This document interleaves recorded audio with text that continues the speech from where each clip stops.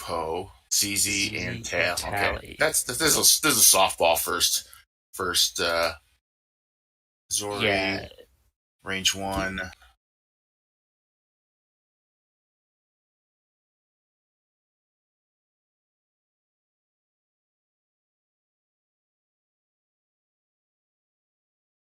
I will promote this on my Facebook social medias. there we go. I'm a content creator, you know. I've got to have a constant feed of content.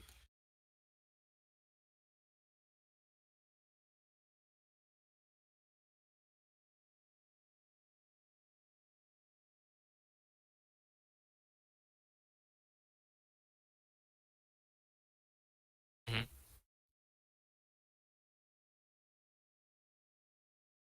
Yep, sure can.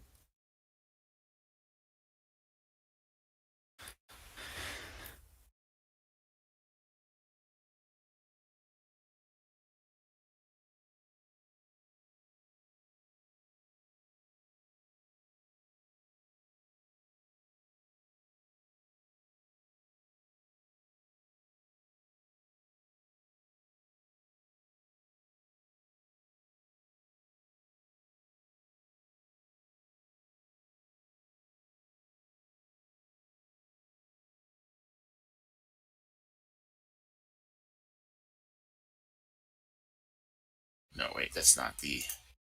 I want the YouTube link. I'm not a boomer. I just put in the number one. You should do it because I think people respect you. I'm filling it out now, but I'm getting all boomer here. All right, correct link. Cool.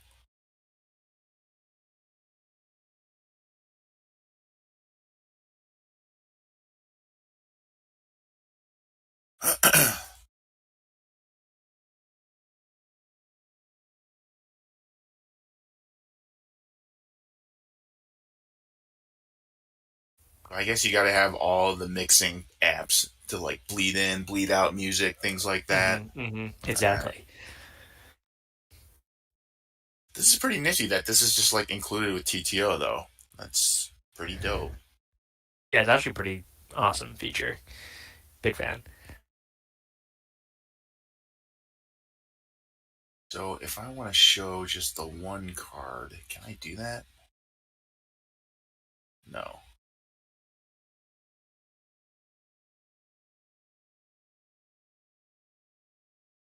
That's initiative, that's hull, that's shield. Shit dial. Oh yeah. So wait, if I do this, no, yeah, it pulls all the cards out, which I don't want to do.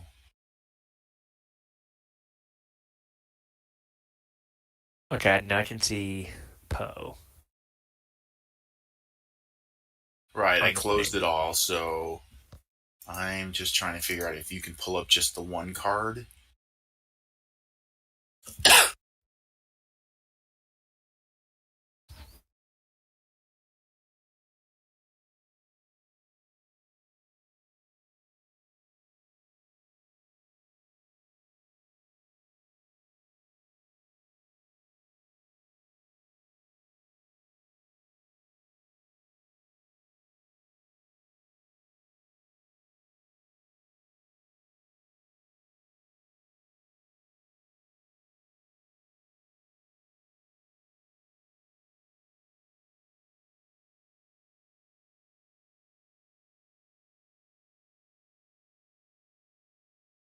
It looks like we're about to have dials down.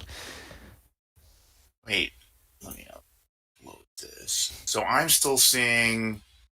How are you seeing the video? I clicked on the YouTube link.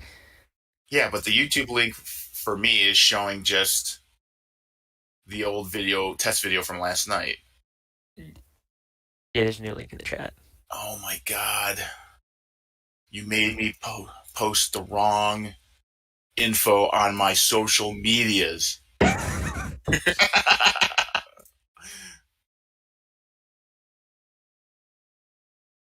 That's fine. Hey Tom, can I ask you a question? If Nathan was first player, then passed the coin to Kevin, do you automatically switch from like asteroid first player? Like, do we ever figure out how it works in the very beginning with like setting rocks as first player, then first round? That's a good question. Mm. Okay, got it. Is that like written somewhere? Or is that just what we decided to go with?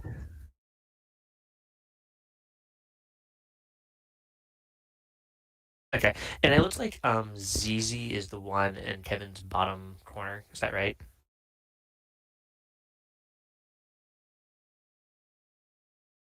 Hold on. We got that 5 seconds, 5 second delay. Okay, okay, got it.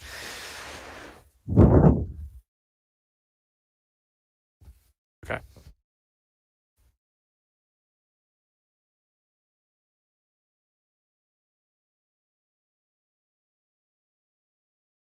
All right, wait. Which A wing is which Z closest A wing is so closest is ZZ? Yeah, ZZ is at the Okay, bottom of the board from our and then perspective. Luke is in front of Wedge. Is that what's going on Correct. here? All Yep. right, cool. All right, easy peasy. Hello. No one answer. That's good. Very good. Good morning. Do you want to do some pregame? Yes.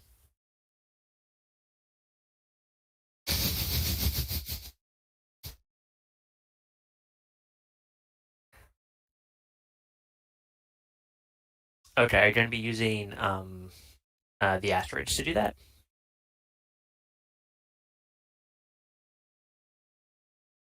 Okay, and do you want? Are you going to like throw asteroids at Kevin's ships, or do you have some other type of projectile?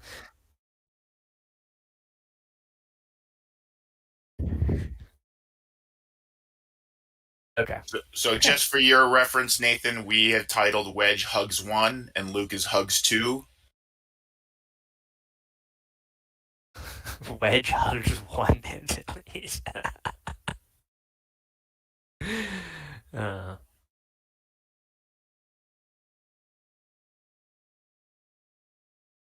Nathan hugs. Oh, that's what the commentary is for.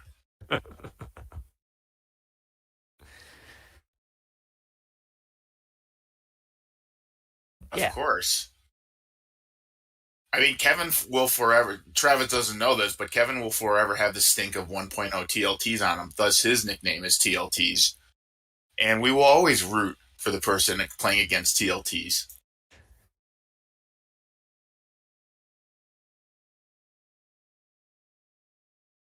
Cool. Bye, Nathan. Wait, does that mean they're going to have 9 players? Yeah, they got 10 players. Oh, look at that. Man, who is it?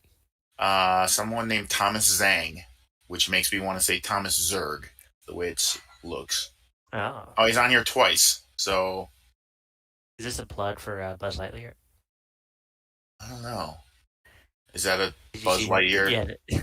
I Yeah. saw I Zurg saw the is. trailer. It's actually pretty awesome. Yeah, it looks pretty I'm cool. not a Toy Story kind of guy, but um, it did look very good.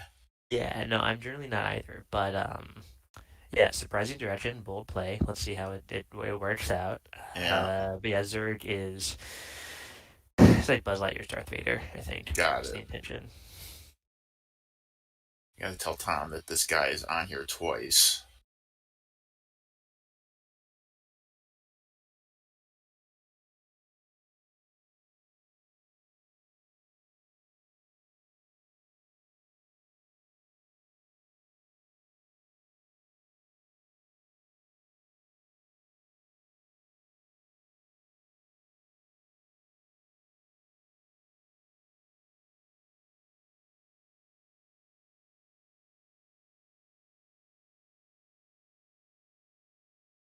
Mm-mm.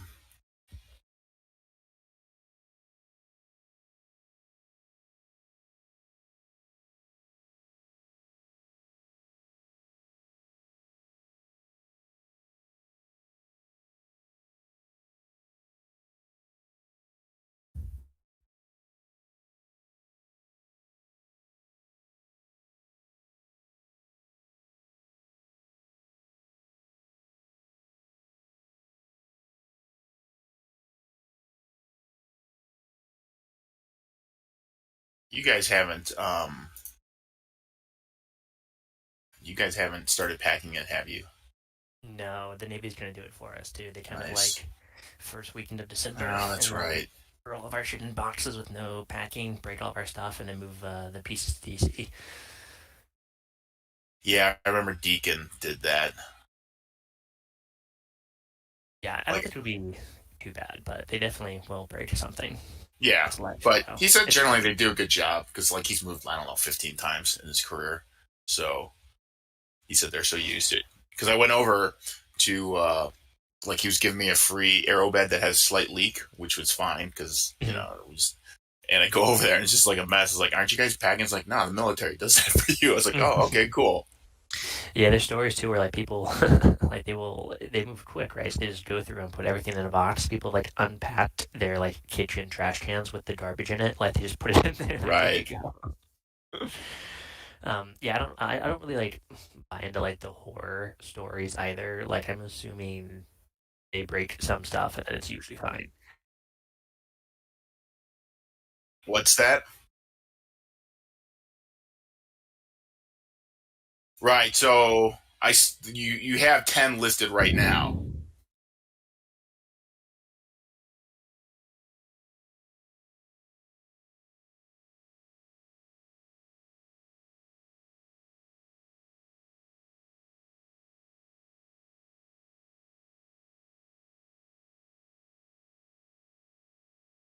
Now there's 11 people. Who's Daniel M?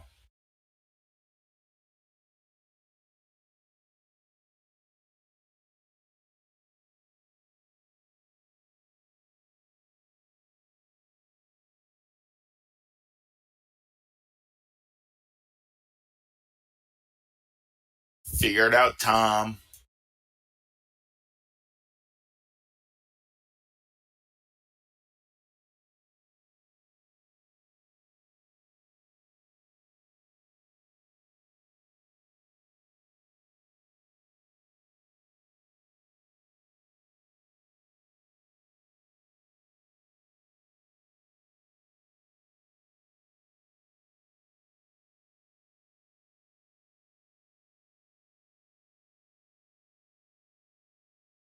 Yeah. Yeah, we are. Tom, is the audio on YouTube? No. Oh, so it is, but they're not hearing us. I just have it off because I don't want to double hear us. Oh, okay. I don't. I don't have it on, so I don't know. Yeah, I have it muted, so I don't hear me twice.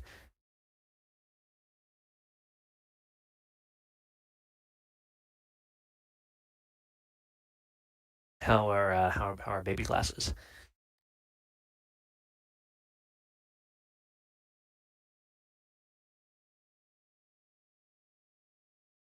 He's probably at Bullfrog Bagels. Oh, and that's where I'd be, for For sure. real, man. Ken, what's your bagel order? It's always everything bagel. Hmm. And if they have a lock schmear, that's what I go with. Oh, that's the go-to here as That well. is Yeah, nice. turkey on it. Don't Yep. give me a single smoked salmon fillet. Agreed. Agreed. And Mm-hmm. I don't know. I just don't like obviously fresh smoked is better than the stuff you buy at the grocery store. And that gets expensive. So yeah, For sure. the go-to Have you ever is the had lock a spread. Have you ever had a French toast bagel? No. Oh my God. Let me tell you about this. We were in Jersey whenever we visit my fiance's family in Jersey. Okay. Her family like gets us bagels because like they do it different there. Sure. Um, so her little cousin is like his like thing is he gets a plain French toast bagel, and I had never heard of this, so I see it. They pull this thing out of there. It looks like French toast, but baked, and it's covered in like white powdered sugar and like kind of like a What? syrup glaze on it.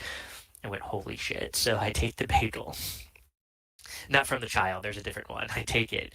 You toast that. You throw some butter on it. It is incredible. It's like dessert for Are you breakfast. It's saying they great. made the McGriddle of bagels? It truly did. Nice. It's Where in powerful though. Jersey is Ling's family from? They live in Brick, which is God. I don't even. I'm bad at like Jersey geography. We go to like Point Pleasant is nearby, and then Red Bank is further away but drivable. So is it on the coast? So Point Pleasant is on the coast. The township of Okay. Brick, yeah, part of Brick hits the coast. Point Pleasant's kind of north of there, and then they are east of Lakewood. Brick, New Jersey.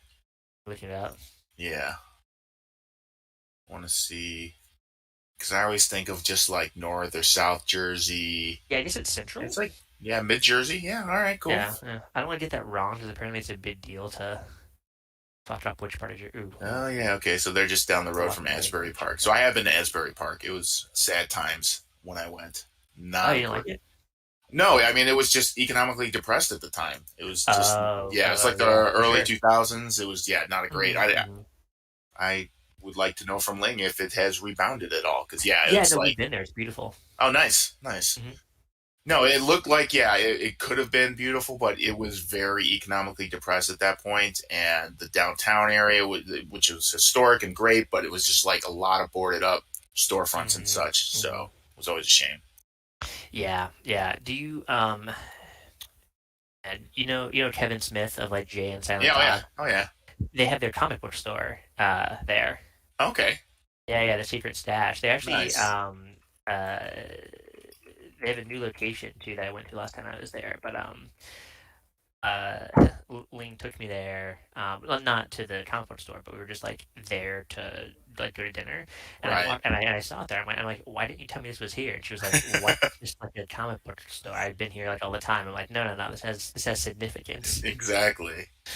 Yeah, yeah. So it's cool. You can go in there. Like Kevin Smith, like wrote on like Green Arrow, and I think he was on Batman for a while. Of course, he wrote like Yeah. Daredevil. So he signed some of his own books. And you can buy them there at like pretty much I mean, retail prices. doesn't maybe it's been a long time since, but doesn't Jay work there or run it or something like that? Yeah, they The have past like he has when Kevin was trying to. yeah, certain. I think that's right. They also have I want to say it's AMC show. I don't know if it's still on, but they had like a show on AMC for a while, kind of like Pawn Stars, but less No, I know. Yeah, like it's yeah, comic book the men. view skew guys. Yeah, so Mm. weird boomer tale is that one of those four guys, the Asian guy, I actually know not well, but my friends who went to University of Michigan in Ann Arbor, like that's where he went.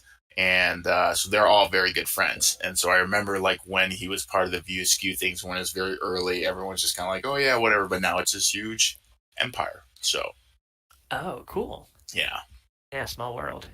it is small. It really is. And I'm not sure how he got involved with Kevin Smith. I think because like he was really good at HTML programming back in the day. He like built all their websites for him.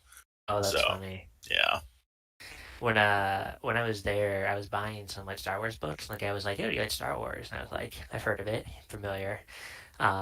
And he was like, "Oh yeah, we're having on May the 4th next year. We're having a big event like in Asbury. Come out, trying to get like all the 501st out there." right. And I talked to him about it, and I left. And Lynn was like, "Why didn't you tell him about like your Mandalorian thing?" I'm like, "I got nervous." No, yeah, starstruck. No, I hear that. Oh, that reminds me, Travis. Yes. So I don't know if I mentioned when we saw each other in San Diego, but I went down a rabbit hole of the Kenner style action figures, Yeah, I remember you telling me and about that. Yeah. so I can use the Mando base and make a figure of your Mando character if you want. Print that I out, would die. I would send it die. to I would you die. I would die. unpainted, and you could paint it up and then print out your own back cardboard thing, whatever. Oh I'm my like god. I'm like all in on this thing. It's like Holy shit. Oh my god. I'm like giddy now. yeah, Yes. no, Yeah. I'm looking to print the first one next week. I got to build a heater unit because it's cold now, and so resin printers don't like cold. Mhm. So I got to do that. But yeah, I have the files. I'm gonna print like the original Boba Fett figure with spring loaded rocket, and Oh, that's a so hazard. We're gonna get sued. I know. But yeah, and so like yeah, there's one guy out there who originally was recreating these figures just for like historical sake, so that like they never disappear. But then he just created like all the characters from The Mandalorian and other shows. And so yeah, like I said, I went down a deep hole, dude. So I'm He all in. started he started with a glorious purpose, and Yep. now now he's gonna get sued. I hope not. Yeah, but that sounds awesome. Yeah. I hear my keyboard screaming into the microphone. If I could, so loud. Yeah. Oh, I mean, we I'll can just hear full conversations. I'll avoid. Oh no, I meant my keyboard. I'll just avoid typing.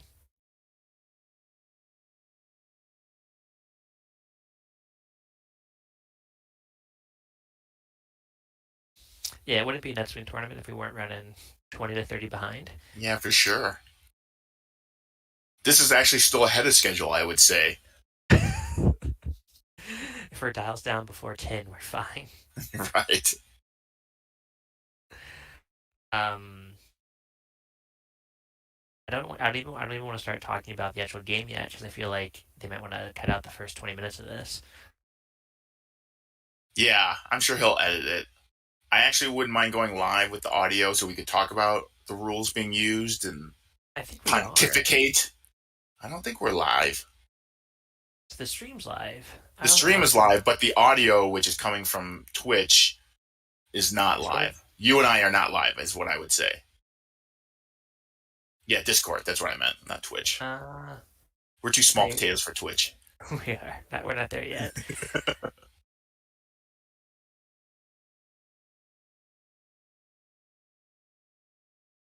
Tom was saying we were live earlier. Well, he was supposed to check it while we were I bantering. think the audio at the store is live, but we are not live.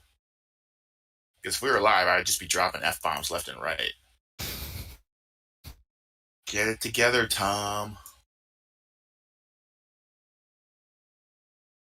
Now there's only 9 guys.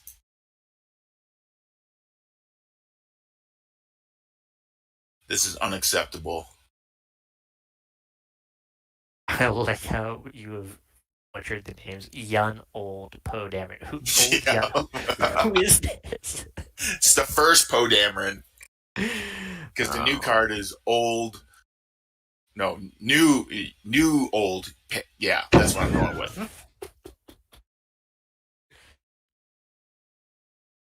Wait, Tom. So the audio from Discord is not live, correct? Okay. Right. Okay, that's what we got. Yep. Okay, cool.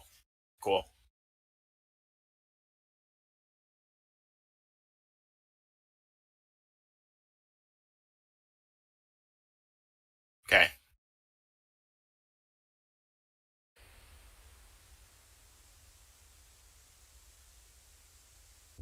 And then who flips the switch to take the Discord audio live onto YouTube? That would be Tom. Okay. Oh, You're that's gonna just make Discord audio go live.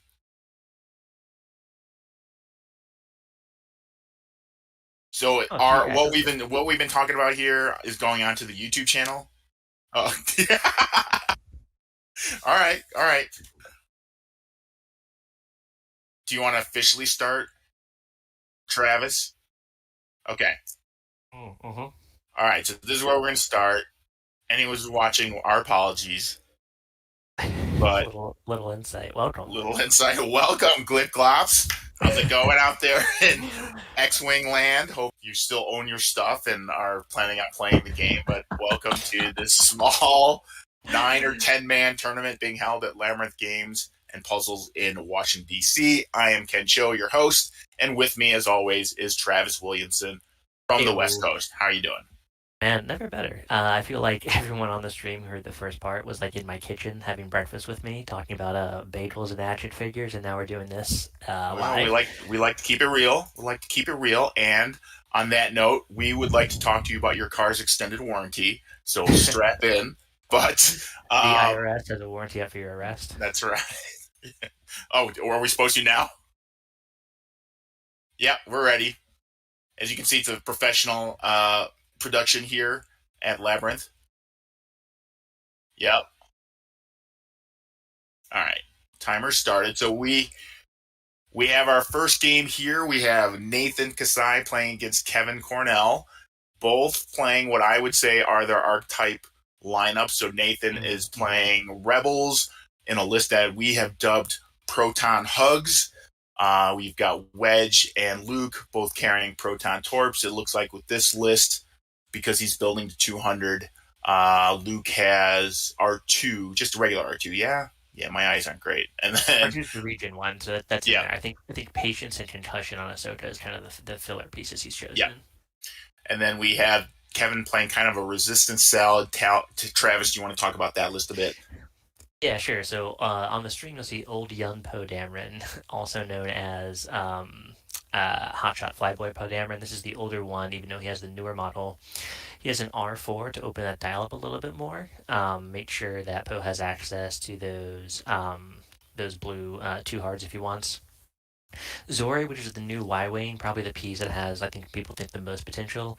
Wartime loadout, so 4 point double shield upgrade that is also giving her ion torpedoes, and she has R4 for the turns. Kevin's a big fan of R4 on the Y Wing, and I totally agree. And an ion cannon turret, so 180 degrees of ion arc, and then two A Wings, ZZ and Tally, the best ones, each with ion missiles. Kind of seems like Kevin's thought here was, we're going all I5s and sixes. We're in random player order world now, so when this engagement starts to get hairy, I think he's thinking, I'll benefit a lot from not worrying about who's going first because I can eye on my opponent and figure out where he's going to be exactly. Um, I kind of had this experience too when I played Tom. I had one piece of ion tech on a list, and it just seemed a lot better than it used to be, just because Yeah. of the extra control. Well, But I think it's still priced right for that, though. yeah. Let's talk about that new world order we live in now. Road is it's being dubbed Hmm. as, which is random player order after dials. Hmm. So this has come down from AMG. This will be the way it goes moving forward. However, it's not official yet because it's not in the RRG. They did say in a stream this week that they are still working out supporting pieces to Road, but generally, you will set your dials and not reveal them until afterwards. They each player rolls off to determine who's player one and who's player two each and every round. I think Yeah, is that's how right. it works. Yep, so it'll be a three die roll. Person with the most crits is going to be first player. So you win the roll, you get first player, and then eyeballs are tiebreakers and hits are third tiebreakers. Have you played the game with it yet? Not yet. I'm in the Crate Cup, but I have conceded every one of my matches the last 3 weeks because of lack of time. So they are adhering to whatever is going to be the new world order. So for this week was supposed to be the new road rules, and I again conceded my match because I forgot about Hmm. it. Hmm. So um, but I thought it was very insensitive of AMG to release this because now streamers like us have to change the player order icon every round. It makes our life so difficult. But It does. It I'm does. being totally Think of the streamers.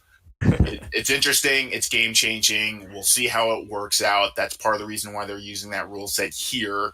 Hmm. They're Hmm. not using the theoretical supporting pieces, which they're still debating. I think they said in playtesting, which is you may still get a benefit if you bump, maybe a focus or calculation token, or they are going to allow engaging at range zero, which I would feel like the second drop of this really caused the biggest consternation amongst the community. People Hmm. were not happy, but I think the core road rule set, I think, maybe that's the 4D chess play is that when they initially leaked the road rule set a week ago, the community collectively lost its mind.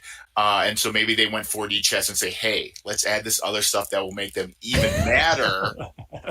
So when we pull it back, they're okay with it. So, Maybe. Yeah, I think the thing is you're always going to have like the very loud voices who seem the most upset, right?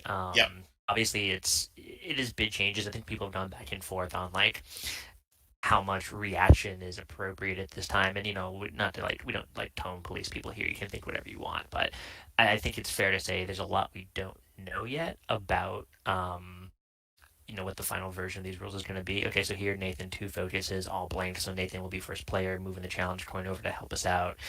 Um, but yeah, I mean, we'll see what the future holds. I think overall, I've played, granted, only one game of random order after dials. I really liked it. It didn't matter every round. On the rounds it did matter, it felt equitable. But overall, I think what I really appreciated the most was just that I had a 50% chance to move after a defender once in a while, which was Right. really good. And I think too, there's going to be new play space here opened up from this. Like I've already found ways that so obviously, your pre-move repositions become a lot more valuable. Might end up on a ban list in the future, but there's anything in the systems phase can be very different now, right? Like I was playing a Lando list with K2SO, and I realized, oh, I had dialed in a red with Lando. Um, After I found out who's first player, I have the option of stressing him with K2 and turning that sloop or 4K. I don't know if that counts as 4K. I think the Rebel one does. I can turn that into a two straight, which is like Right. not phenomenal, but there's new ways to kind of think about these things, which I Yeah, think is pretty cool. it's gonna add another level of thinking, which I am cautiously excited about. Um, it's hard to break from the mold that we've had the past 8 years now, Hmm. where either a bid or a single roll has determined the initiative for the entire game. So I'm kind of excited. We've already seen initiative here in this game switch once, so Hmm. it looked like Nathan had won the role, which means he becomes player one. So Luke and Ahsoka moved first right off the bat. And as we can see, um, I would say these two players aren't well versed in Road. However, it's not adding much time to it at all. They have their three, they're using the stock FFG dice. That's Hmm. what they're going to use for initiative. And so, as you can see, they just rolled, determine who's winner initially, and then just right into dial reveal. Hmm. So it looks like you know to play the cautious, safe bet is just try it. That's all I Hmm. can say is just try it. Hmm. Yeah. And, I think too, like speaking of bids and initiatives, that people were well, the reviews were mixed on whether or not bids going away was a good thing. Out of the gate, I was like, yes, I'm so excited. I hate antagonizing over like, oh, 194, Yep. 196, 195. I'm like, oh, cool. I can just not be stressed anymore. It just changes my game experience a little bit. There's pros and cons, but I think people are more on board with that now. So hopefully, as people try the new systems and they enjoy their play experience and the mats don't spontaneously combust, there'll be good feedback on what can change for the better and what is actually working pretty well. So looking Yeah. forward to it. Um, so yeah, Brave New World. I'm excited for it personally, but again, it takes time to adapt to change. Um, should we talk about the approaches here? What we're seeing? Yeah. So it looks like they both brought rocks because that's the other change that they're playing with is Oh that yeah, gas yeah, Gas Cloud. clouds Yep. will no longer automatically give you a blank result into an evade. So that is off the table. And so I think that does dampen a lot of enthusiasm to bring it. And so these two players have brought all rocks. I kind of feel like we're back to the early days of 1.0, and they've clustered them in the middle. So yeah, I think we're going to see the toilet bowl swirl here, American style, clockwise.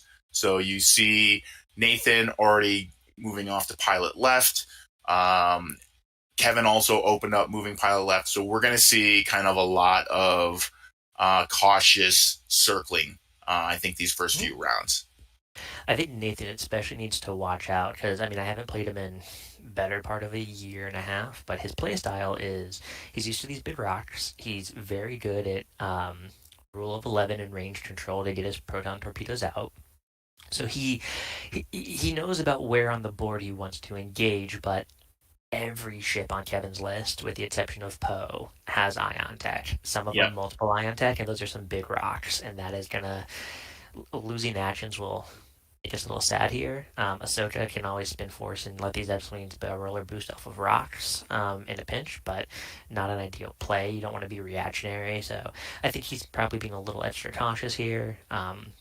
We're seeing a lot of what I would call like lateral movement on the board instead of moving towards the center, trying to find those good engagements. I'm personally interested to see how Kevin plays Zor here. He and I agree. Looks like okay, Kevin's gonna get first player. Um, he and I discussed. We think Zor is probably the new Y-wing with the most potential. You just have to make sure her ability is on. For people unfamiliar, after a ship at range one performs an action during its perform action step, so no like out of sequence actions. If she has it on her action bar, she can spend a recurring charge and then do that action, treating it as red. So you can go, other ship focuses, she gets a red focus, clears it with the blue, target locks, double mods, repositions, lots of options. But it's a pretty cool ability. Hoping to see him utilize it. Um, Oh, and then also, I think we forgot to mention this. So ZZ is the A-Wing facing midboard who's barrel rolling right now. Tally is the other one. Correct. Yep. Okay. And Um, then on Nathan's side, the T65 closest to the middle, that is Luke, and then one mhm. further out is Wedge. Yes, perfect. Yeah, I don't think these two could have brought a more confusing list for the commentators. Shame on them. Truly. Okay, so uh, again, if you're in the hub's pilot seat, which I think it's a list you've flown before, It is. who's your primary target? Um, that's a good question. I'm going to say it's tough because, as you pointed out, there's so much ion out there, and that's really something a small base 2 to 3 ship list absolutely fears. Um, but I am almost thinking Zori is kind of who you want to take out because she has that 360-degree Mm-hmm. reach out Mm-hmm. and touch someone. She's also the slowest. She's also the beefiest with wartime loadout. So I would guess that's my to use the crate term beat down target off the Mm-hmm. Mm-hmm. bat.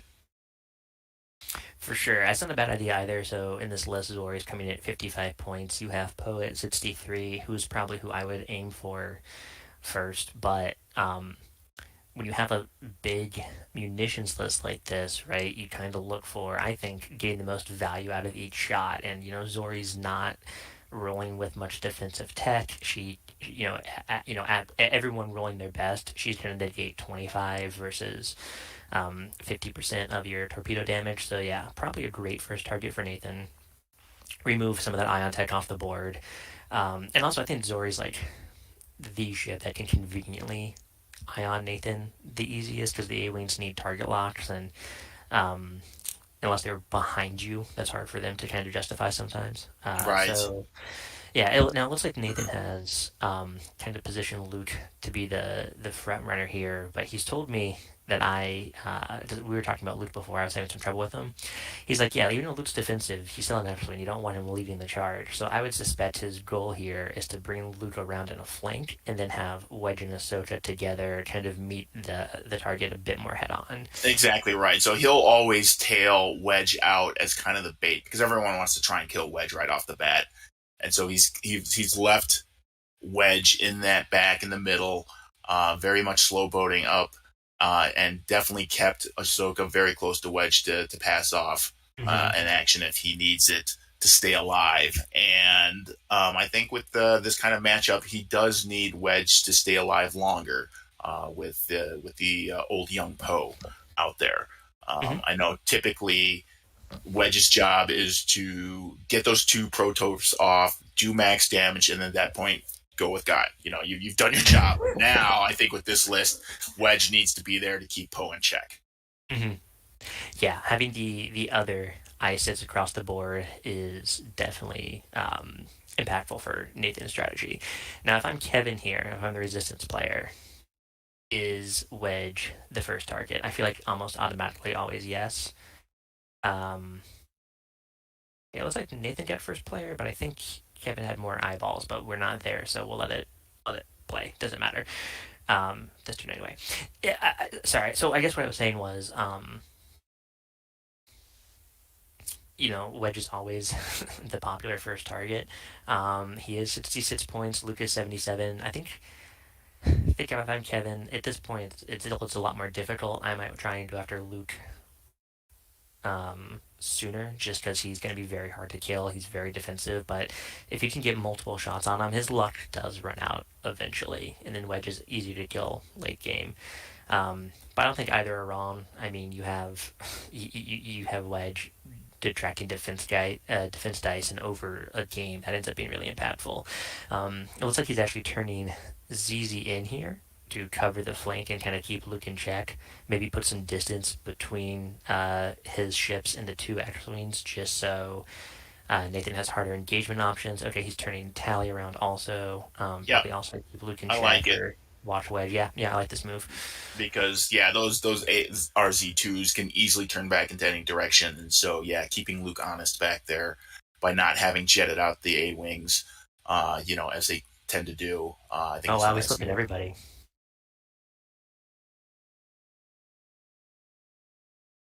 Yeah, good play from Kevin here. I respect this. Sure. It can sometimes be um, a trap to do this, but Nathan's rolling in pretty slow. I think Kevin's gonna be able to flip the list around Yeah, and challenge Nathan's game plan here. RZ2 A Wayne best chassis in the game? Maybe I think so. maybe it's been. Maybe. I used to play it a lot, but it's been quite some time since I've touched them. So, as we've certainly seen in other events, Carson Ray has really squeezed every possible luck and skill out of that chassis. So, yeah, I would go. Yeah, I'd agree with that. Yeah, real good. Um, yeah, everyone's turned around here. And I like this position because you have ZZ up front, who is comparable to Luke in terms of defensive tech. Um, and you have these other ships in the back who could kind of bank in to challenge the wedge approach or could go after Luke as well. So I like the setup. Another interesting thing, just kind of talking through random player order, that affects ZZ a lot, right? Because it's usually you can plan. At least when I fly ZZ, I can plan for okay, do I need to evade or focus first? Because if I'm getting shot first, okay, great, I can get my focus for my shot. Or if I'm shooting first, I need the focus and can grab the evade before I'm shot. But now you don't know that going. You'll know that going into the action phase of the round, of course. But in terms of positioning, you won't know where you're going to be. So that's a little extra thing Kevin's got to think about on ZZ is do I want to be positioned to potentially get shot first, or am I going to get positioned to kind of leverage my ship ability? I don't know if that made sense, but you know what I mean, right? Yeah, Like, yeah, yeah, okay. yeah. I feel like you are now going to see the T65s just one banks, barrel rolls, and really make Kevin choose which direction he's going to go. Because he still has both options on the table very much, but he does need to commit in the next two rounds. hmm Kevin, quote unquote, won first player here. Uh, And yeah, I mean, Ken, I completely agree. This is also where I think Nathan's a very patient player. Kevin is as well, but this is where patience kind of plays off. I think in Nathan's favor if he's really conservative in his movements here. Kevin also be conservative on the A wings too, as fast, but that's as slow as they can go. Yeah, See what the rest of the and movers are. just a point of order here for those many of you out there watching. The audio is, I would say, about 5 seconds slower than the video because of the remote setup we have going on to get this stream. Mm-hmm. Because this game is being played in Washington, D.C., I'm in Denver, Colorado, Travis in San Diego, California. That's the glory of living life This on the future. internet. Yep. And, but yeah, the audio is slightly behind the video. What are these templates Kevin is using? I thought about it, and I remember last time I played him, he had these weird ones too. They look kind of like that Kickstarter. I mean, they're not Right. the infamous one, but yeah, there's some crazy ones. All right. We So it saw looks Kevin like, go pretty hard in here on Luke. yeah, it looks like he's all in on Luke. So I think um, that's exactly what Nathan wanted because now you're really going to see Wedge and Ahsoka push in here. Mm-hmm.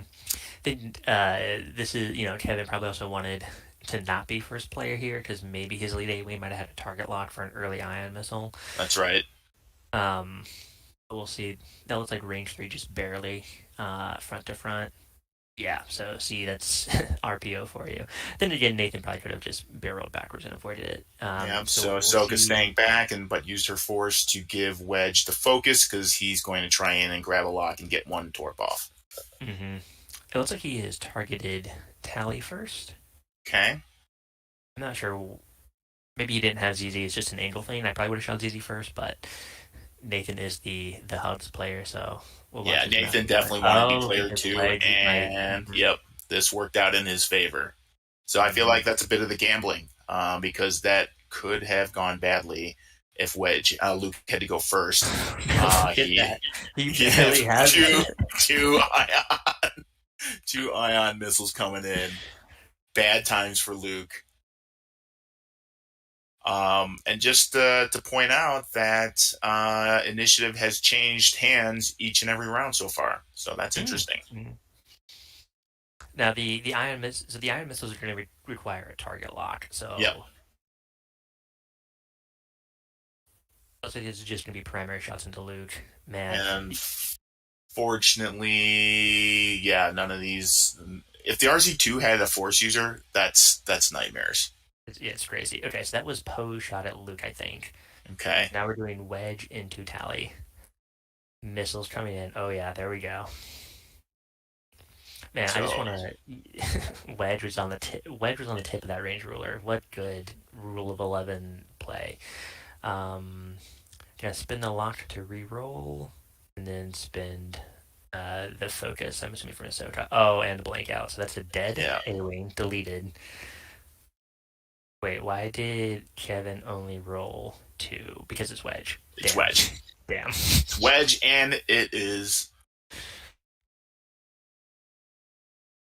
Protorp. So all right. So which A wing was that, Travis? That was Tally. Okay. I hope. So sadness, full Okay, Luke shields. has the S foils closed. The A wing gets the evade. I don't know if anyone saw. Kevin has this really awesome Grumpy Cat damage deck. Big fan of that. Uh, So he's going in primary with Luke because he lost his lock on the dead Tally. so that was that last shot there. Unless we're getting different video streams, that last one was A wing into Luke. Got it. Was there any damage dealt? No, no damage dealt. And then Luke had one hit because again, foils were closed. I think Right. so. A wing dodged it. I think spent the focus and flipped the ability with the ZZ to get a another focus. Let me update my video because I feel like your video feed is ahead of mine. Make sure, man, my live button just keeps unclicking itself, which I think is happening in Impact here. So yeah, it might be wonky, but we're doing our best. So not a great turn for Kevin. Their No. road definitely played not to his favor. Definitely played Mm-hmm. into Nathan's favor, but Mm-hmm.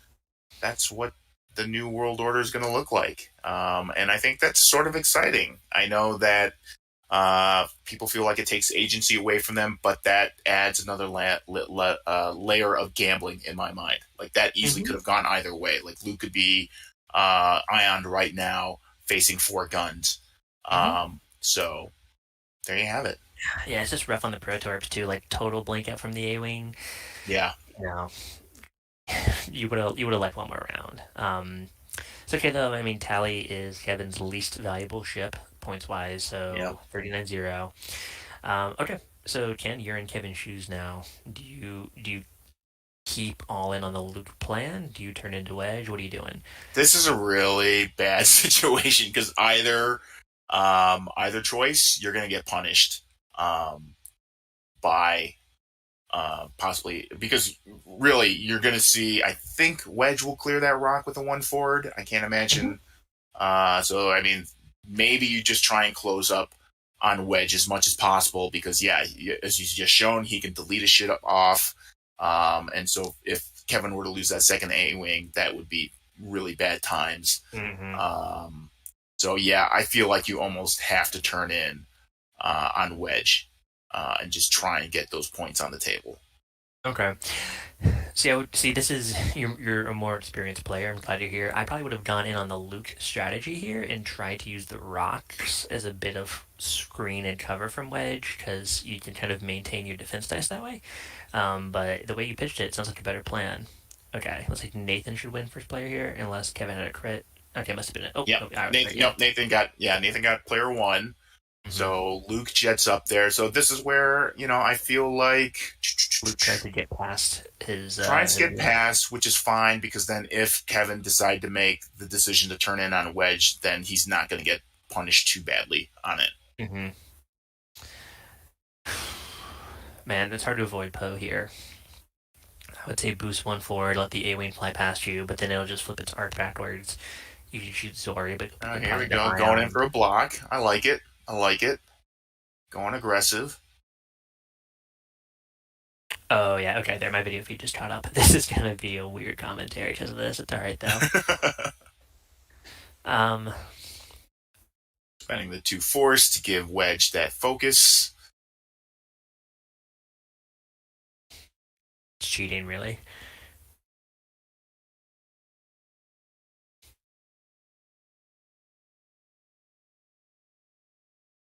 Yeah, I would almost say at this point, if Wedge can get that second torp off, Nathan is okay with letting him get another round in, get his licks in, and then just Mm-hmm. piecing out. Mm-hmm. Okay, let's see. Kevin just flipped the A-Wing. We're gonna see a Okay. bank here, probably a Bank focus rotate rotate. backward. Yeah. Yeah.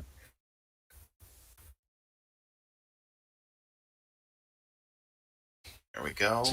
just for the listeners here, there's obviously merits to target lots for future rounds, especially when you have the ions. Math wise, with 3 red dice, a focus is better, and with more than 3 red dice, a target lock is statistically better. But as soon as you focus instead of target locking, you will blank out because those are the rules. All right. So he's all in on trying to ionize Luke. hmm So here, I think you do a target lock and then okay, I think we focused. So maybe he's planning on using Poe to get a lock onto Luke with Zori. Yeah.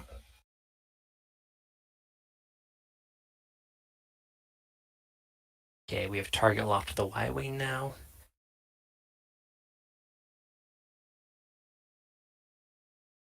Now, fun fact, if Wedge was range 1 of Zori, she could use her ability to target lock. And see I don't if know. it looks like that's a Exactly. bump. I don't think that's going to clear. Mm, Oh, I guess it does.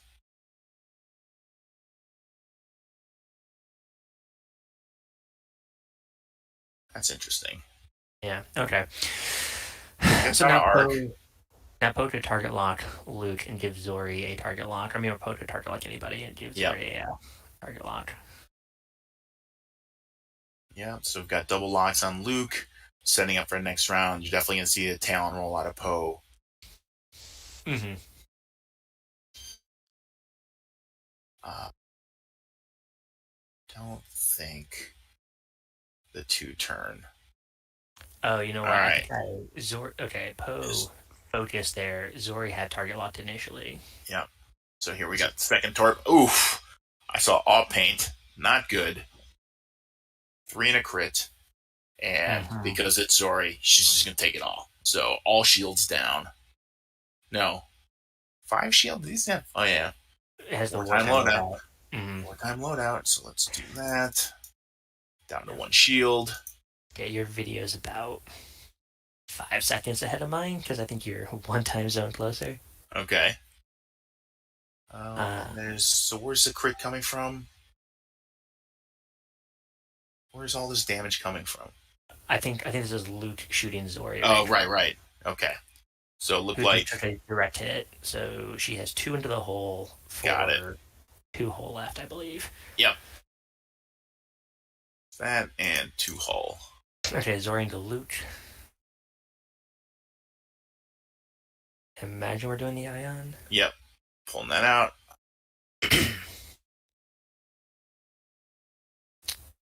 Ion turret, which was facing forward. Okay.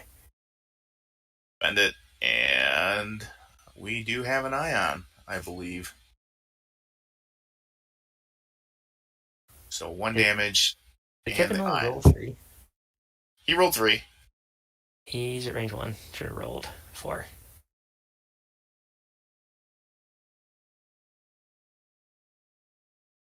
So I did not see them put an ion token out on Luke.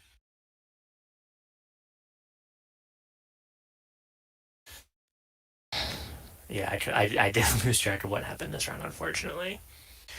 Um, I'm confused why Kevin rolled three, unless he just did his prime. Well, he wouldn't have prime. I think Kevin should have rolled four there either way. Okay. Um, But it that's did not look like even. Luke dodged all damage. He still got the two shields. So Yeah, that's what I'm good seeing. round for Luke, bad round for Zori.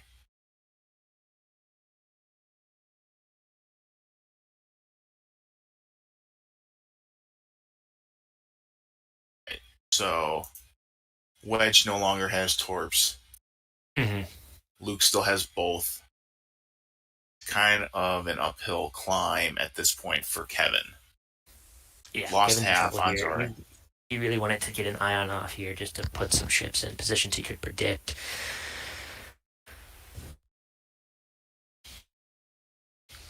Yeah, because so are we saying that Poe did not take the target lock on Luke? Yeah, that's correct. So Kevin had Zori target locked there, and then used Zori's ability when Poe focused. Got I it. confused the round Cherry Blossom token with the focus. Yep. Cherry Blossom being the target lock for the stream. Yep. So yeah, at this point, I think it would almost be very bad news if Poe were to pull the Talon roll to try and follow up on Luke, especially since Luke is not ioned. So I think Mm-hmm. Kevin's best choice is with Poe. You just have to disengage. You have to just come around that rock and bide your time. You know that Ahsoka cannot turn in on you, so yeah, he's not in a great position to really do much this round. Um, I mean, he can try and block with Zori on Poe, and then get licks in with uh, ZZ. But I think that's the most he can do this round, really. The stressed A-Wing arc backwards is pretty hard. I don't know, Yeah. maybe that's usually a complicated position to be in. Yeah, I don't know. I don't know on the A-Wing on this turn. Also, I'm thinking those three dice were from the A-Wing, not from Okay. Zori. And I probably just missed Zori's. Um, yeah, difficult. I mean, Luke, I think either pulls a 4K here because Nathan knows he's ahead and keeps up the offense, tries to get Zori off the board, or he just disengages with Luke, swings Ahsoka in with like a three banked focus or target lock boost. And we'll see. What are your thoughts on concussion missiles on Ahsoka? I think we've been seeing more of those lately, but they're not. I think it's good because it makes up for that two die primary, which is not Mhm. great. Most people like to load the prockets on the Rebel A wings, but that's a one time use. And so, yeah, I think concussion gives you, like, just even ignoring the ability of the concussion missile, just getting to roll three dice instead of two multiple times. I think that's the benefit there. Man, it's one more point than Rockets, and you get three There you uses. That's go. pretty good. Exactly. Yeah. Man, I'm looking at it. Hang on a second. Okay. I mean, I love me some Rebel A wings with prockets, but Yeah, that's what I thought, only but this is pretty dirty. I like it. yeah, Because I mean, she wants to. Nathan wins first player there. Yeah, I mean, yep. she wants the target lock anyway because of all of her force. Damn, cool. So I think this is the first round where we've actually had the player keep the initiative. So this will be the second turn in a row that Nathan is player one, Mhm. but it absolutely worked to his advantage. Uh, and so, Ahsoka is evading, and Ahsoka this round has been a 57 point AP5 who hasn't shot. yep. And so, Also really, can win. Nathan is okay with that. Truly, yeah, nerf wedge, or I don't Here we know. go, trying to block Poe for Luke, or maybe not.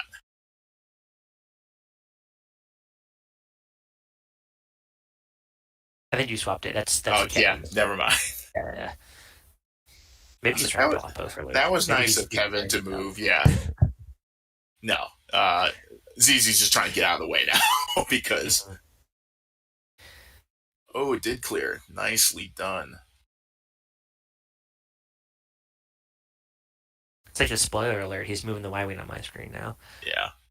Okay. So yeah, that's a Nope, guess did potential not clear. All block. right. We're pretty much gonna see a dead Zori at this point Hmm. because you're gonna see. I'm gonna guess a one bank out of Wedge. Zori can still get actions, but there's almost no chance Wedge just doesn't delete her at range one if he does do There's it one that one thing. bank. Yep. Yeah. Nathan, you're so predictable, and yet you still win with this list.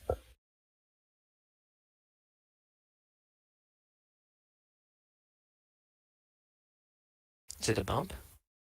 Looks like it. No, looks like it just fit Now in there. they just fit. So Don't that's want gonna to be see four that. dice. Yeah, four dice coming in against zero. He just needs two hits.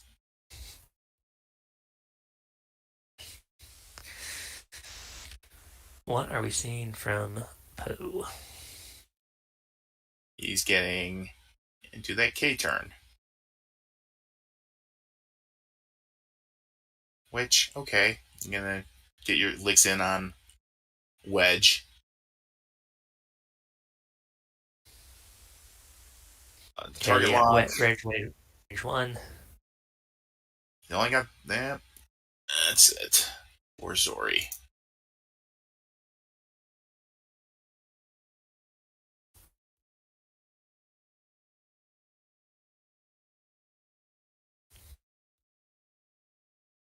It's like range three, unobstructed. Hmm. Straight up. All right, I'll paint. Spends one, so that's gonna be both shields on Wedge. Not quite half. I do think they are playing with the other rule, not that it will affect this particular engagement, but once you get half points on a ship, even with Hmm. regenning, you're not getting those. You're not going to lose those points, which is nice. What do you think of that rule? I think that's good, and I'm someone who's taken full advantage of R2 and that's Hmm. super dirty. Feels bad. I think that's a great solution. It's like you still get the benefit of R2 on keeping your ship alive, Hmm. but you don't get to do the dirty deed of pulling those points back. That super feels bad. It really makes you think, am I putting R2 on this ship because it's a points fortress, or am I doing it because this is a ship that I need to win the game, right? Right. And I think the latter is probably healthier for the Absolutely. And overall. so Nathan has definitely put it on Luke because for him, Luke is his closer. He wants him to be around as long as possible. Not having to rely on actions, has three force, two force, I mean. And does it only have two force? I feel like I live in a Yeah, three force world now. no, it's two on Um, Luke. and so R2 still definitely has a purpose, not to be dirty, but to just keep your guy alive longer. Absolutely. Keep we have like different factions, but we have different. I mean, Kylo's a good example. There's a 3 and a 2 force Kylo. Or no, is Kylo 3 in both ships? It's still No, only two. Yeah. he's two in the silencer and three in the whisper. Yeah, it's kind of a cool design space that we can kind of see different pilots at different stages of their career, even within the same faction. Yeah, I don't know I if I agree. want to deal with a reforce loot, maybe a different ability. I But mean, there's the fanboy rumblings of a Mandalorian era Luke being released with three force. be so cool. I feel like at that point it should be four force. Just whatever. Give YOLO. him eight force. But don't worry, it's not regenerating, so it's fine. It's fair. Um, Man, yeah, the I think the Grogu card got spoiled, which is the first non-regenerating Force crew we have Yeah, in the game. yeah, Pretty that's cool. pretty exciting. I do like the concept of non-regenning force. I think it allows them to make things cheaper too. Like, I mean, probably the most popular card in the game is Ezra Gunner. Oh wait, no, it's not. Because that's 15 points. It's bad. But if that wasn't a recurring slot, give them What two do non-recurring what do cheaper. points even mean these days? I don't know. I just know I need to count to 200.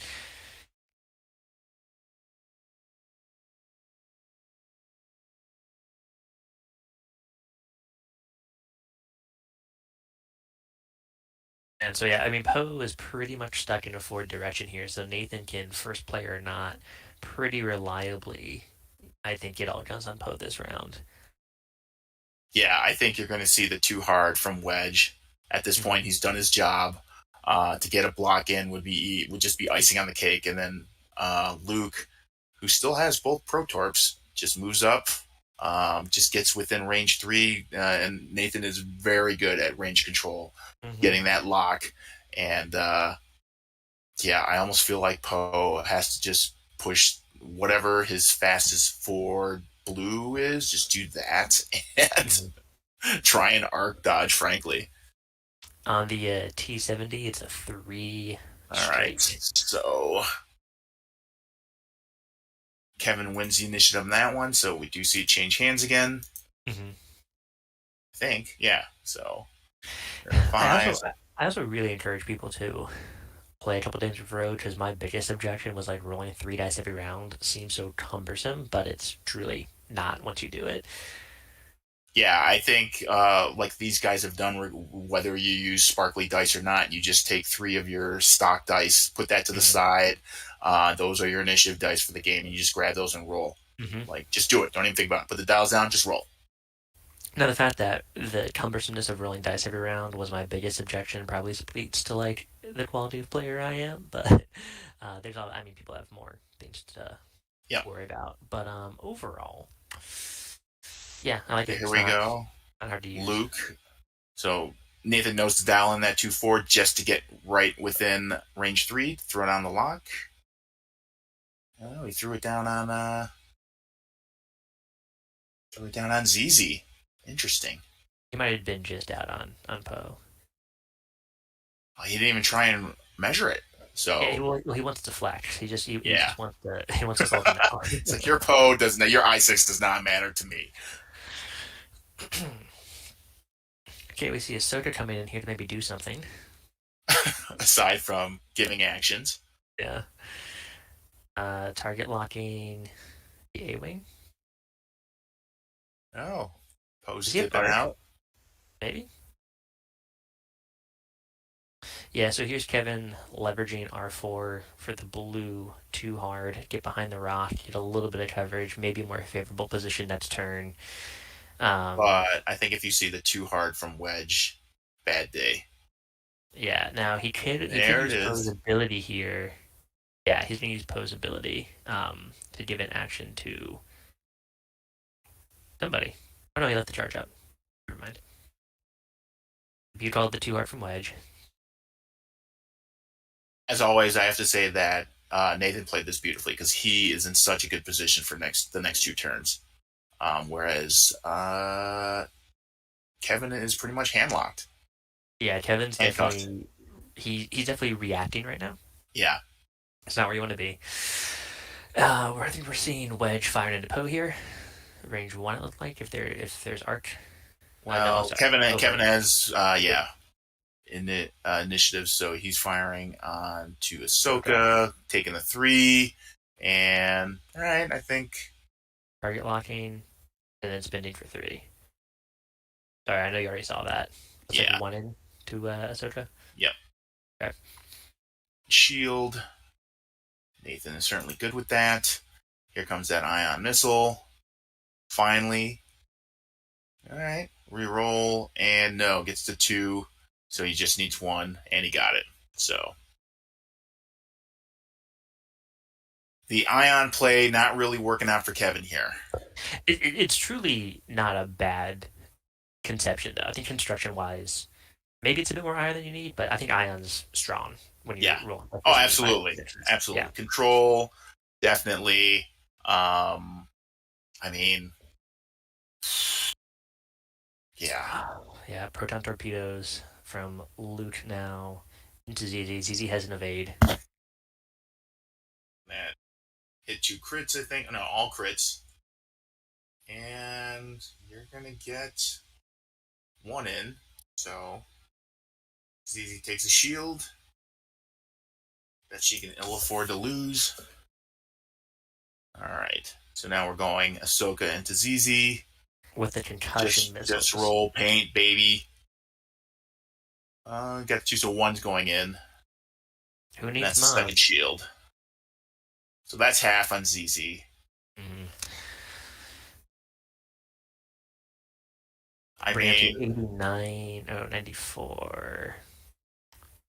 at And this Dennis. point, Oh, it's always dead. 94. There we go. yeah, Mm. at this point, Shouldn't it be 116? There, it Terry, got dated. you Sorry, know, go ahead. I was going to say Kevin has to think about avoiding the tabling, frankly. Hmm. So we probably should have talked about like what are the players' respective win conditions. We kind of talked about it a little bit. So at this point, we're not really talking win conditions, but where are Kevin's points? What should Yep, he be doing? yep. Well, he's got shields down on Wedge. He's the easiest to kill. Mm-hmm. However, at this point, you're just going to see Ahsoka just feeding him actions all day long, which will be evades or focuses. But Can't evade, but that's focus. yeah, he's got a great positioning in where he can just follow Poe, get onesies, twosies damage in, and then even if Poe turns around, it's going to be generally unmodded shots. I think Nathan's okay with that. Mm-hmm. This is also so obviously um, doesn't apply as much for ZZ. Kevin's points right now, they happen to be sitting on Poe, who's very close to half. Or, sorry, Kevin's points are sitting on Wedge, happens to be close to half. But because of RPO, he's going to have a harder time figuring out when and how Yep. to really pounce. I think he could 4K and fit. Maybe it's the angles. I think he'd avoid the middle rock. Maybe he wouldn't. Um, but the A-Wing's going to have a hard time just getting guns, even on an X-Wing, which doesn't have a ton of reposition. It's going to be tough. Right. So I do believe Kevin walked around to see if that 4K would possibly hit that rock. Mm-hmm. Um, yeah, I think this is one where Kevin really wants to be player one, just to get out of this triad of rocks that he's put himself into and maintain Mm-hmm. actions. Yeah, he does definitely risk getting boxed in.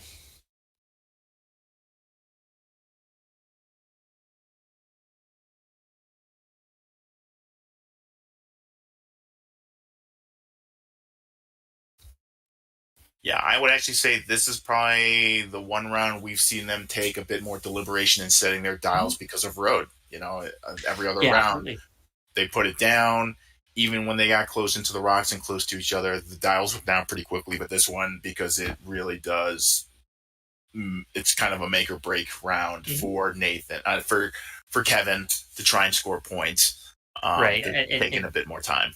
yeah, and I mean Nathan certainly, Rogue could bite him in the butt here if he could end up flying Wedge into Poe by mistake, which isn't catastrophic, but it would leave him with less mod options.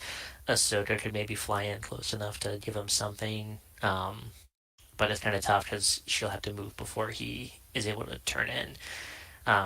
Luke is in a great position though. Like you identified last turn, he can one big in, maintain shots, maintain defensive posture, a little bit of reposition. Definitely like placed very well by Nathan. So something a little tertiary to the whole game. However, we Mm-hmm. just saw Kevin remove his notepad from his lineup, so he's definitely doing the points. And that's another thing that was revealed by AMG is that note taking, hallelujah, will be officially allowed, which I I'm don't so understand. confused by that. Was never allowed. The most pedantic of rules in It's an the open source FFG. game. Yeah. It's open information, but like I don't know, I almost feel like FFG was like, you must do mental math. That is the skill of the game. Yep. um, Not that note taking is officially allowed. Kind of hope we see the community get behind that a bit more.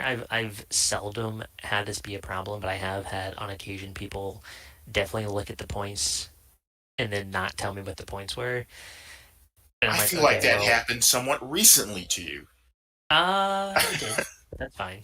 I'm good at mental math, so I estimated within a big enough margin of error for my small wrinkle brain that I could figure out I was ahead. But it was definitely a weird. It was a weird thing to happen. An otherwise totally fine match. It was very strange.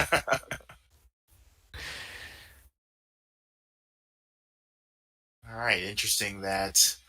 Uh, 4K from Wedge. Yeah, see, this is maybe that's a road thing. Nathan was first player. If he too hard there, he risked the bump, all and he'd right, rather be out of the way and sit up for next turn. let me change that back. Nathan is first player. Yeah, this is making my life difficult having to change this initiative back and forth. Thank you to the players for using what looks like a system open challenge coin It's pretty cool, man. top 16 finisher. Um, I'm gonna say that's Nathan's that he got from PAX Unplugged. Yeah, I think those are where his templates are from too. It's cool. I have my Lima Open one, which I like. It was an awesome tournament during the before times. There's another one coming up, isn't there? Yeah, they're doing like a Road to Lima Open right now. They have like a little mini tournament, like Yeah. weekly series, I think. But yeah, cool guys, awesome prize support. I think it's the same cause, which is Code Relief in Peru, and it's one of my favorite countries I've ever been to. So big fan of that one. Also, big fan of Singapore. Actually, they have a pretty sizable tournament coming up with some cool prize support. So, and Their these, anime style clear alt art cards are I think they're the so cool. top notch. Yeah, They're so top cool. notch. And I was very lucky during COVID. I had a lot of family health scares, but ultimately everyone is fine now, and everyone kept their jobs, so like we're good. But so I don't like to talk about how COVID was positive. However, I never would have known about those leagues or players if it was not for All um right, so Luke that. just took 3 damage from Poe at range 1, so And like that gossiping is over it. 2 shields. You were pontificating. That's okay. Wow, that's a lot of Um, crits. Oof. Wedge. Oh, can't read them. 2 of them are the same. So 3 crits, and he's gonna return the favor for 4 damage into Poe, and Poe's gonna take it all, and Poe's off the board. Wow. So Good turn. let's wait. Okay, so I believe what happened is that Wedge got 3 damage in because we saw that while you were pontificating, and then he Hmm. just put in 4 damage, which then blanked out. And then Luke is down to 1 hull, but has 3 crits of some sort. 2 of them are the same. But at this point, with a half health ZZ, I think this mountain is kind of insurmountable for Kevin.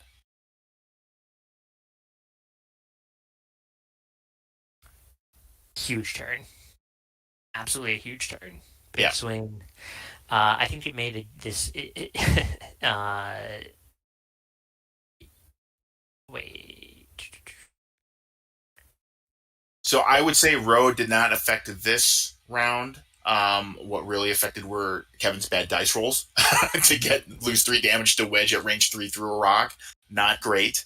Um, but that initial engagement, definitely Road played a hand in that, in allowing Luke to not get locked by the ion torp carriers and to get his own lock to get that proton off, or was going to before Wedge deleted Tally. What man? I'm still floored from that turn. A lot of. I mean, it's fundamentally a dice game. Like the win lose position of the players hasn't fundamentally shifted, but the I don't know, board state changed a lot. It did. It did. But I think it's been a good example of Road, frankly, and how Mm-hmm. it is important, but it's not earth shattering in that it makes the game No, unplayable. it broke the Um, game.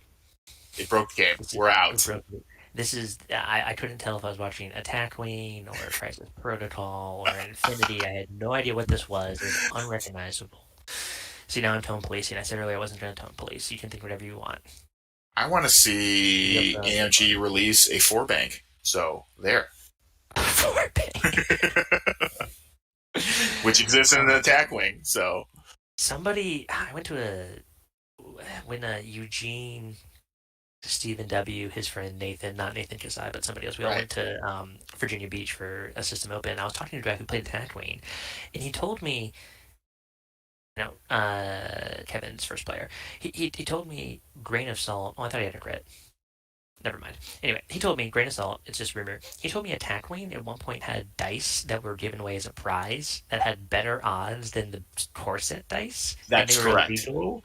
That's the. What are you doing? What are you From doing? what I understand, a lot of the OP swag they gave out directly affected stats and the Oh game. no. Hopefully, we'll go to that. That's one way Yeah, to get OP rolling again.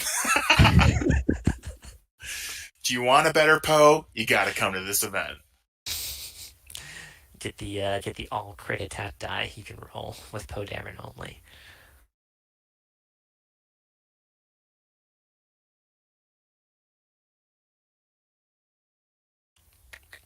Okay, All looks like right. we're going to target lock onto Luke.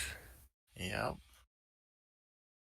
And Ahsoka is just kind of dipping out a bit. Just chilling. It's She like, you lost her guys got shield, so now we this. gotta run. You don't need my force. Those Nathan's target locks that he has in his own ship. Maybe that's accurate. I don't know. It looks like it. Um, no, I think the targeting computer locks are Kevin's, and the cherry blossom ones are Nathan. Really? I Okay. think. I'm pretty sure it's the other way around. I don't Never know. mind. What do I know?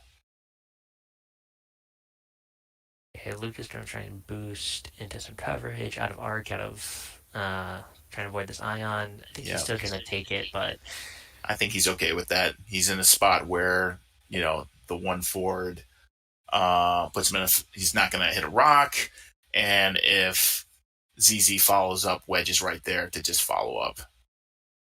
oh man, Kevin might have wanted the evade now. Okay, yeah. See, there's the lock move. Okay.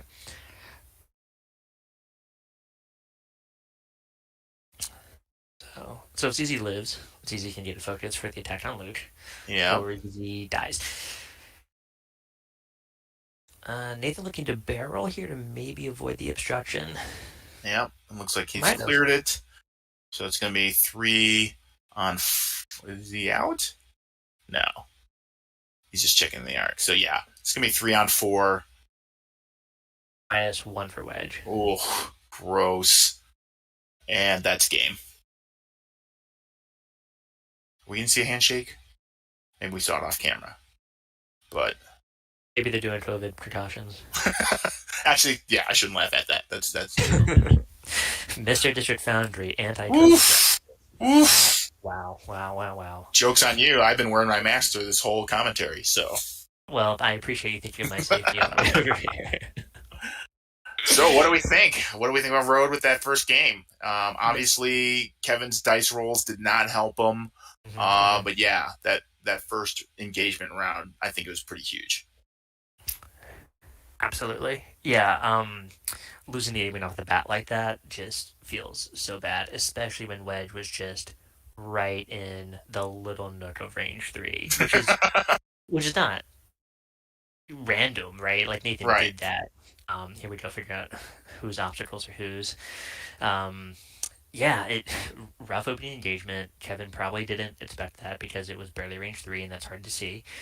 Um, and yeah, being I down a ship after I that think, sucks. yeah, It's he hard. would have been even okay with that had he been player 2 and been able to get those locks on Luke and get him ionized. I think he would have been, it would have felt less bad. Yeah, yeah, being able to pounce on an ionized Luke after that Yeah.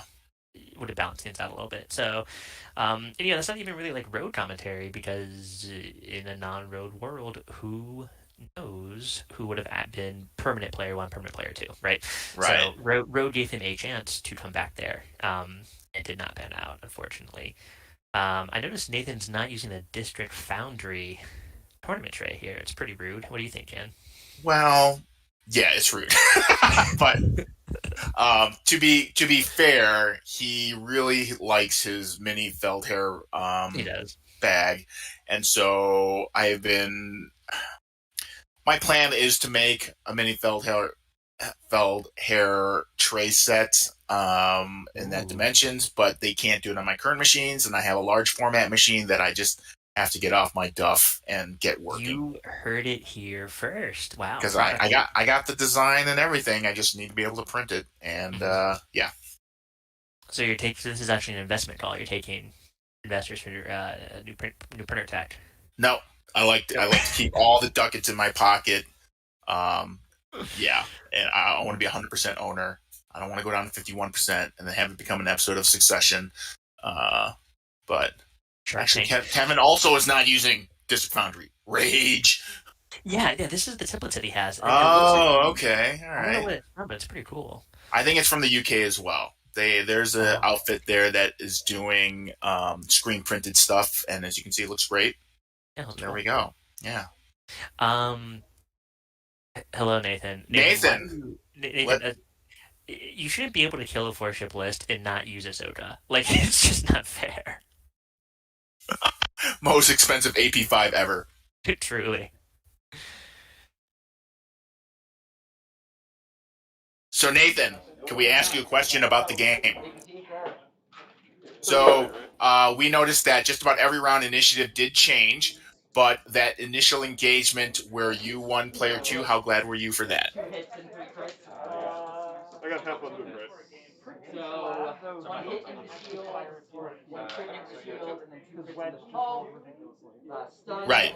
Right, but Luke would have taken Ions had you been player one there. So one more hull. So green no shot, red reds are under range one to definitely.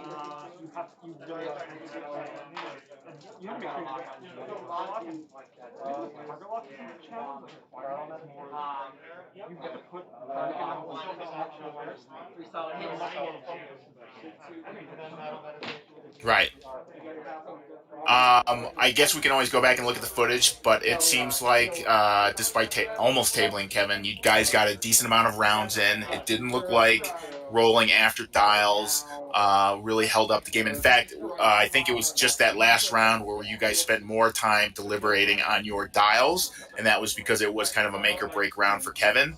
Um, and so, yeah, it looked very natural. It looked like it was you guys had been playing road rules for quite some time.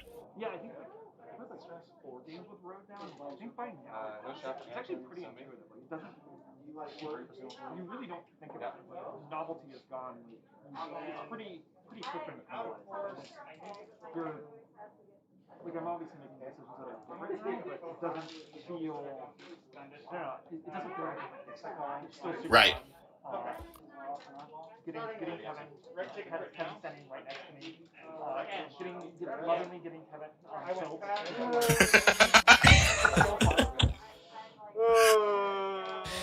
Uh, yeah, I'm gonna come to your apartment later.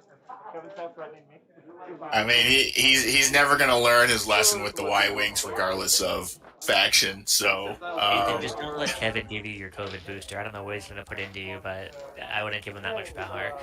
just make sure you're not on Kaiser. You should be okay. Okay, great. Yeah, stay hydrated.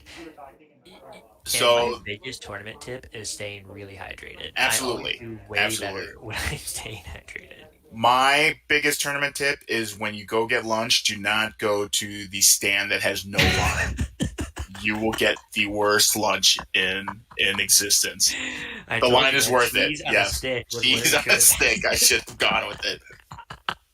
Don't eat cheese on a stick during a No, tournament, unless you want to no. gas out your opponent, which is not. Well, that's it from Not us neat. for the first round. I'm gonna go get water and coffee, and we'll get ready for the second round here. Tom probably needs to do some technical stuff, some Dion type stuff. Oh, that's right. We didn't ask for the schmoopleberries, so Oh I feel yeah, remiss. no one said the secret phrase. Can we We're get giving the schmoopleberries in the chat? where's the giveaway? Can we get the berries in the chat? That's right. I'm gonna yeah, I'll take a break too. I'll probably be back in like 5 to 10 Yep, we'll see you guys for the next round, round two of the Lab Invitational. Thanks, guys. out here.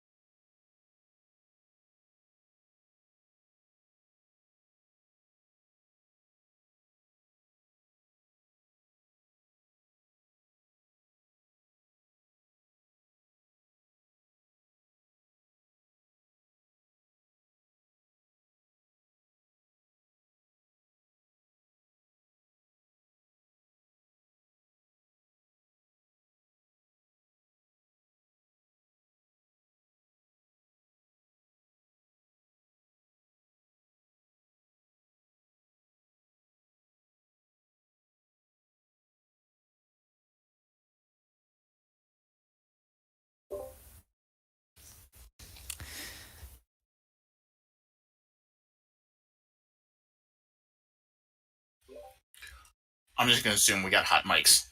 We back. Yeah.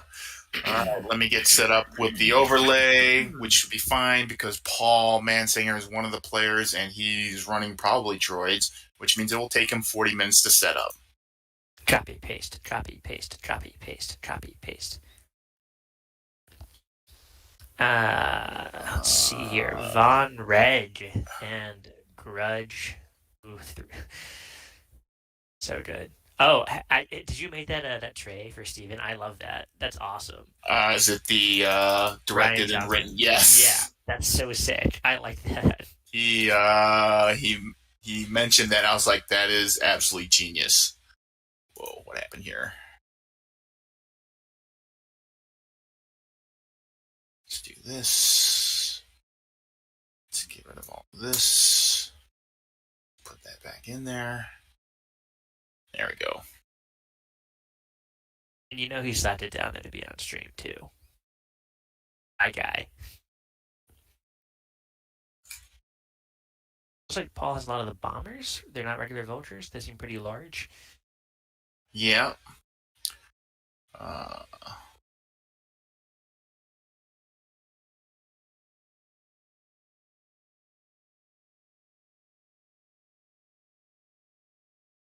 Just have his name spelled correctly. There we go. Just gotta quadruple check it.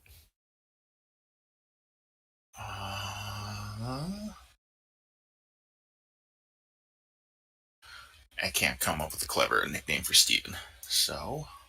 Steven is really good, Michael. Okay, now I'm seeing the tray. Yeah, that turned out really nicely. I kind of want to make myself one. Yeah, it looks pretty. Is it the right color of the credit font too? Nicely done. Oh, I went out of my way to get that filament. So you go above and beyond for your customers. Let's talk about District 5. 25% off with coupon code at checkout. Big show. Valid only in the next 15 minutes. Let's see here. All right, Von Reg, Grudge, All right, we're going to see some bomb spam. I think this is a good matchup. Super easy to track. I'm pulling up Yasby now to put these ships in here. Look how many cards Paul has. Batoid prototype. What the hell is a Batoid prototype? Well, let's take a look. Let's do it. Batoid prototype. So, when you perform a special attack, if a friendly ship with a network calculation ship ability has a log on the defender, you may ignore the focus, calculate, or target lock requirement of the attack. Gross. So free multi-missile pods. Yep. Multi-missile pods, of course, normally require a calculate or a target lock, so I guess he did just kind of get those off. It will... Oh, they're on the screen. Look at us. Look at us. And, of course, has the struts to just camp on the rocks. He's always strutting. Yeah. Then we got... Okay.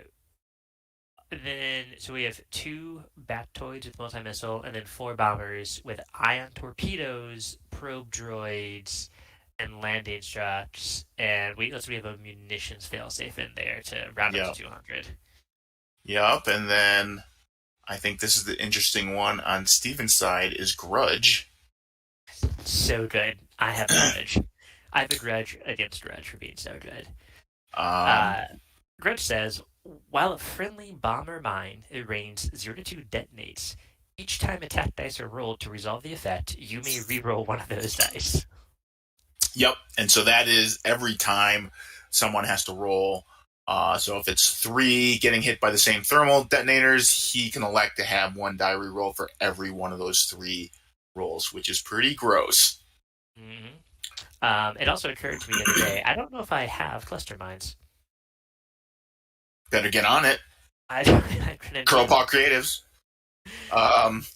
Can we use those? Is AMG said we can use acrylics for bombs yet? Sure, why not? It's the Wild West. Let's just do whatever. Do whatever you want, man. The other nice thing about these FO bomber chassis is that pursuit thrusters, where they get a system phase boost. So I think in a road world, it's going to be pretty good. So good. They're also rocking those thermal detonators, which are very cool because you can get some extra distance on your bombs. We're seeing this initial setup roll for first rock and ship setup for any overlap. There is no overlap here, but player order does affect bombs, or no, it doesn't because there are different initiatives. So they are using the 2020 Store Championship Focus Coin as first player. It looks like Steven has it. Mm-hmm. So let me go and set that. Remove these nifty cards. Boop. See ya. And yeah, I want to say we're actually about 10 seconds behind video feed. So bear with us. Steven with the nifty 2020 System Open Inferno Squad Mm-hmm. templates. Super rare these days. Pretty cool. Let's see. This is also another road plug. This is Von Reg. And yeah, not too expensive. You probably could have found room for some of this stuff before, but we can go all the way to 200 now. So he's got Daredevil and Shield Upgrade and Pattern Analyzer. Nice. And if we look at those cards, I really like Daredevil on Von Reg. I play with it myself. It's pretty gross what he can do and get himself into or out of tight spots. Pattern Analyzer allows him to do that and still perform an action, which is nice. Mm-hmm. And then, of course, the shield upgrade allows him to stay a little bit more healthy with 3 shields instead of 2 because they're kind of squishy. This is kind of a strange big picture take. So a lot of times when you own multiple factions and you build a list in one faction, you kind of have to ask yourself, can the other faction I own do this better? I think a lot of people like Soontir over Von Red. They're just like, this is a better ship. Why would I fly First Order? Well, now you have 3 reasons on the table named Grudge and SJT Pilot, right? You have these awesome bombers to pair with Von Yep. Red. Um, so I'm excited to see more Von Red play. I think it's a cool ship. He has a cool ability with a fair trade off. It'll be pretty fun to see. So this round selection, they're all random. They're not chosen on purpose, but I feel like this is another good example to showcase Road and see what it can do in that there's a swarm. And I think that's one of the bigger complaints is that, especially with swarms, first, the joust is not great in terms of Road because you really don't know who's going first, who's going to bump. But then second, how much time is it going to add onto the game? Because you've got, how many ships these guys? You got 7, 6? 6. So yeah, that barely qualifies as a swarm, but it's still swarm nonetheless. Steven, he's just squaring up as he is wont to do. These bombers are huge. Just they are. They are. They're so cool looking though.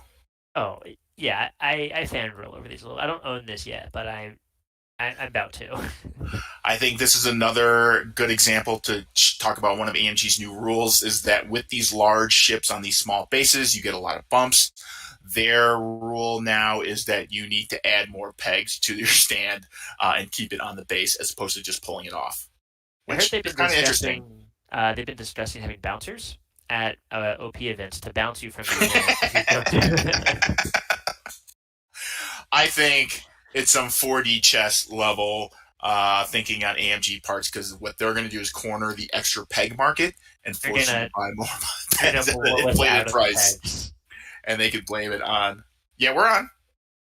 We're professionals. So, oh, hold on. Yeah. Yeah, let me know the countdown. Yep. All right, so round has started. You'll see that in about 10 seconds. Sacred game state. And players are going right into dials. They will roll off again to determine who's player 1, and then game on. And I have bad news. The little tooltip on electro chaff missiles is not on Yasby, so I need to look it up because it's going to come up. And we're gonna forget what it does. Oh boy! So chaff. Who has chaff? Is that Steven. The 2 generics? Okay. So what I know is that you can launch it with any of the 3 maneuvers. The 3 bank, the 3 forward, and all the forwards. It's 4 forward or 3 bank only. Okay. And then if you move through it, you lose your actions, you break any locks that you have, and you gain a jam token. And then you put a delayed fuse on it because it gets to stick around for 2 rounds, and they can be pretty nasty. So this is, I Yes. think, a really good matchup. It's also, like I said, inadvertently a good matchup to showcase Road and how it might affect. Um, I guess I can talk about FO a little bit since I've been playing it a bit, but Yeah, yeah, go for it. I was just yeah. gonna So throw in real quick the you also lose your you skip your perform action step if you go through the cloud. It's the only thing you yeah. missed. And it's an obstruction, so you get the defense die. But yeah, talk about first order. So obviously he's got Von Reg starting off to the side. His job is to stay alive, get in behind, and really knife fight. That's what he really excels at. And with the chassis on that Tie Baron, he's wanting to take the strain to get the extra movement action, and then really get in close and be able to roll 4 dice. The bombers will be interesting to see. They're fully loaded with the payloads in terms of thermal detonators. One of them has Grudge has cluster mines, I think, and then the 2 generics have the chaff missiles. So offensively forward, they're not that big of a deal because they're only rolling 2 dice. However, their job is to use that pursuit thrusters, get in there, really get into the meat of things, and then just start dropping bombs. And at 4 health, 2 shield, they can take a hit or two. These droids do not want to be responsible for hitting bombs. I think that would be devastating to any one of Paul's ships. Paul's plan here is going to be to send out these pro droids. We have one going upward already. Grab early target locks. Take advantage of the ship abilities, like the kind of that networking that the Techno Union is very famous for. CIS is famous for.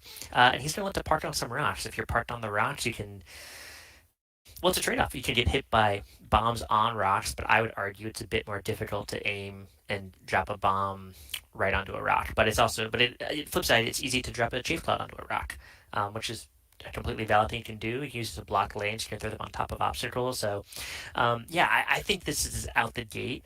Tough matchup for Paul. He doesn't need to worry about bumping at initiative one. He's always going to move first here, but he does need to worry about where he's putting his droids because Paul wants to be rolling dice. He doesn't want to be dealing with automatic damage.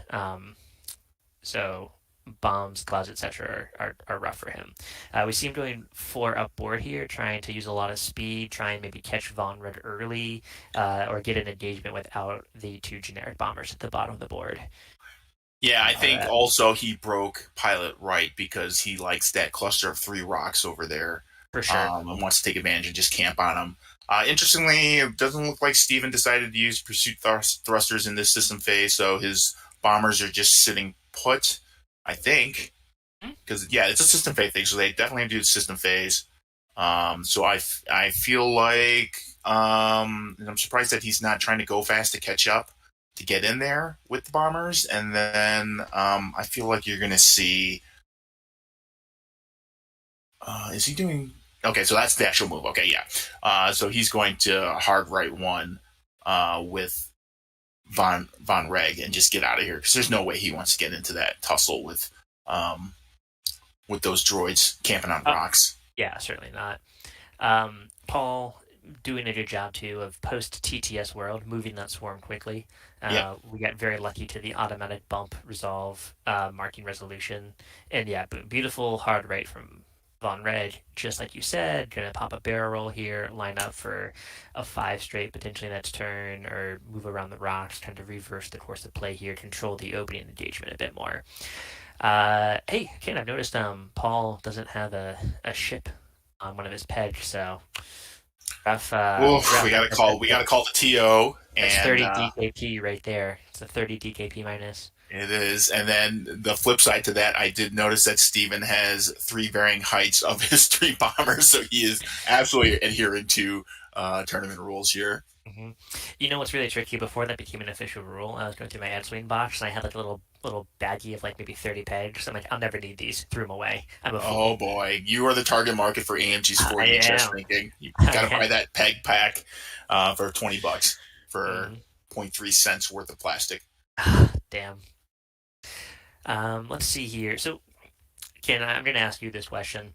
I've told people often my weakness is when I face a swarm. Sometimes I do okay, but about 80% of the time my brain shuts off and I don't know what to do.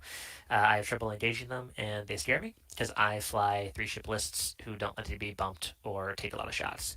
It's what I'm working on. I think that's kind of like my personal hump to get over. So, as a more senior player, how do you engage this droid swarm? How do you approach it if you're Steven? Well, I think I'm the wrong person to ask because Steven, he's an absolute risk taker. Like he will just run it down the throat. Whereas I am like you, I will avoid the confrontation. In early days of 2.0, I would play Danger Zone, which is a three ship list that really depends on getting the engagement you want. So I tend to do that toilet bowl swirl a lot to just avoid the engagement and then turn in. Whereas Steven, I think the marquee match to watch for him is his 2018 PAX Unplugged System Open win, where he straight up jousted Redline, Death Rain, and I forget what the third ship was. Lost Major Vermeil right off the bat, which is a huge blow to his list, but then clawed back with Whisper and just took apart his opponent's list for the System Open win. So he's a much different player than I. He is Man, not that's risk like a 30 adverse. for 30 with Edge Swing, like Right. documentary footage rolling. It really is, but it pays off for him more times than not. And Steven, he's got that big brain, and where he can come up with these lists that on paper don't look great, but in the current meta and the situation, absolutely shine. So my feeling is that that's why I was a little surprised that he did not do, and now it looks like the past two turns, system phase pursuit thrusters to get these guys up there. But I think what he's waiting for is for Paul to get set with his droids on those rocks, so that way it's known quantity, he knows where they are, Hmm. and then he can send in the droids afterwards. And I actually think with Von Reg, he's going to just loiter in that corner and then wait for those droids to get set up on the rocks, and then turn in with Daredevil and just start trying to wreck face at range one. Just terrorizing them. Right. We can see him utilizing the barrel roll here to both kind of, I don't use the word stall because that's not what he's doing, but he's slowing the approach, going for wider angles, spreading his ships out, and then I think for the very reason you stated, he's going to wait for the droids to be more set up and get in there first. Yeah. Look at that. Look at that neat fitting barrel roll. His range control is also very excellent because what he's also trying to do is avoid getting target locks from those probe droids.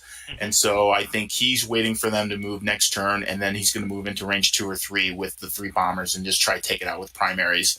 Same thing with Von Reg. He's purposely staying out of range 3 so that way he does not get pre-locked before he can engage. Yeah, the probe droids are sometimes inevitable, but definitely making Paul work for it is the key. Now, Yeah. what step do the droids move at? Is it in phase or systems? System phase. So yeah. So you Okay. drop them in end phase and you can move them in system phase. And so they move, so they can be dropped with any 3 maneuver, but then they move with a 2 bank or 2 straight. Okay. Okay. And then the probe droids, they are initiative 0, correct? Correct. So initiative 0, 1 hull, 3 agility.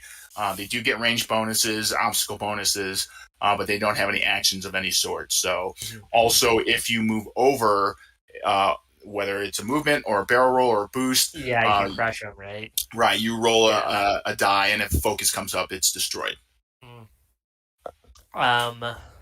Because they haven't been rolling for player order, and that's They of have course not, yeah. it's because all bombs, pro droids, everything happens at an initiative step, and there's no Right. overlap, so there's no reason to as of right now.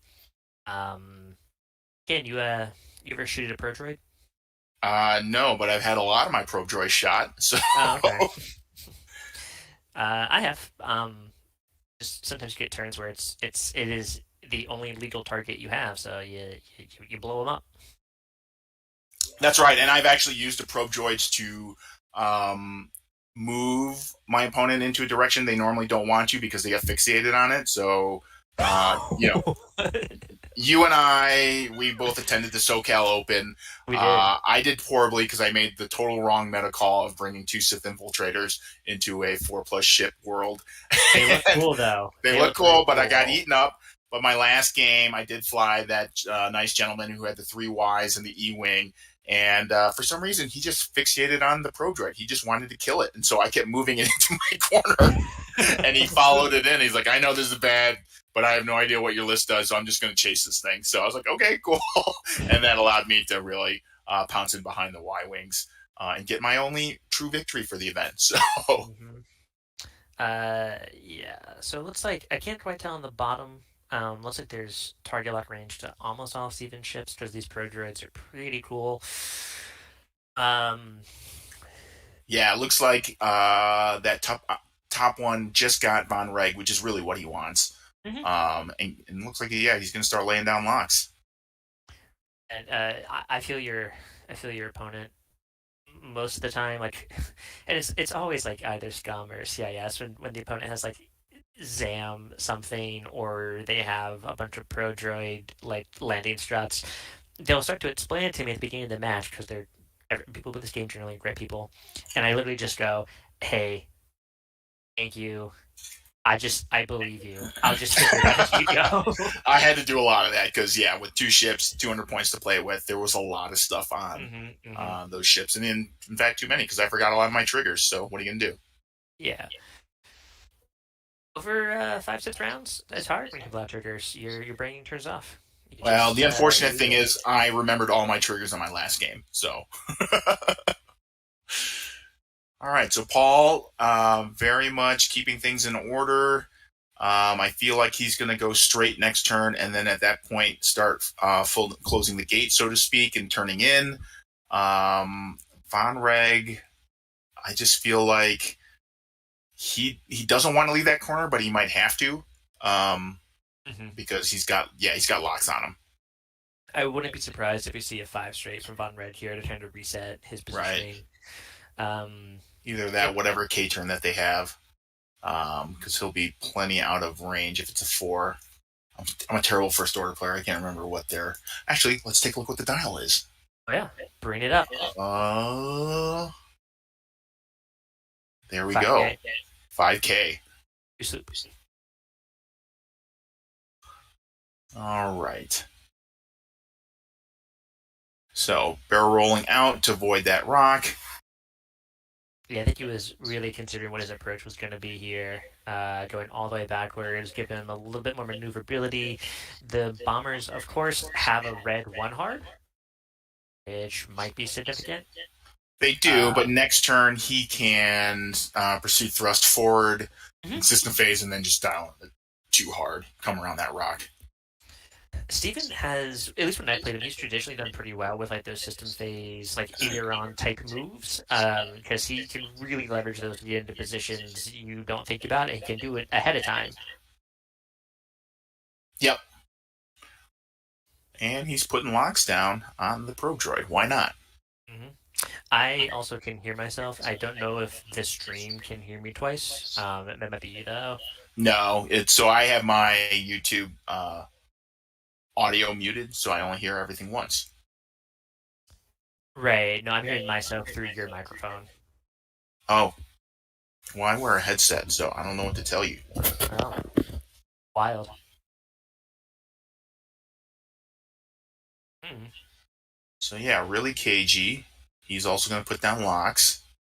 Might as well get rid of them. However, how many of these guys have the probe droids? Uh, just one. Okay, so these are the only 2 that Paul has. So this is all the use he's really going to get out of them.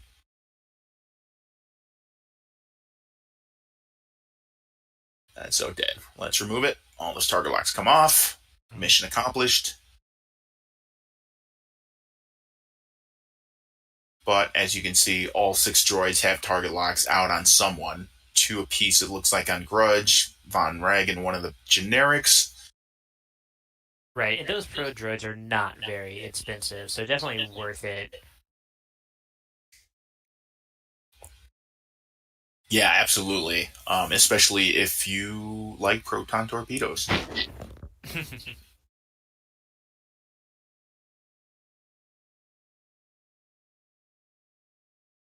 Yeah, I'm not sure what's causing the feedback. Hopefully it's not on the stream. Yeah, that's weird. I only hear the ones that us. So Well, anyway, um, so Paul, right? Are we two banking in to land them on these rocks? Are we splitting the swarm up amongst them? Because I mean, the rocks are a commitment, right? You're gonna have a lot to deal with. You're gonna have to deal with the chaff clouds. You're gonna have to deal with the Von Rick coming from behind. Um, I, I still think that might be his best tactical position, but it's not going to be as easy as it usually is against Steven's list with the like kind of deployable optical bomb tech. yeah, I feel like Paul is a disciplined enough droid swarm player that he's not going to immediately try and jump on the first two rocks to him, but rather he's going to wait it out and get it up, get his pod, so to speak, up forward, and then he's going to grab these further two rocks. Mhm. Um, Probably move his droid back towards him on his edge of the table, and then shoot it down the edge, and kind of force those bombers to come in. And have to maneuver through. It's a wide alley, but it's still an alley with the two rocks um, in the middle and the one closest to him. And also shout out to Paul for just tracking Sid ships with based on color, just different color target locks. It's a lot. He's got a lot of experience. I would say he's one of the few guys that play droids a lot in person as opposed to on TTS. Mm-hmm. So he's a mindful swarm player. He's courteous in that he tries to keep things going very quickly and not eat up as much time as possible. Mm-hmm. Yeah. He's moving up slowly, so he did not break left to try and grab that first rock. But I do think this next turn is when you start to see him start landing on rocks. And potentially too, there's more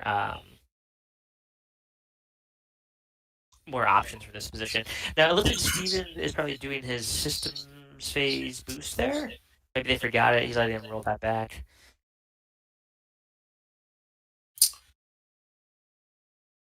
Yeah, he did the one there, but I guess he just chose not to do it with the others. That's my guess. Yeah. Again, he So, is so slow rolling. or there's a focus. So no, maybe that was just activation and use it. Yeah. Right. Okay. I think it's just activation now. Yeah. Yep. Keep the game So forward. Yep. only that one generic Sinar pilot, he chose to use it because he's going to break him far right. And yep, you're going to just see Von Reg do curly cues in the corner over here. He's probably going to do another hard one right. Come back around. We're just seeing a lot of positioning and thinking here. Um, it's not even from the initial position. We haven't moved that much.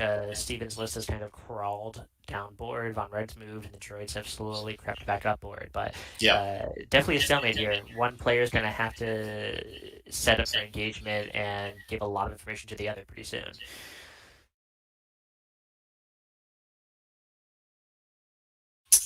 Yeah, and I feel like Paul is going to have to quote unquote engage first in terms of he's going to have to grab some rocks because now there's this huge no man's land, and Steven actually is set up kind of perfectly in a picket line where Von Reg is going to sit there and anchor that, and he's just going to hard one and turn back around, whereas these bombers are spreading out.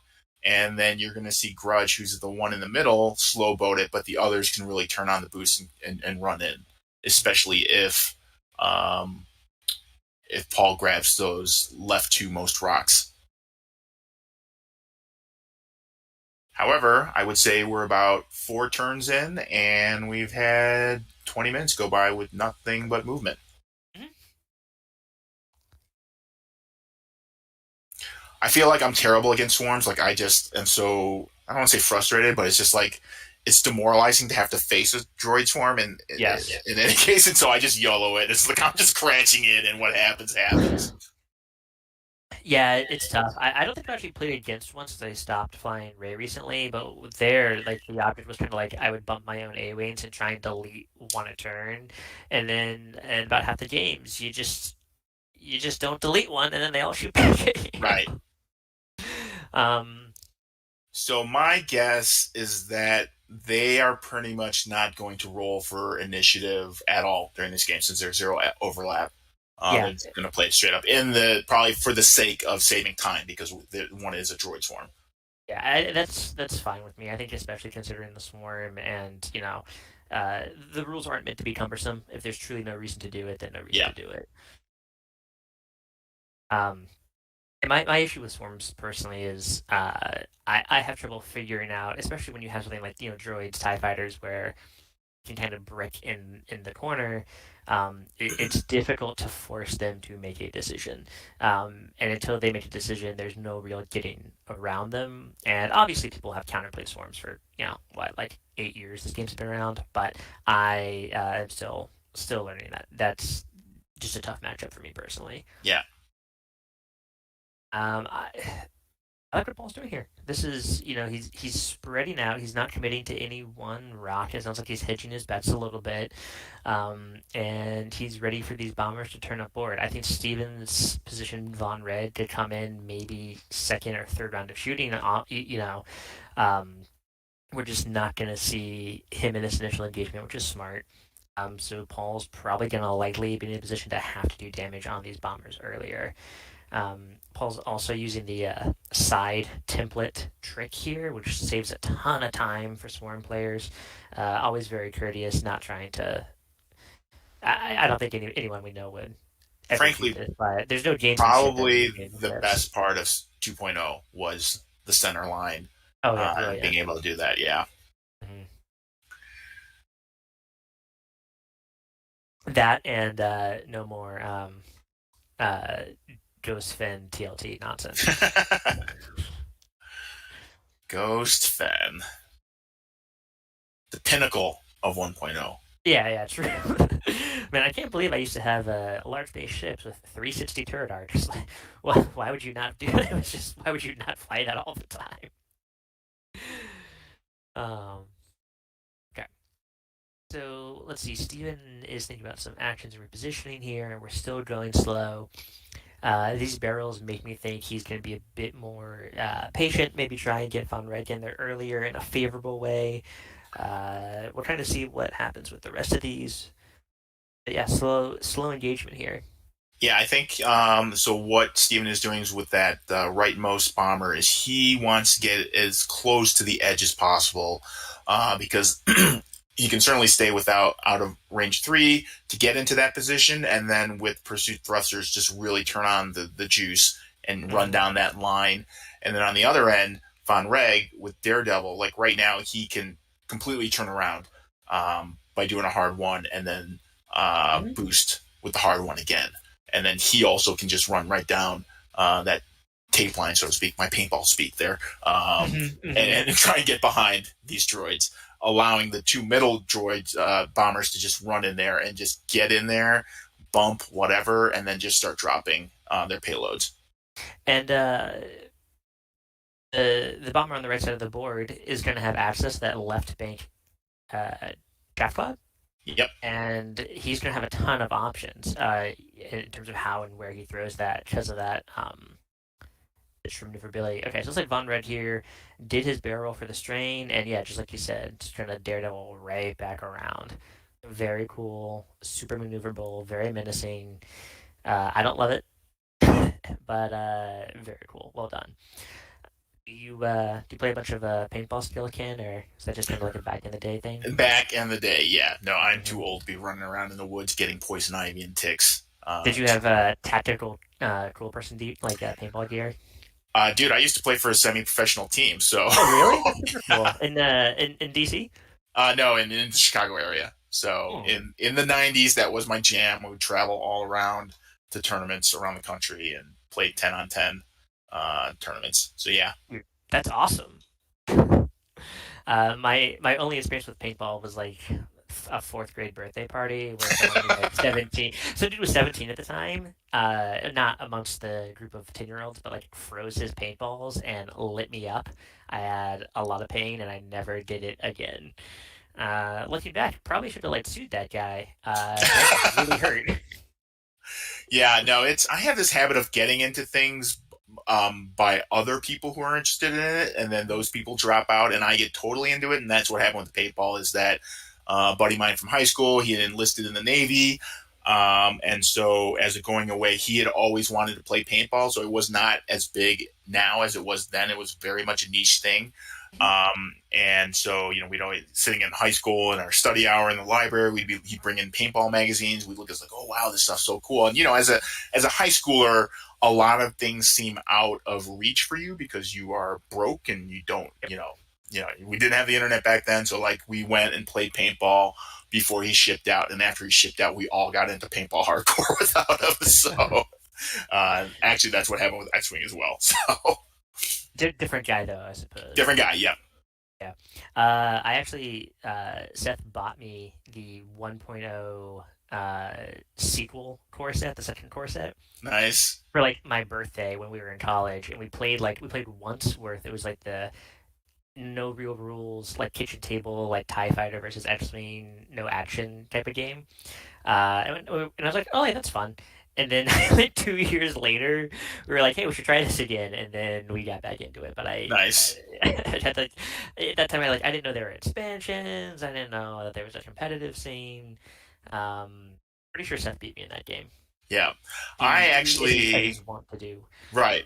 So actually, the story behind Labyrinth is my buddy Andrew, who is a huge tabletop gamer, got me Mhm. into X-Wing.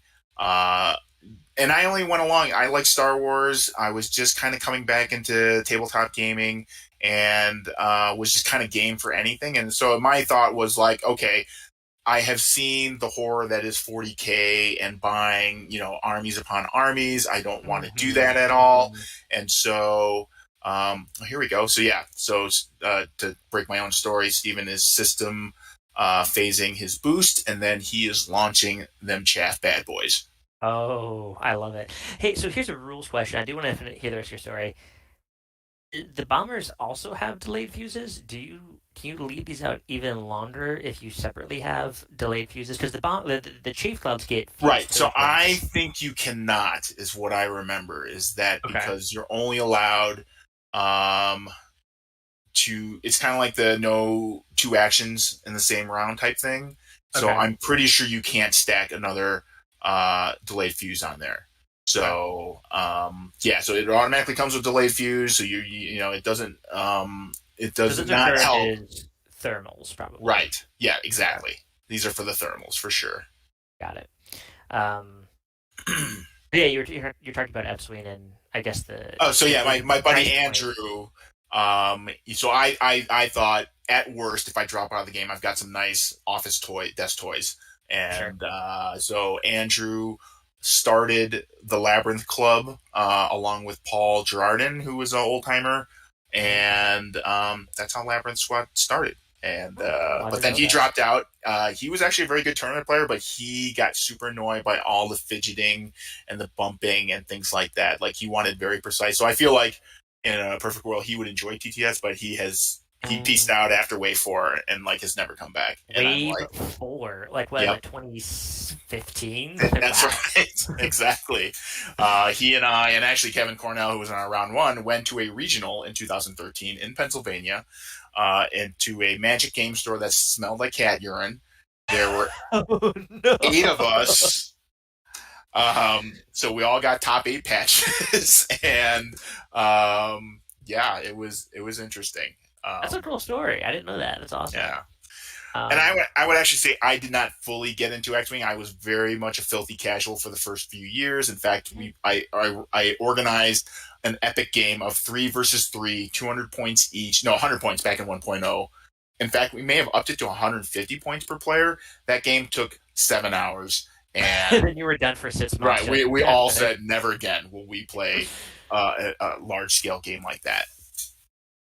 Yeah, I think the this is a great intro game to miniature wargaming. It's very affordable by comparison to other war games. Everything's pre-painted. The community is generally pretty great to hang out with. Most people definitely like understand some amount of like fidgeting, bumping, being frustrating, but a lot of people are kind of like fly casual, put the ship mostly where it's Yep. supposed to be. Plus, I don't know. Someone mentioned this when we were at SoCal Open. Like this and Crisis Protocol have a lot of longevity because attracting new players is as easy as like walking around a game store and be like, "Oh, is that Star Wars? Oh, well, there's the Millennium Falcon. Oh, there's Kylo's ship. Oh, there's Right. like, yeah, it's so recognizable. And that's it draws new players in, and I think like this game probably has like a bigger kitchen table community than we think. Um, of people who just like want to drop spaceships with their friends Yep. and hang Yep. out. Yeah, I'm doing Crisis Protocol now. I'm about as good at Crisis Protocol as I am at this, so not very, but I'm very much enjoying it. And even that really affordable for a miniatures game. More Yeah. expensive than X-Wing, especially once you do the initial investment of like paint supplies. Um, but yeah, it's So just great MCP, those minis come unpainted, correct? and unassembled. Okay. Which is I find it personally relaxing to assemble some of them. Only some. Some of them are a huge pain in the ass to assemble. But then, like the newer ones, as they learn Let's Sculpt and Assembly as like a company, are Right. better. I think. Um, but So yeah. here's a hypothetical for you. So how would you feel about X-Wing if they start putting out new expansions that are unpainted? As long as there was a painted option, I think I'd be fine with that because Okay, I'll tell let's say you. there was not. Let's say Ooh, they forego painted like pre-painted, if you um, want the Razor Crest, you or have to paint it. right, or let's say they offer both, but the painted model is at a higher price, like higher Um, than what they are now. ooh, what a great hypo. Um, I'm So like me personally, I think I'm fine with that. I think that's a probably that would be a bad thing overall because like one thing I use to kind of entice people to this is like, look, they're awesome looking out of the box. I'll also say like I can grab some contrast paint and paint up a Captain America that's like decent enough from 3 feet away on a table that I'm happy with. Um, and X-wing ships on the table are it's the same thing. You're 3 feet away from it, it'll look fine. I think it's harder to paint spaceships because It is. with less I crevices, despise it. yeah, it's hard. So I I think only bring that up as a hypothetical. this was mentioned, right? Something like this. No, it was not. So, my thought is that they are actually just raised prices across the board They did. for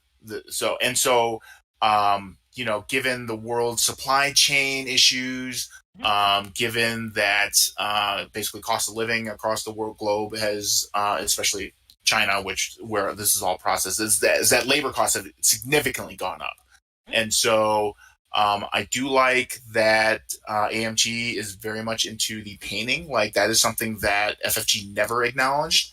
I do like their paint streams a bit, mostly out of jealousy because I am a terrible painter and I don't Oh, have the they're patience they're for it. so good. They're so Right. good on there. They're professionals. Just to Yeah. see them like talking at the same time and they're just painting, it's like, how did you just paint that while talking to me, which would be a distraction?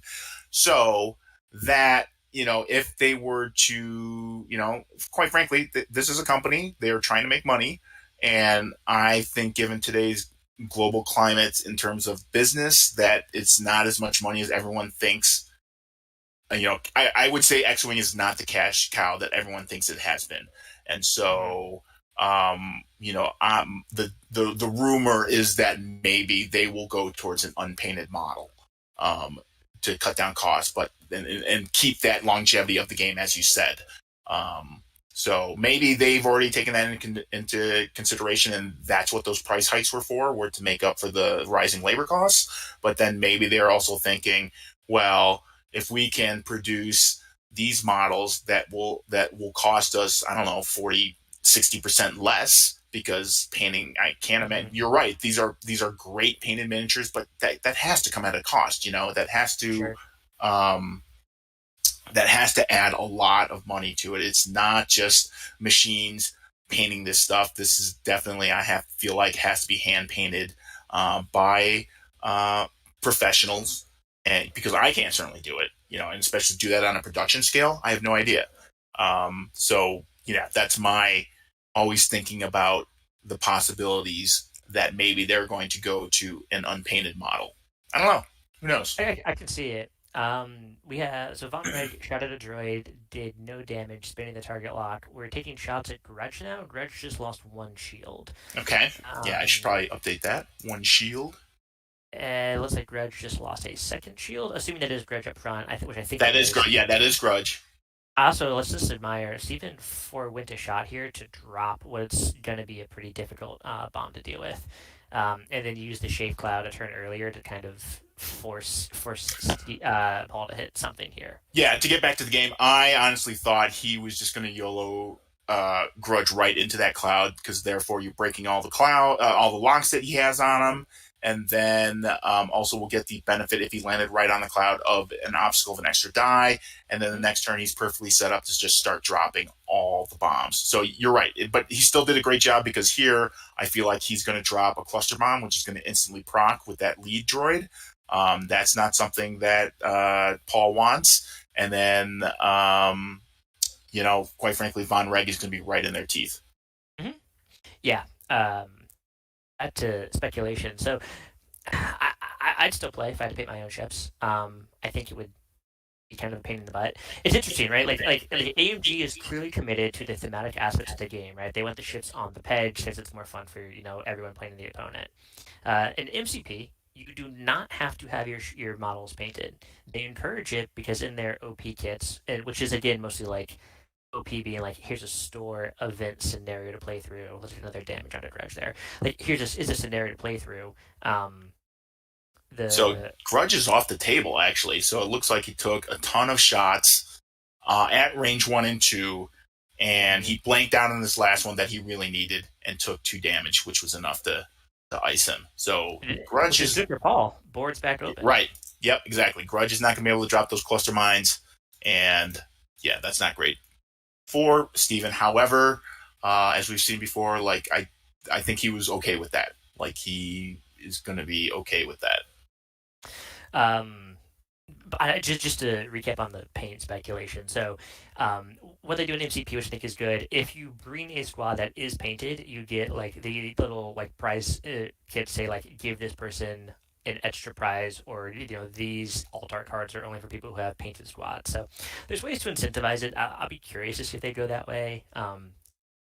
That would make people real upset unless they lower the prices a bit. We'll see though. I mean, like a good chunk of the community paints their stuff anyway. Right. Painting ships is so hard. It's so much harder than models with like crevices that can take contrast paint super well. Right. Some of my ships look really good because I've either spent way too much time on them, like hours versus 30 minutes for an MCP mini, or I did like a halfway okay job and then get somebody with actual talent to do it for me.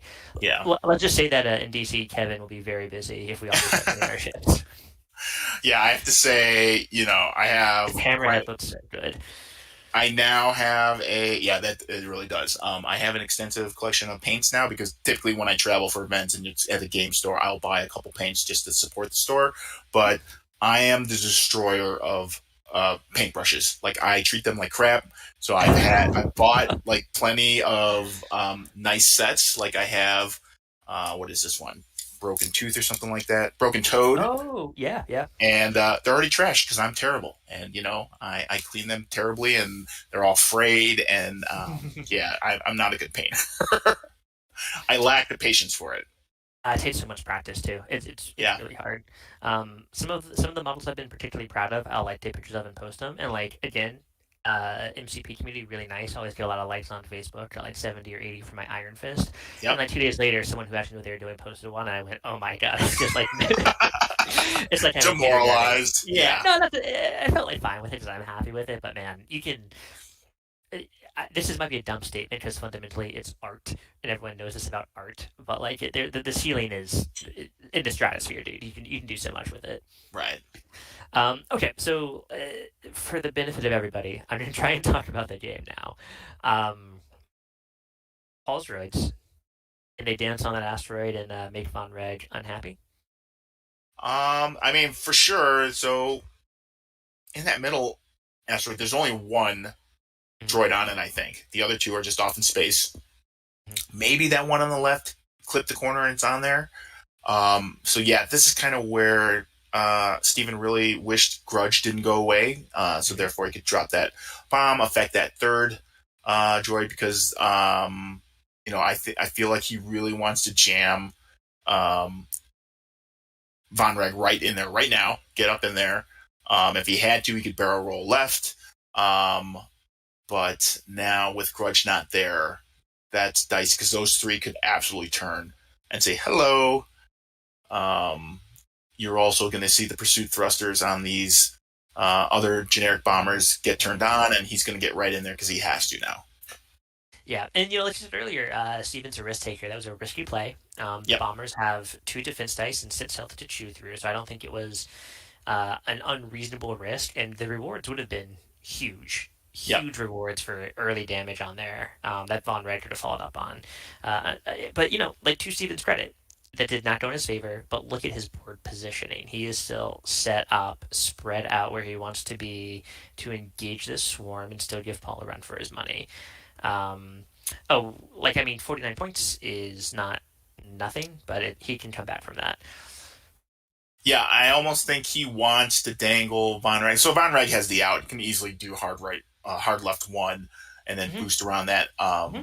that asteroid. But I'm almost thinking he wants those droids to turn in on Von Reg, kind of leaving the bombers alone to just go in there and get in close and be able to drop their payloads. Hmm. Yeah, quite possibly. I think another thing to keep in mind here is there was a lot of it's not wasted time, but there was a lot of time spent on careful setup and positioning here that we just had our first round of engagement and we have 30 minutes left, 33. So um, that does mean that if Steven's gonna make up those 49 points, he's got to do it efficiently, or he's gonna, because with the swarm, you're gonna bleed points all games. You got to efficiently clean up with the time you have left. Yep. And so he definitely did thrusters on the one. I think he's thinking about if he's going to do the middle one. And Yeah, he's the going to middle one's say, a tough call. let's see, he's going to launch his chaff cloud, which are single use, can't be reloaded. Per the card itself, right? Yeah, let's Okay. pull that up. It's this card's charges cannot be reloaded. Yep. And, yep, so you're going to see thrust. He might also launch as well and kind of have this nice wall of chaff. Hmm. No, he broke right. So this will be interesting to see. Yeah, I wonder if we're gonna see a turn maneuver in here, try and avoid some firing arcs, at least from some of the swarm. I wonder what his plan All with Von right. Reg is, because I almost kind of assumed early in the game he'd be dangling the bombers to make them better targets than Von Reg. Yeah. So Paul's turning at least some of the swarm here, anticipating Von Reg coming in. And then, yeah, I can now clearly see that that one droid is not on the rock. So there's only one droid on that rock. Hmm. And these are the two bombers, actually. Factoid prototypes. That's my favorite ship. When I was little in Star Wars, I was always watching the movies. There's the Bactoid prototype. Why you gotta bring Um, prequel stuff into this? I don't know. I'm so sorry. Man, I almost wonder if I Steven guess he kept was the on. the high risk play up here. I wonder if a five straight would get you past Five him, right? straight. YOLO. just get up in there past half days. I don't know. Let's see what these other three do now. If they're going, yep, they're all. Mm. Let's see, he's going forward. Yeah, it takes about 5 more seconds for the internet to reach me here. Yeah, Okay, so I see him moving forward now. and he's deciding what he's going to do with these other two guys, which means they're just turning one way or another. Man, I just turned them all towards Von Reg, Yeah, personally.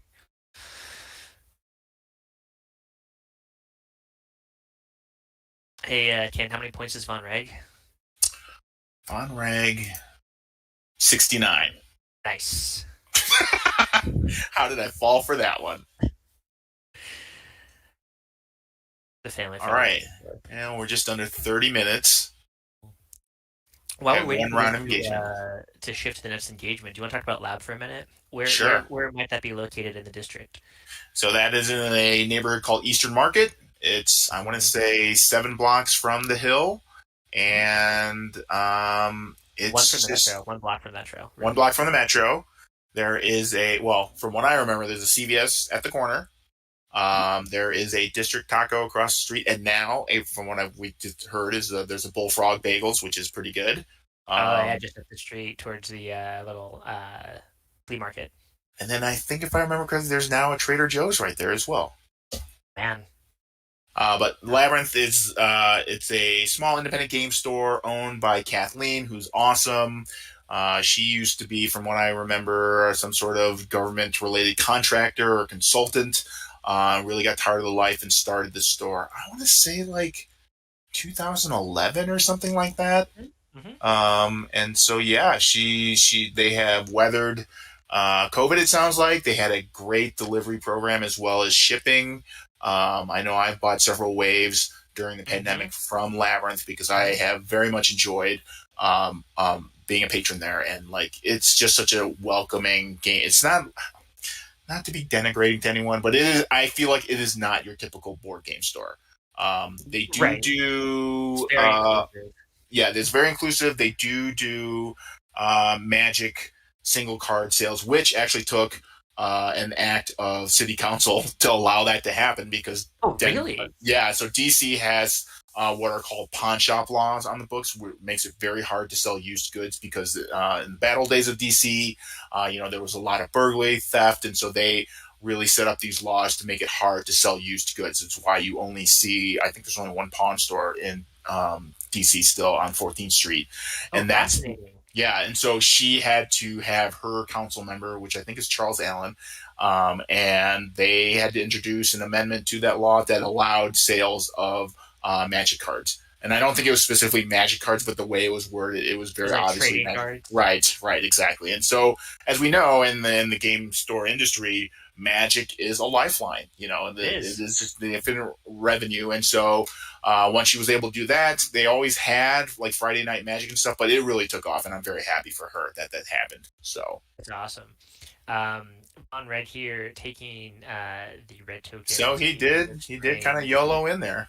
Yeah, I think Looks he's like going to he avoid two firing arts, two right? Looks fire like it. arts. Yep. So here we go, Von Red taking a range one Ooh, all obstructed paint, shot. baby. Gonna use target roll. Well, got three, two, and he's only got maybe can spend. He's got to use other people's calculates to one. So he's gonna take two damage. Oh, dude. I don't know. Oh, Just they're both crits.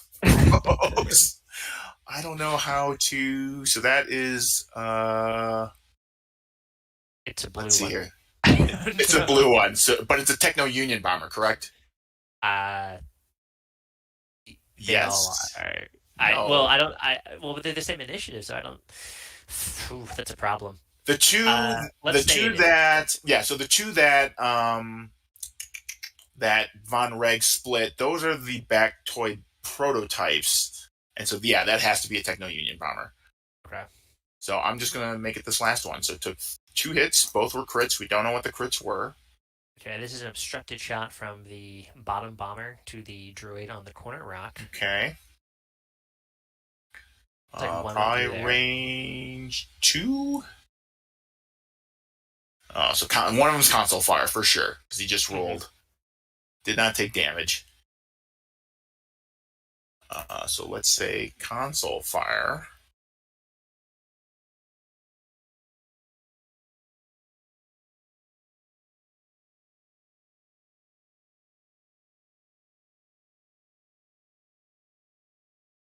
So hit crit on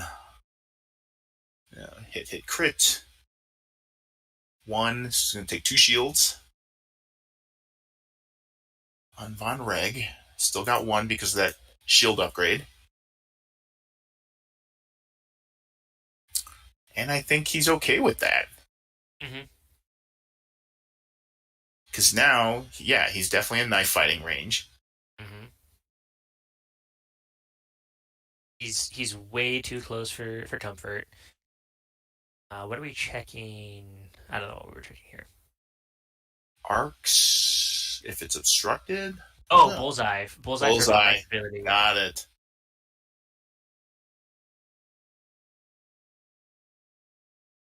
And what is that ability? Let's take a look at the card. Oh, yeah. So Von Red says that during the systems phase, you can choose one enemy ship in your bullseye and give that ship a deplete or a strain token. Ooh, yeah, that could be clutch, Hmm. but it didn't look like. Uh,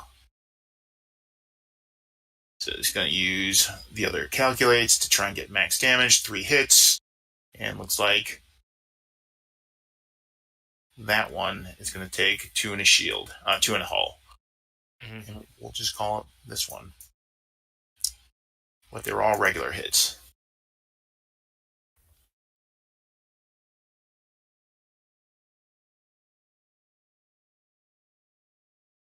Man, this is I find this game to be intense. There's so much emphasis put on positioning. The initial engagement is going to set the tone for the rest of the shooting entirely, and each dice roll here is going to end up being very significant. Yep. Um, Not a lot where you have big beefy ships shooting from range 3 where the little planes don't matter. Like every shot here, every move shift, it's all going to add up. So So pretty at the exciting end stuff. of this round, Grudge's Shaft Cloud should go away. There'll be the one on the right still. Yep. And then I feel like the one bomber that just took damage is going to launch his right in the middle of that. You mentioned this earlier, and I kind of had forgotten this. Yeah, you can use the chef clouds to break blocks you have on yourself, which Correct. thematically is that's what they're used for in actual aerial combat too. It's the deployers breaking incoming fire on the deployer. So yeah, I think we spend so much time thinking about how like our ships affect our opponents. You can leverage them both ways in different situations. So pretty cool upgrade. I still don't know if they're good or not, but they people who are good seem to like them, so I'll say that they're good.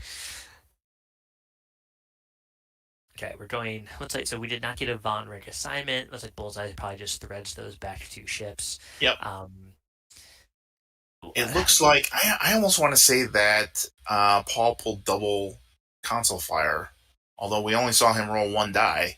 So, but the cards yeah, look very similar. yeah, similar in length. Hard to say. Uh, but yeah, if you do have two console fires, you do roll twice. Um, Before we talk about kind of where we think we would position here in this Nets phase, one last shout out. So Kathleen from Labyrinth, they do great stuff there. They did weather the pandemic, but I want to specifically say she weathered the pandemic and she fired no employees. She retained all employee benefits. I believe there were some hour cuts, but everyone who worked for her continued to have an income while they were shut down. That's pretty Um, awesome.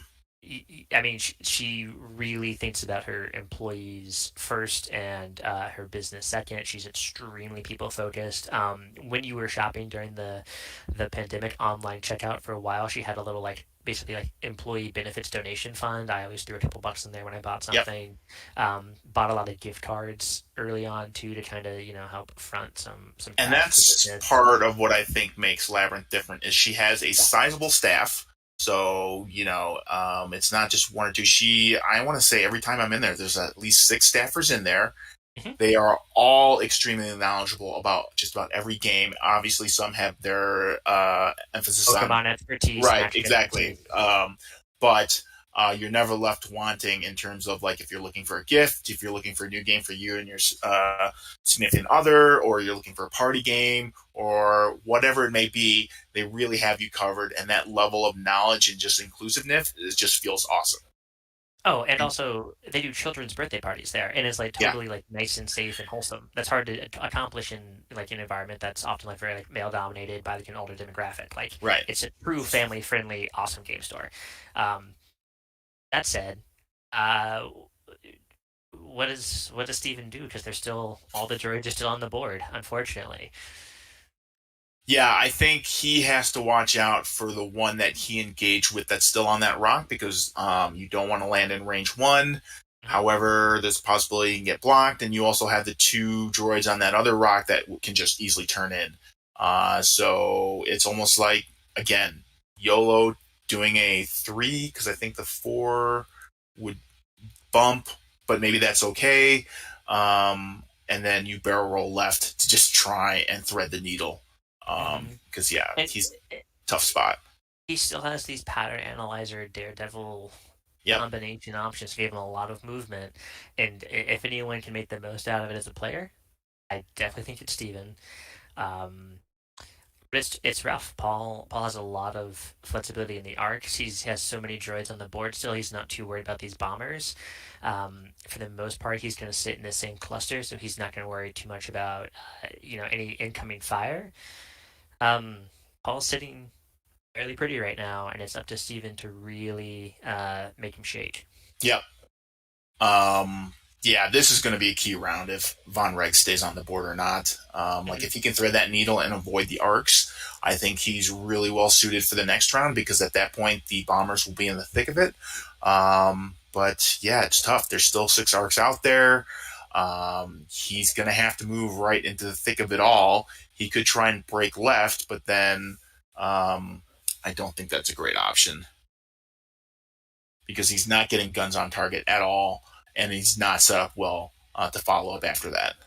What I think does benefit Steven here is I think it's yellow, the droid that does not have a ship on its base. Um, it's not on a rock. It has to move out of Von Red's way Right. in some capacity, and that helps a little bit here. It'll be difficult for some of these other ones to get around and still have modifications, but with network calculations, you don't really need to worry about that too much. Looks like we're seeing some system phase stuff here. We have the bomber boosting around, probably to follow up with a hard turn in, lay some damage down, and we have the bottom bomber probably doing something similar, gonna kind of pincer move in here.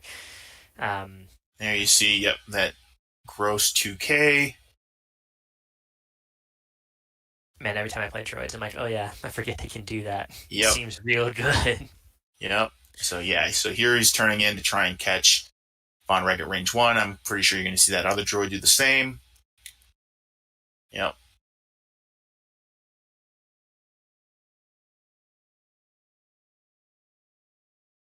You'll probably see, yeah, I totally forgot about the 2K. You'll probably see that with that yellow droid with no ship. Um, so he's slipping over one of the damage, probably console fire. So let me remove that.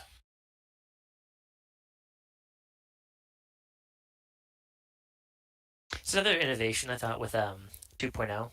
Crits became a lot more meaningful. I felt like they affected gameplay in more ways because Yep. it was an additional thing you sometimes have to spend an action on, and then sometimes you see crits just really completely swing things around. Okay, so Yeah. yellow did a one hard here instead of the 2K, potentially to block Yeah, I see on a red barrel here. roll Block a coming up, barrel. maybe, or just calculating to be a resource to the others if he catches. Mm-hmm. Like calculating getting into position because yeah, on red Yeah, slow with forward maneuvers the two, so probably interferes if he does a barrel roll. And um, I mean, lots of options. yeah, he's going for the block. Man, this Oh, the this sacred game timer's state. not this timer's not in Steven's favor. It really isn't. And of Hit course, for 3. Paul's not doing anything wrong here. He has to move 6 ships and give them actions, but just that Right. initial engagement took so long that Steven does So not have a yeah, lot of time to shoot droids. there's the kill box. So that one's turning. The other one's definitely going to turn in. Mm, He really doesn't care about the bomber coming up behind because again, their front attacks aren't great. and Oh, so he kept the the one. yeah, I think he's just preserving as many options as possible. Yeah. This So bomber comes in here is going to have a range one shot. I think Steven's thinking about where he can focus his fire. just going to focus up. Yeah. I really hope he dialed in the 3 straight and With then just with Von Reg and then just barrel rolls left. So I'm out. And then does a sloop the next turn and uses pattern analyzer. be spicy. I think Steven hopes so too. Bear rolling. 1, 2, yeah, 3 will definitely clear and give him space to land in between. God, that would be there. It is. There it is. Dude. System open champ, everybody. This is how. Oh. Yep. and he clears, and he's gonna do the roll. Deuces.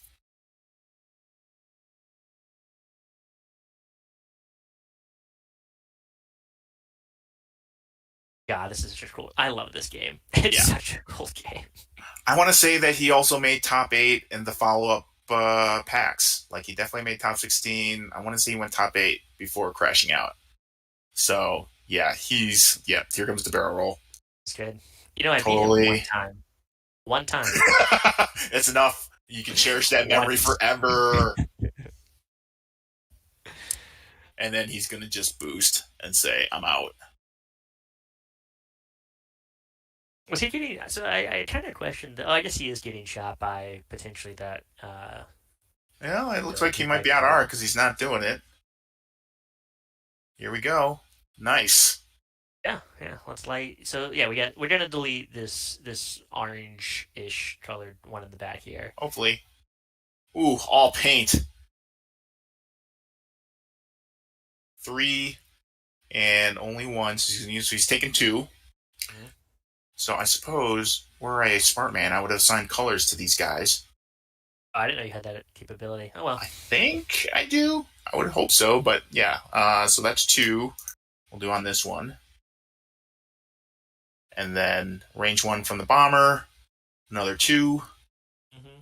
Obviously attacking with the back bomber first. Because yeah. The one has different shot options. And he's going to take both. So we're down to 1 hull. Yeah, we're going to have to use the third attack. So Steven is on the board. Or maybe? It hasn't updated yet. Yep. So he's on the board. And he's using the third attack, I think, to try and take him out. Yep. Mm-hmm. Double paint. And he got it. Wait. Yeah, because there's no other...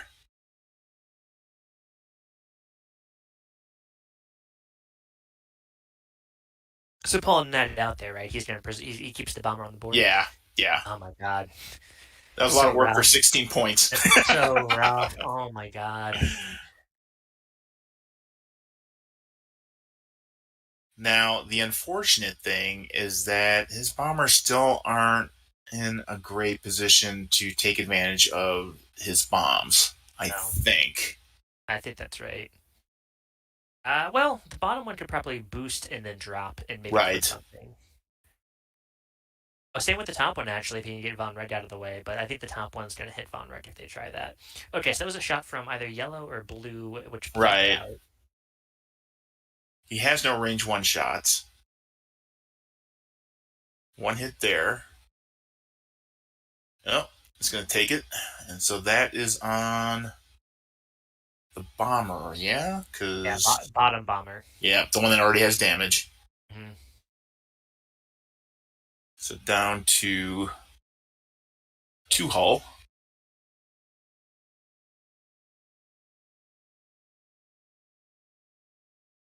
So he's using a charge, ion, I think. Whatever has 4 is this. Oof. So 3 hits against 2. You're definitely going to use that. Are these ions or multi-missile pods? I think it's multi-missile. Because multi-missile is 4, and... ion torpedoes are 4 also. Oh, are they? Yeah. Well, it's one of the 2. So, in any case, he's got 1 hull left. Yeah. Is he dead? I thought he pulled him off the board. No, they just pulled him off the board. So we might have missed a damage card. Not great.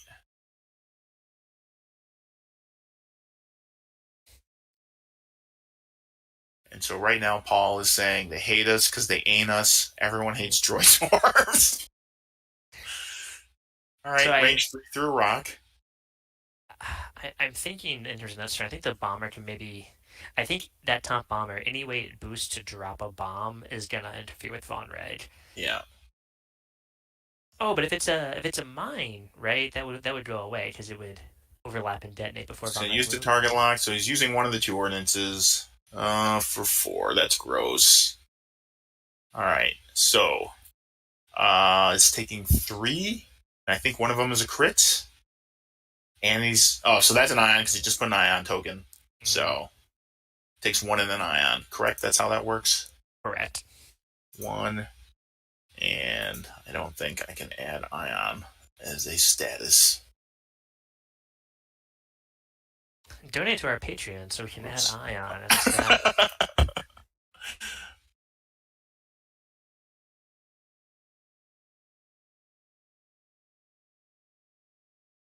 Could be worse, I guess. So he still has 2 hull, just out of shields, but he's moving 1 straight next turn. Yeah. I mean, Paul's running away with this game. Von Red's not gonna. He's not gonna survive. Man, that was a lot of work for 16 points. Mm-hmm. That just feels bad. These droids are really powerful. You know, in the hands of an experienced player, these are just deadly swarms. Very, Yeah. very hard to deal with. I mean, especially when um, I would expect taking 3 or 2 range 1 shots and a range 3 shot, you would have lost a ship. So a bit of luck there on the double natties, but yeah, they can be hard to kill. 2 green dice is good. They're very resilient, and then they have mods from all their friends for days.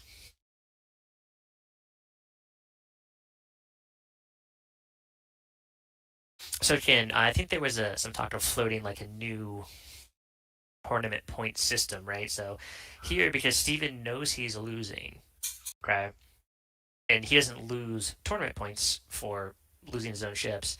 I don't know. Maybe in the future when that system's in play, you do use the bombs here, try and get some more points from your opponent's ships, and just accept you're gonna kill Von Red, and you're likely not winning in the next 8 minutes anyway. Right. I think it's the new system. What Travis is talking about is kind of MOV on steroids. I think, or more beneficial to get as many points as you can, even in a loss, because Mm-hmm. what you're earning is not uh, MOV points, but rather that still exists. But what you're trying to earn are tournament points. So if you win a game, however, you only won by 4 points or what have you. I'm just making up numbers, but you're giving 2 points, 2 tournament points. Like one is for the win, one is for the margin of victory. Mm-hmm. Whereas if you lose a game, but you lost by however many points, like you could potentially gain 2 points as well because your damage output was much more than Yeah, the what a way I think about it loss would is like signify. Yep. if you're the 3-1 player and you were super, super, super close, you might beat out a 4-0 player who wait, how's this work? I feel like if you get a lot of kills, right, Right.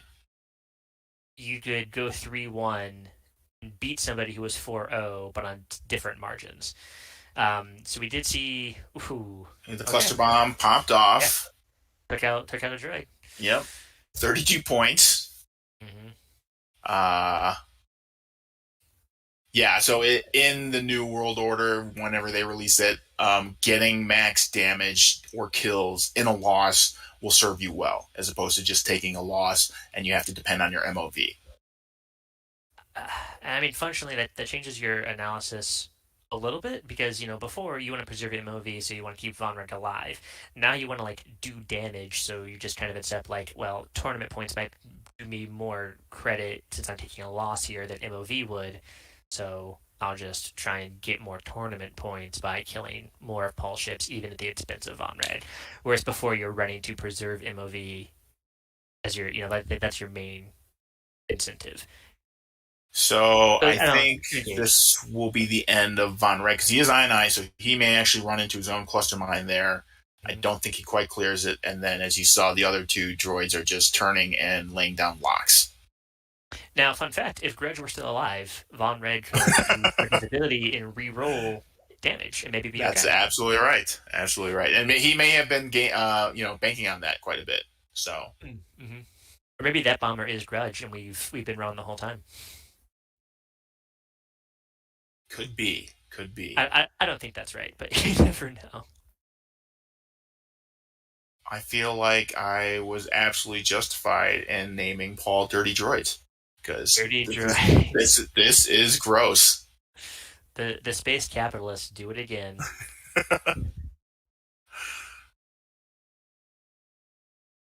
Oh yeah, getting a 3 forward here. Barrel roll for Arch. Is that one? Oh yeah. See you, Von Reg. We hardly knew ye.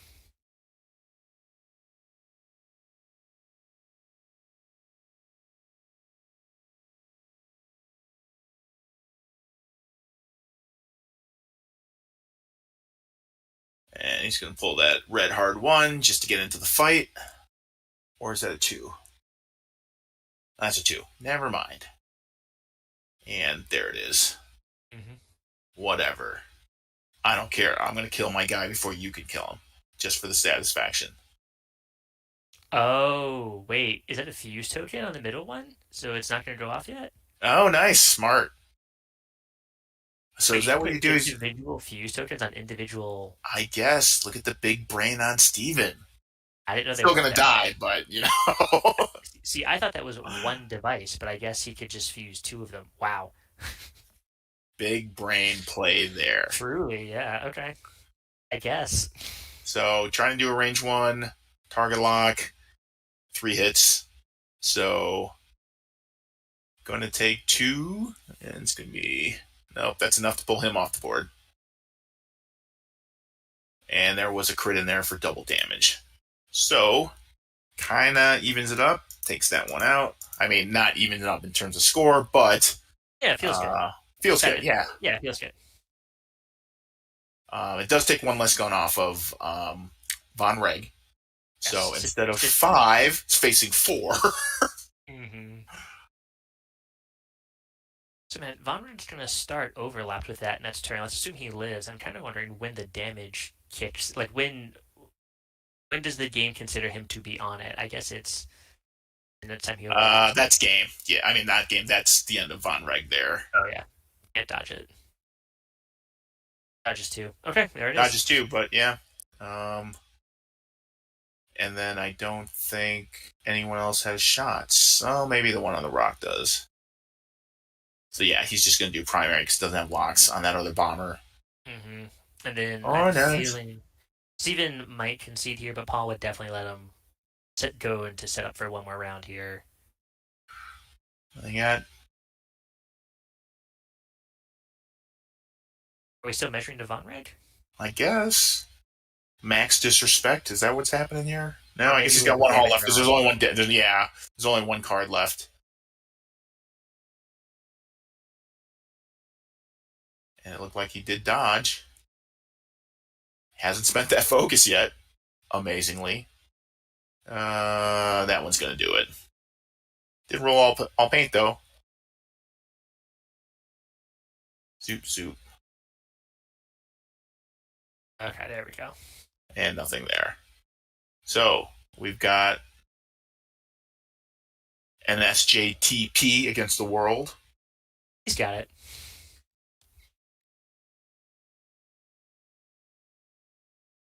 So, I feel like there's going to be a system phase boost, dropping a cluster bomb, Mm-hmm. and then trying to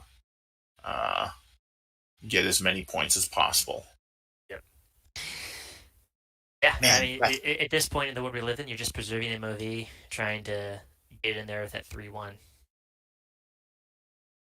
Which I mean, I think Steven's easily capable of doing that. He's not done today. He could easily end up in second place with enough MOV. Because we're doing a 4-round tournament this morning. right. And I think the new system, this proposed system, will reward those folks who do not concede or rage quit out. Just conceding, if you follow the rules on it, it's not very favorable points wise. Yep. Yeah. So those of you dozens out in the audience, I don't think we're going to be doing the 4th round live. It'll be recorded because Travis and I have things to do other than sit here with you all. So look out for as that. Much as we love it. Yep. Yeah. They're we'll probably do it with the tape version, and then we'll upload the final round at some point. That's right. So he's dropping double thermals, getting rid of that. He's probably not going to fuse them, and then.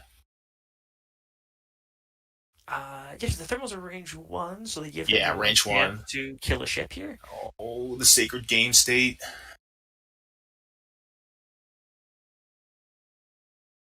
Yeah, there's no reason for Paul to try and turn and engage.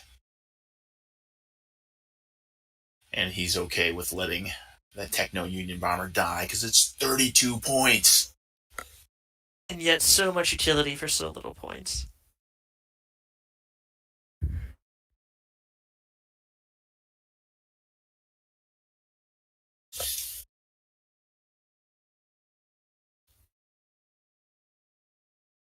We've hit time in the round, final engagement.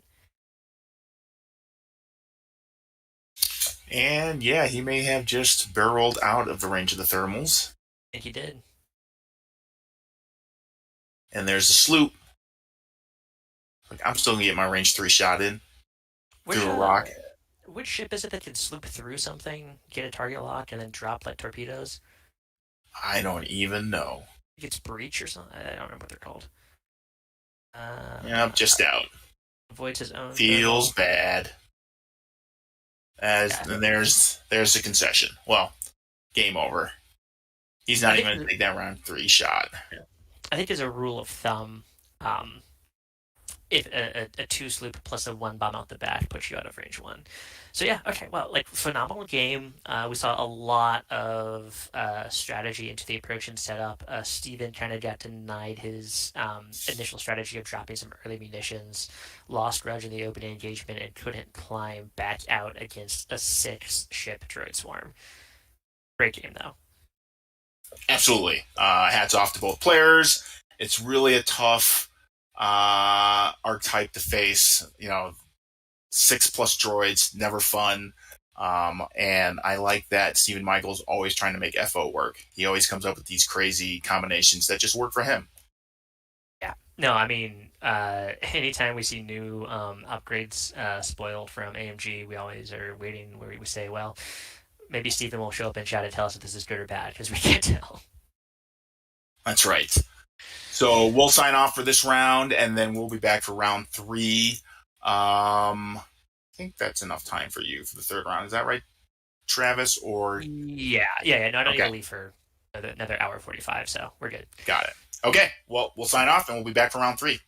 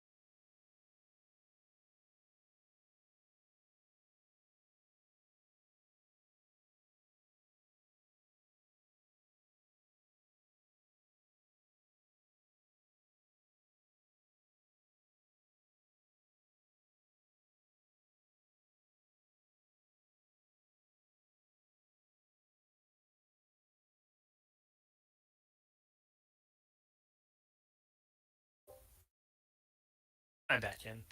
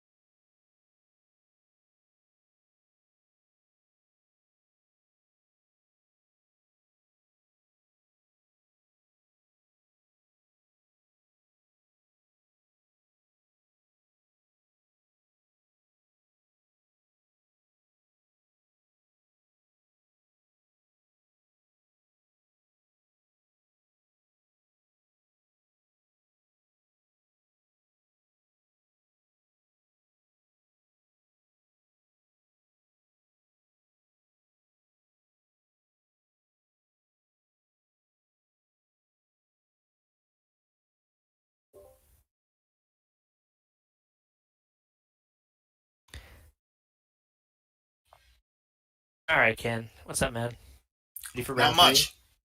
I am. You caught me with a piece of chocolate in my mouth, which is my Ooh, lunch. it sounds delicious. I had cornbread. Nice.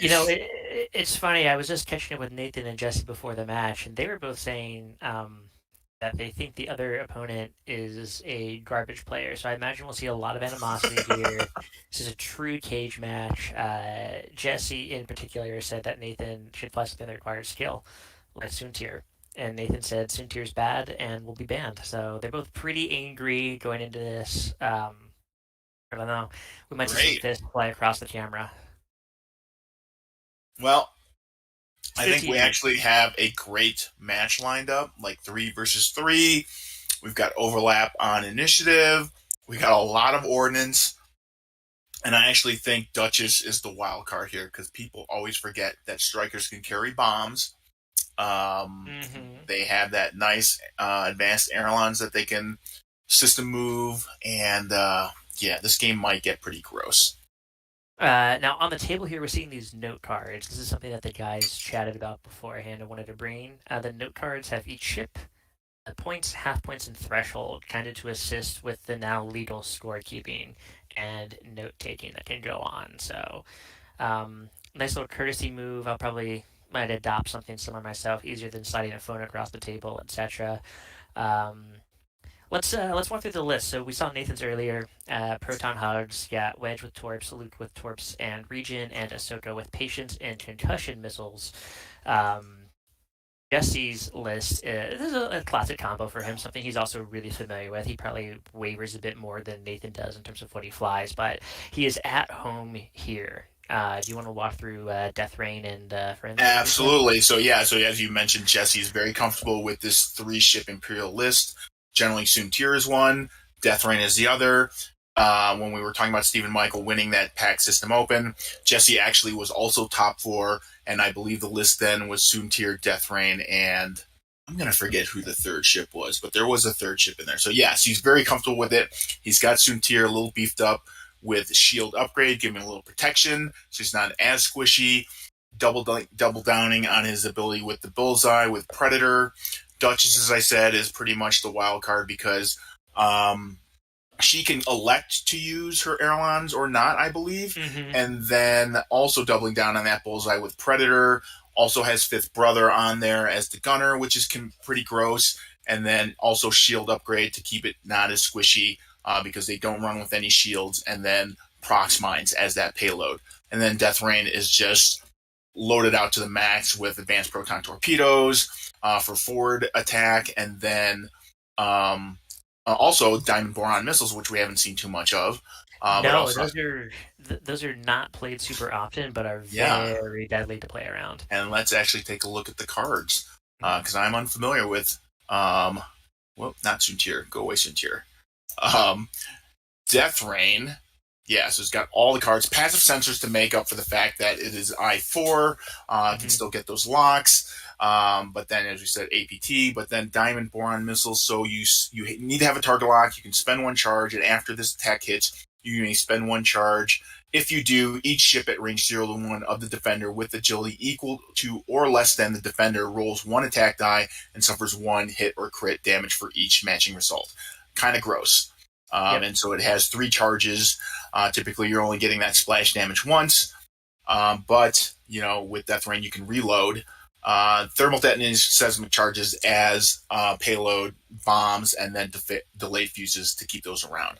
So very strong, a lot of tools in this chest. And then, as you talked about, Proton Hugs is going to have to watch out for those payloads, something that he did not have to face in his first round that we played. Right. And of course, oh my God. Thank you, Nathan. So Diamond Boron missiles are functionally, I think in this matchup can operate as a range 2 to 3 dice gun for the bomber. I don't think Jesse plans that Nathan will have his ships close enough for the splash damage to trigger. Um, but it keeps the ship threatening at range, and of course, from a list building perspective, it's really good anti-swarm deck. Yeah, Um, and interesting. Jesse brought 2 gas clouds. I think he would have done that before the rule change, especially to give Soontir that extra potential evade. But I guess he just wants it as a almost penalty-proof escape route if he has to barrel mhm. through one. So Jesse last round played Brian Palladino, who I have not met. Do not see his list on TTS. Round one, Jesse went up against Steven's list, which we saw last round. And of course, we saw Nathan play against Kevin, and then Lathan played against Thomas Zane. who, if you give me 1 second, list is also non-TTS. So I don't know what their day's been like so far. They've been successful, obviously. Um, and yeah, I'm pretty excited for this one. See, Jesse has brought the gas clouds, flying them post changes, not counting on the evades anymore, but probably counting on there being some open lanes. And of course, they're a good target for seismic charges. They are both 2-0. Is that correct? Right. Okay, got it. So we have not got the word from Tom yet. Let's talk. Let's talk win conditions. I think this is a matchup that these players have seen before. I think Nathan knows his best opening play is to delete Death Rain off the board before she can do anything. Correct. Really cripples Jesse's game plan here. What is Jesse's win condition? I think he needs to take Wedge off the board. Once that is done, I feel like whether he has 2 ships or 3 ships, Jesse can very much handle Luke and Ahsoka, especially if Death Rain is one of those that are still on the board. We are. Yep. Hold on. Reset. Okay, go ahead. All right. So we got game on. Dials are set. They have not rolled for initiative yet.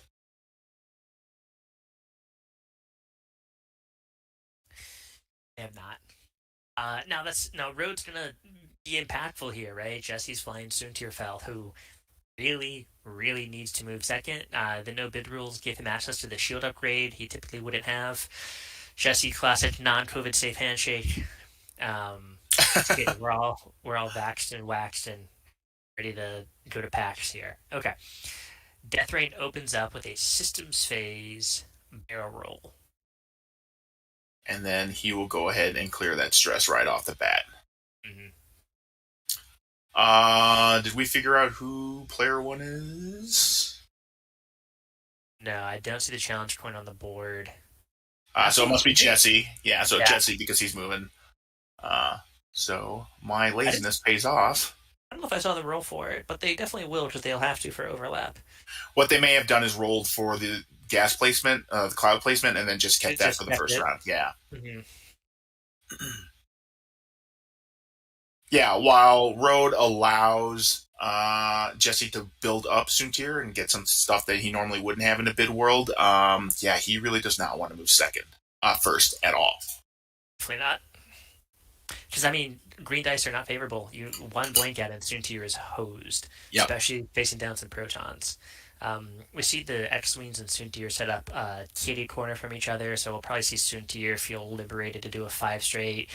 Maybe put some early pressure on Ahsoka. She's hard to kill, but keeping pressure on her and then moving on to the more favorable X-Wing targets is good. And it looks like we move Death Rain and the Punisher down board a bit to kind of loop around and take that open lane between the rocks and the gas clouds on Nathan's board side. Yep. But obviously still have some options open. Let's see. I feel like Nathan is in violation of the tournament rules because I do believe he is using a 3D printed A-Wing that's correctly sized from Mel's Miniatures. So that is another rule that was put in place, is that at least 50% of your model has to be the original X-Wing, the miniatures game model. Does the pagan base count? No. Oh, that's an easy win for Jesse. Let's just shut the screen down. We'll come back for round 4. Because that's a small A-Wing. That's a tiny A-Wing. It's like an A minus. Okay. I also like that rule says of the 50% that is proper, like the other half needs to be like recognizable Star Wars IP. And there's like an IP right clause in there too. Can't put like a half attack wing ship on the board. Okay, so we saw this is what we often see from Jesse in the opening. It kind of has this spread out web he's casting where any of these ships, minus maybe the Punisher, can close pretty quickly, but that barrel still but real good. He will always keep the Punisher in the middle, so whatever 2 aces he has supporting will always be the flanks. He will never deviate from that in that way. I'm pretty sure Jesse's going to toilet bowl towards the bottom of the screen here, and then turn in red line up the middle.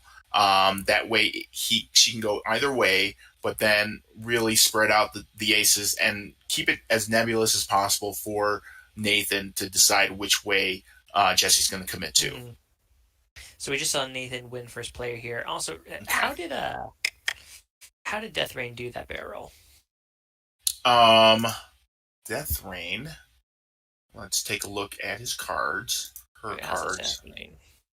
So. Okay. He's dropping, looks like thermals, allowing Yep. him to perform an action. Yep. Okay. There And you he can go. reload those. Yep. Oh. Neat, as Jesse would say. As Jesse would say. There they are. Okay, yeah, that's the action, and then it's easy enough to reload here as it becomes relevant. But I don't imagine he's banking on the seismic charges being important.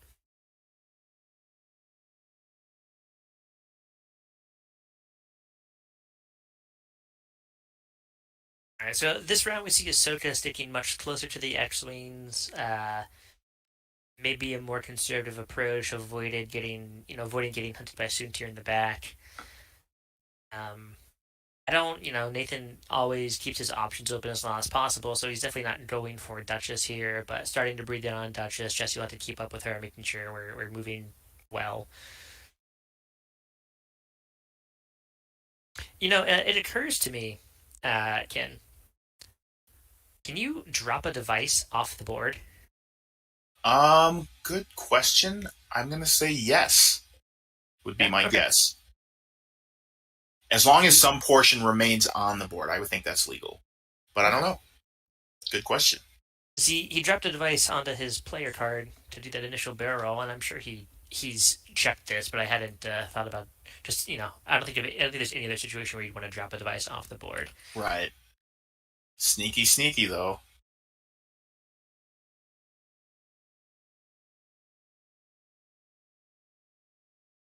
And here comes Soontir swooping in. Yes, the rules say the bomb can be dropped with a portion of the token on the play area. So yeah, Nice. if you're all the way back, I don't know if the portion was on there. I should have checked them. Yeah. Let's call him in. I'm into the booth.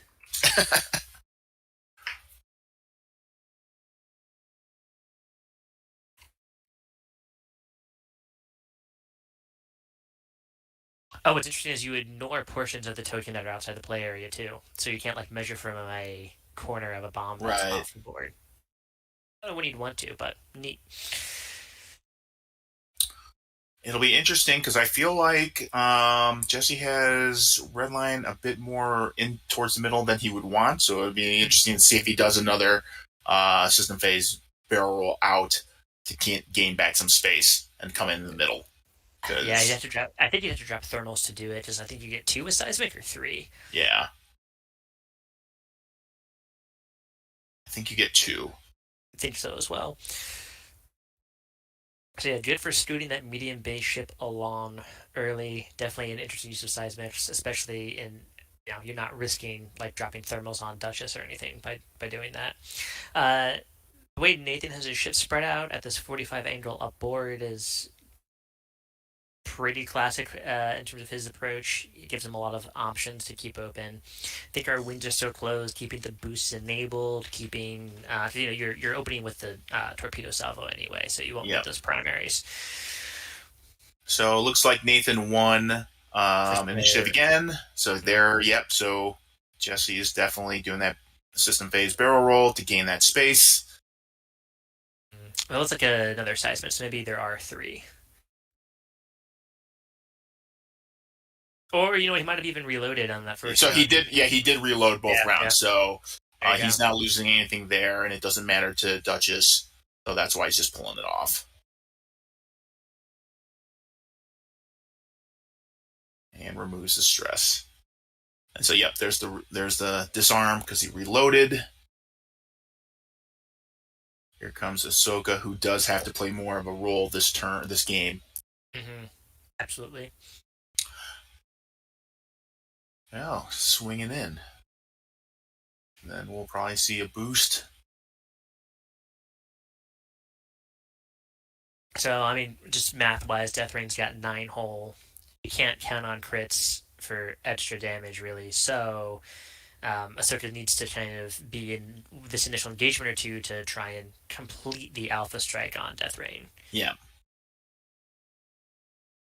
You see, Jesse has painted a yellow stripe on all of his ships as an homage to me. It's very kind of him to do that.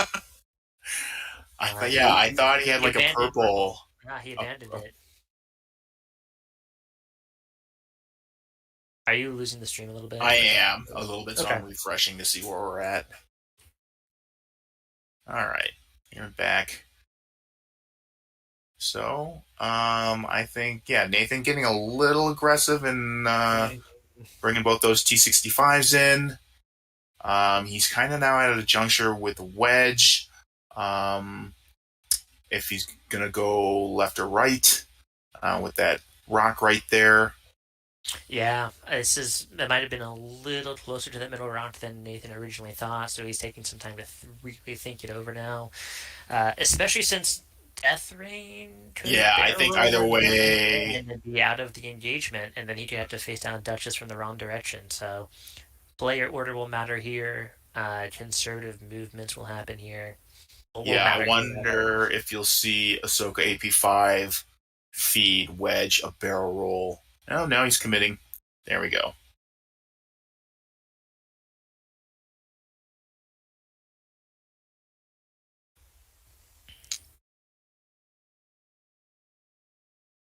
Do you think Jesse like pretends to set a different maneuver for Soontir as like a courtesy, or do you think he would just lock the 5 down for the first few rounds? I mean, he definitely wants to spread it out. So Like I his think, yeah, watch. It's a nice watch. it is. Yeah. Has some like those like wood grain features on there. It's pretty cool. You know what I've gotten addicted to lately are those Mm. ASMR watch restoration videos. Like, I can't Oh, stop you watching mentioned them. that. I Yeah. can't stop watching them. Do you do it like before bed to kind of like zone out? Yeah. Mhm. The one I'm subscribed to is Red Dead Restoration, and so yeah, he's done some really.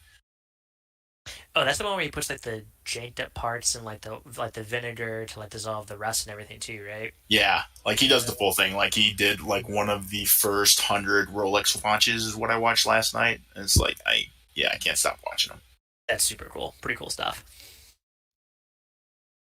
Yeah, I wonder when Jesse switched up to these yellow stripes because he's always been known for his purple schemes. He missed me when I moved. He was said, "I'm gonna mimic Travis's yellow ship scheme here." Aw, Yeah. I always get made fun of me like I own the color yellow, which is not what I'm saying. He's just embarrassed, and it's fine. I am That's cool disappointed though. that you did They're cool. not show up to SoCal in your Mando outfit. I Sad really want to. times. I really want to. I need like a 3 or 4 rounder, and it's probably gonna be like it lab if it ever happens at all. So I need to be able to like sit down. It, What it are hurts. It I hurts to was wear gonna the say? armor. I was gonna say what movements are limited by wearing that. Honestly, it's the mine is really flexible. I can even sit down. Vision's kind of impaired. It's vision and hearing that I think would be the biggest thing for this game. It had to be like a truly like I don't care about winning event. Right. Um, but I need to put like some Doctor Scholl's in there. It's just like wearing because the Hmm. chest and everything is actual like it's metal armor, so it hurts your back to wear for a while. That's the biggest impediment. Nice. I'm not feeling great for Nathan here. I feel like Jesse has the perfect setup engagement that he wants, and he can kibosh anything that comes into this, very large kill box he's created. Yeah, I mean, Death Rain can barrel roll and bank in and be out of range 3 unless Nathan is super aggressive, which I think you can safely say is not the move here. Right. And then Nathan's going to be really committed to one or the other. It's going to be hard to get off the alpha strike. Um, I it's mean, just what Death it looked like. Rain. Yeah, Death Rain has the diamond borons, which gives him, I think, 4 dice out the front, and then you've got the other two that are rolling 3 anyways. 3 for the Um, Gorons, but still yeah, good.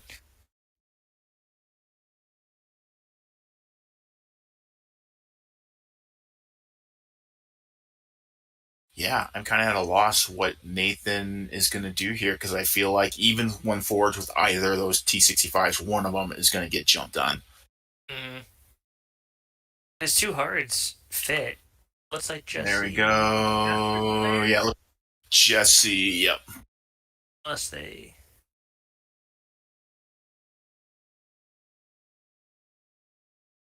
I think. Maybe Nathan got a crit.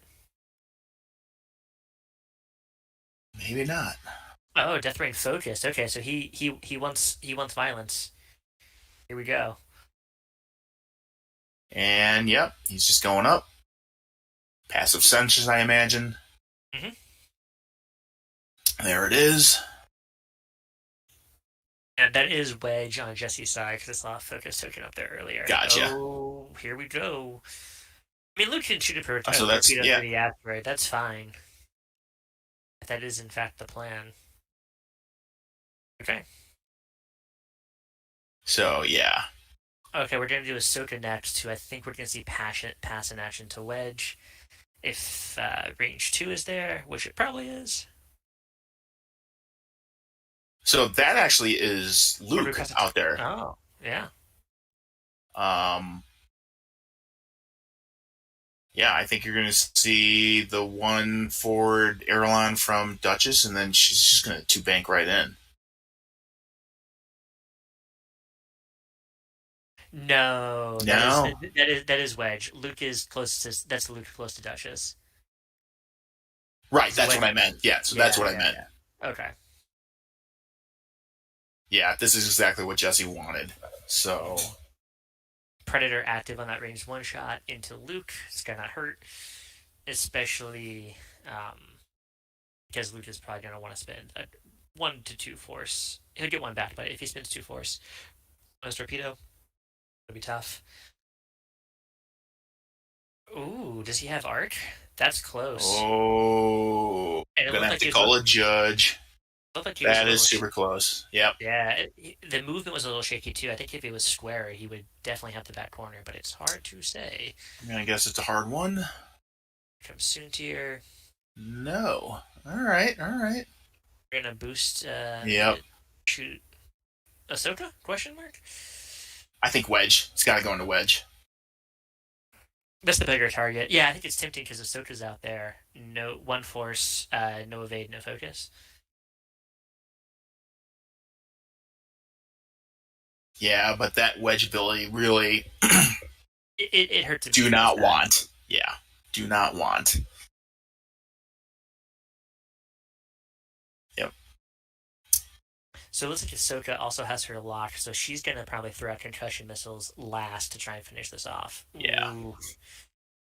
Oh yeah, that. I think it's out. Yep.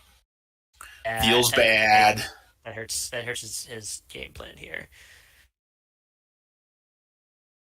I mean, great for Jesse too, though. I mean, this is the matchup that's probably one of the hardest ones he'll face today. Yep.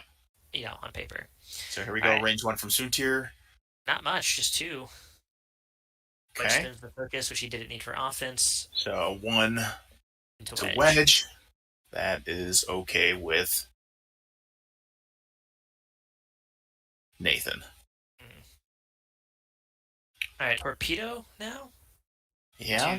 Yep, spinning the lock. And spend 1 force for max hits. 2 hits. Yep. Blank out. So we'll take all 4 and a crit into Death Rain. Got it. Panic Pilot, maybe? I don't know. They showed it to us. They're not reaching for stress, so it was something else. I'll have to buy get the group together and pitch in for a HDR camera. HDR camera and make them use full size damage cards. Yep. All right. All right. Ahsoka's target lock rerolling and spending a force on her concussion missiles. Get all 3. That's what she needed. I see 1 evades. That's like 1 damage coming in. Plus you flip or 2 damage. 2 damage go in and then you flip at the end. Do I have that wrong? Concussion missile says after this hits each ship. You are supposed to expose a damage card there, so I'm not sure why they're not. Maybe they forgot.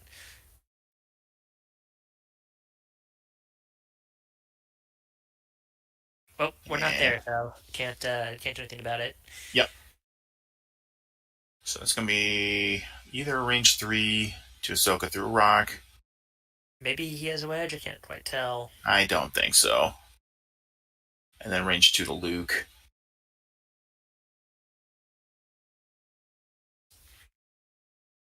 So no ATP here. I think we're considering Diamond Boron, right? Just Right. who's the best target for it? Did Luke not take damage from touches? I guess I No. missed. Yeah. Rolled two and then evaded out. All right, so we're doing Diamond Boron right now into Luke. Blanks. Target lock reroll? Yep. Can you not? Perhaps you cannot. Then All you have to play right. revisit something. That's gross. So now they're looking at the damage cards, and let's see here.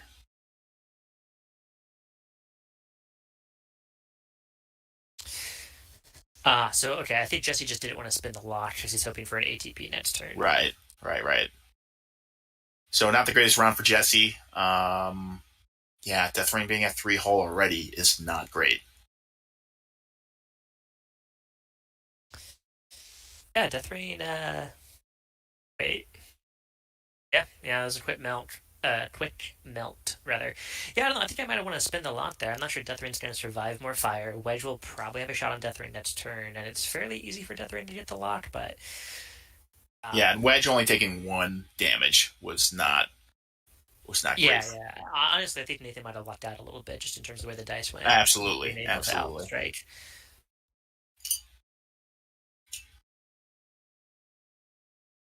All right, so Luke launched 1 proton torp. So here's another road play, right? Normally, if Soontir was second, he'd just dial in a bank maneuver to chase Wedge, but he can't really afford to bump Wedge, Yep. so has to play it a bit different.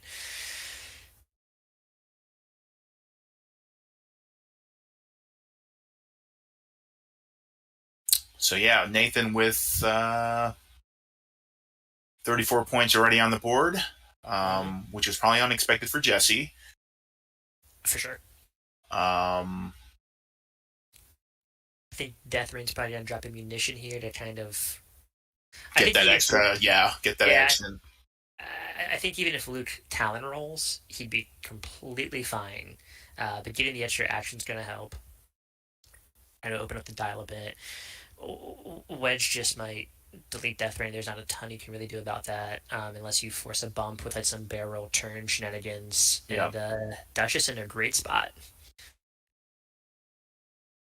Yeah, and I feel like Soontir's got to be honest with Soontir. Like, you could follow up Wedge, but then you've got Ahsoka right there as well. So yeah, not the like he got the opening he wanted, but it didn't go the way he wanted for Jesse. If I'm tracking, I think Ahsoka spent 2 and then 1 on her attack, so she only has 1 force up, so kind of vulnerable, not the target you want, but also not going to be using her ability this turn. Right, and she also used a concussion missile, so yeah.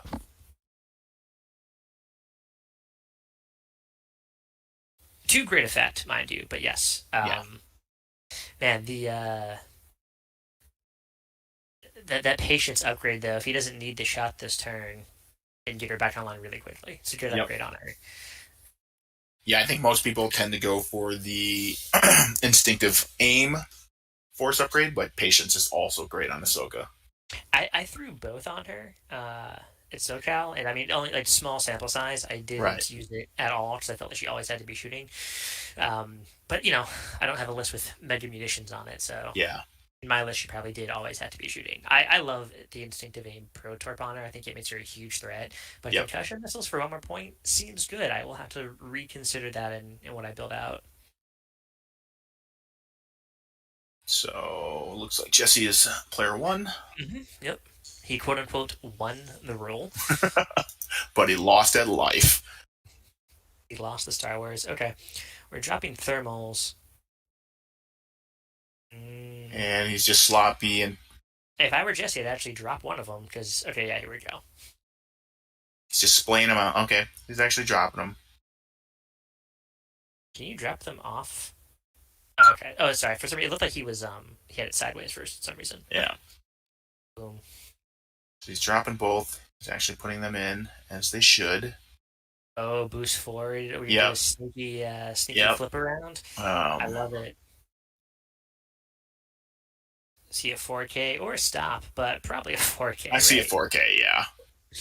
He's got the lock. He might lose range 1 for the ATP, but he'll keep up the target lock like he wanted, so not bad. And maybe Death Rain lives to fight one more day, so. Yep, so there it is. Boosting into 4K is really fun. There's a few ships in the game that can do it. Sabine can do it in a couple of the ships she's in. Death Rain can do it. The Aileron ships, obviously. Bombers. So now Okay. Duchess is going I to. get a bump on the Ailerons. Yep. Which is nice and different from either Afterburners or Boost. Mm-hmm.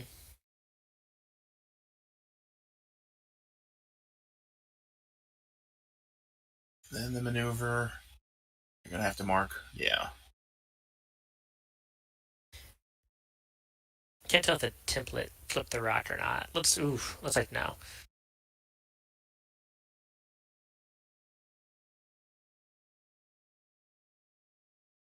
Okay, wait. So that she did not. So Duchess didn't Airline. That was the move. Bumped. Not in a great position because Luke pulled the Talon roll. Mm-hmm. I'm probably shooting Death Rain anyway, but if he can get a second gun, Yeah. which I don't think he's going to be able to do. Maybe if Wedge Talon rolls and shoots through the rock, but we'll see. The move here is definitely go for the kill on Death Rain. Yep.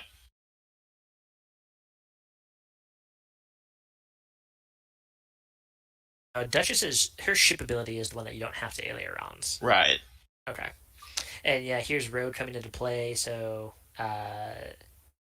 Nathan turned Ahsoka in here on the 50% chance Soontir bombs, maybe getting a shot, maybe also blocking. And then Wedge will be able to move out more free and clear, denying Soontir an action if he can avoid the bullseye. So Soontir does clear and hits Wedge. However, I think that's still an arc from Ahsoka. That's my guess as well. Yeah, and then. Oh yeah, we're gonna see the Talon roll here. Opens up the options. If Wedge happens to kill Death Rain, Luke has a great follow up on Duchess. And we're gonna move in there, try and close the range, or are we staying back? Doesn't matter because it'll be in Bullseye, which does give Soontir the focus, which is great, as well as Predator. Mm-hmm. So yeah, do you slide back and maybe get range out of range of Soontir, or do you slide up to try and get Duchess? I think you slide back and avoid Soontir as best you can. Yeah, but you also have to watch out for those thermals because that's a bit close. Looks like it's just I think Nathan decided plays it safe, goes forward. Yeah. Yeah, thermal detonators are to be avoided for sure.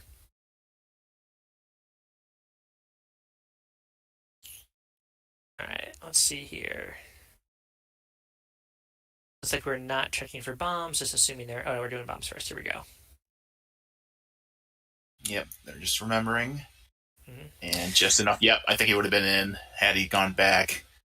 Bad times. Right. Soontir is worried about return fire. Thinking about spending the focus token to put some hurt onto Wedge. I think you do it, because Soontir's not the target right now. At least probably. Still thinking about it.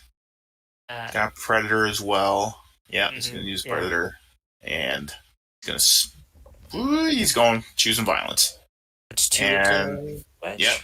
Hit crit? Or just can't tell? Well, 2 shields. No, wait. So, yeah, that's 1. And then is it just a regular? Because we don't see him. He has 2 damage cards on him. Okay. Oh, you know what? It was a shield and then a direct hit, I think is what happened. Got it. He's down to 3 hull. So that's half. So, 3 hull. Which is Torp into Death Rain does almost nothing. I think it's 1 crit. Death Rain blinks out and will take it. Or 2 crits. Let's see. Yep, 2 crits. As long as it's not double damage, he's okay. Death Rain down to 1. Luke has to follow up. But Duchess will shoot first. Duchess at Wedge. Range 2. Predator. Spins the force from Fifth Brother for a hit crit. Yep. Oof. Is that double eyes on Wedge? Yep. That's dead. Wedge off the board. Alright, Death Rain's gotta die now. Or it's gonna be an uphill battle. Unfortunate, Nathan needs to contend with an I6 now. Luke's second Pro Torp needs to guarantee the kill. I'll paint, he's got it. Nice. Okay. Gross. Soka's gotta do some work now. Yep. She's necessary to victory. She's also set up to one hard and maybe be relevant to fight Soontir Duchess next turn. Um, Deathrain shooting Luke? Question So, mark. did he survive that Pro Torp? What happened here? I don't. Did Luke just shoot range one at Duchess instead? I think Luke Because I didn't see shot. any. Luke took the range one at Duchess. That's what happened. Okay. And did not do any damage? Is that what happened? No, Duchess has a damage card now, so two Okay. onto Duchess. Got it. Ahsoka shooting Soontir. Yep. 3. Soontir dodges it all. Soontir Wow. Wow. Nattied out. That calls for some schmoopleberries. Get the schmoopleberries Wah, in the wah, wah, chat. They said the secret phrase. So yeah, we knew this was going to be a fist fight, and that got bloody real quick. And I think Jesse came out on top because I think, yeah, as we talked about, his win condition is to pull Wedge off the board as soon as possible. Yeah. So not knowing how the Soontir shot was going to go, because we didn't. If you're Nathan there, would you have also shot Duchess, or would you have chosen to have shot Death Rain? And again, I would have gone for Death Rain, yeah, just to get him off the board. It was very unlikely that he would pull Duchess off the board, so I think he'd take the sure thing because also Luke is going to eat a bomb here. I think I think that one thing Nathan might have been part of the calculus was I don't think he still had a target lock on Death Rain, so I think it was Gotcha. range 3 versus 2. Yep. So you that changes things damage.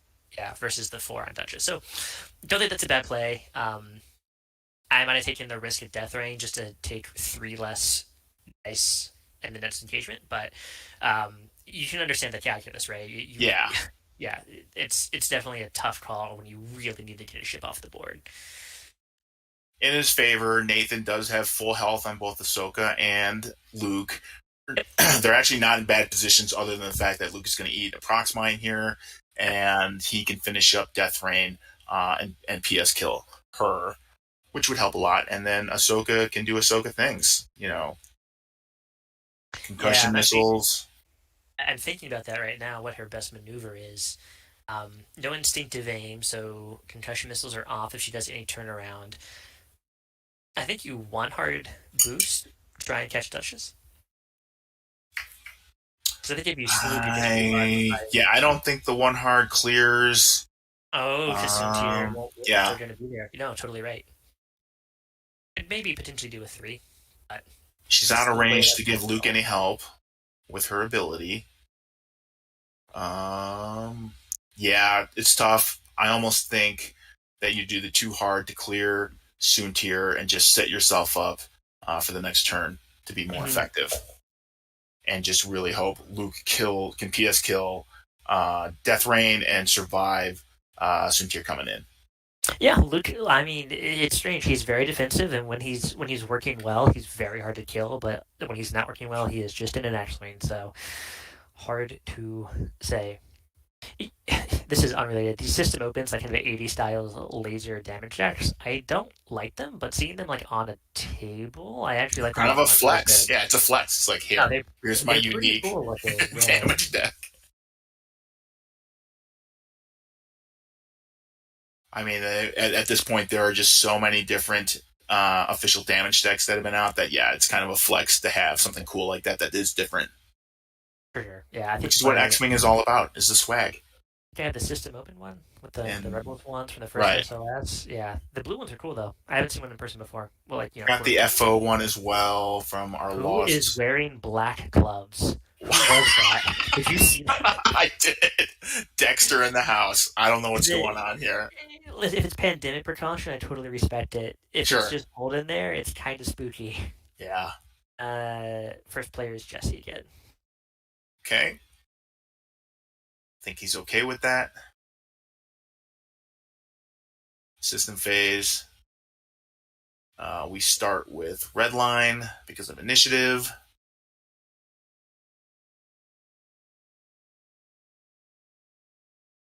Although red line can't do a bonus action, because he is stressed. Ooh, correct.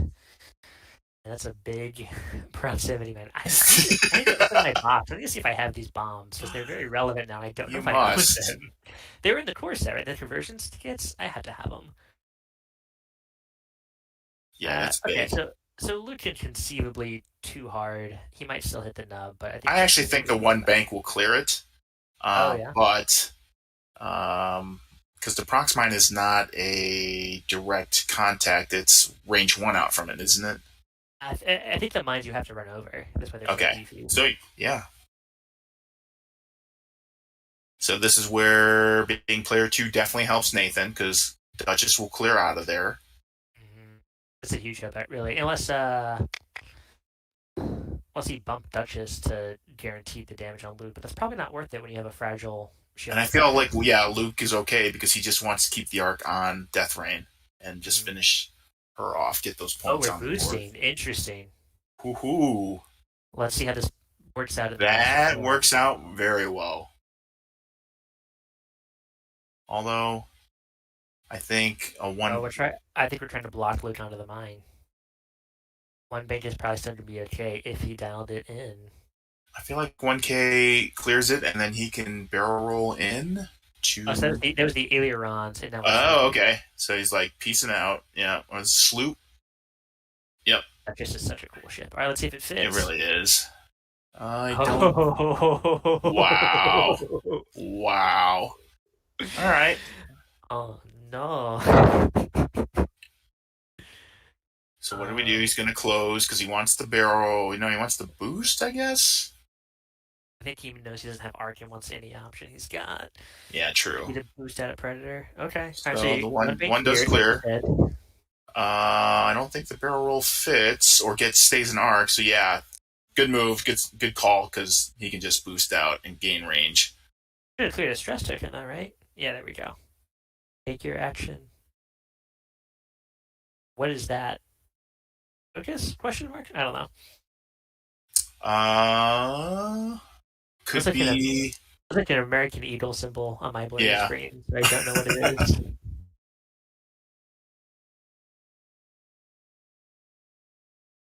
The other thing to note here is that so he's going for the target lock. Yeah, which made sense. He still has torpedoes. He wants to be set He's up got and ready to torpedoes. go. Also has R2. Like, it doesn't save you from the half points, but it gives the longevity to Luke. For sure. And a ship like Luke, which really makes you work for every point of damage, R2 can really extend a game in your favor. Yeah. Got the sloop from Ahsoka.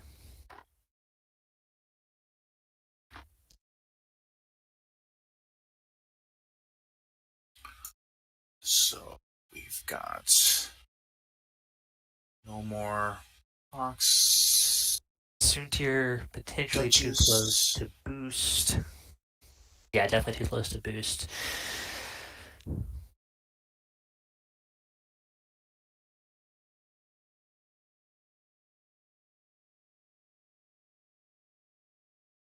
Yeah, so he's playing conservative here. He's aware of Ahsoka. He doesn't want to lose anything on Soontir to a dumb pot shot from range 3.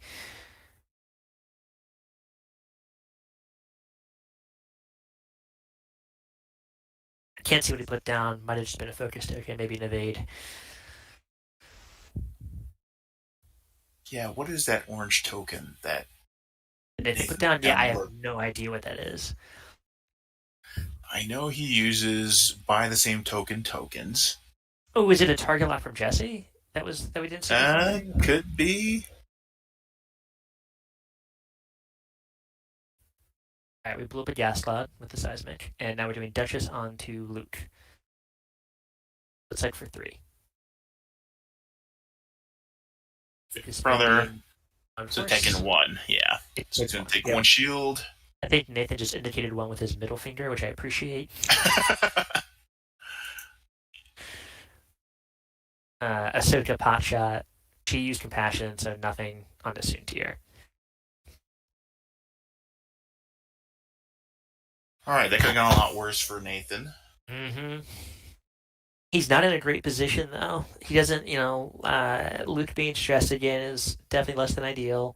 Yeah. He has the target locked on the Soon tier, so he can flip and maybe catch him, but it's not going to be easy. Again, maybe Luke does another red turnaround maneuver here, and Ahsoka comes screaming in the A-wing to try and participate in this fight, make a difference, maybe swing Death Rain off the board for Luke. Oh, okay. So Death Rain was ionized. So Oh. that must be one of those crits. Mm-hmm. Still has thermal detonators. Still has two in the hopper, so could be dropping that. Oh, that would really interfere with Nathan's options, I think. Yeah, I almost think Luke just needs to break contact and get out. Still has 35 minutes. Still full health. Yep. No I mean, reason.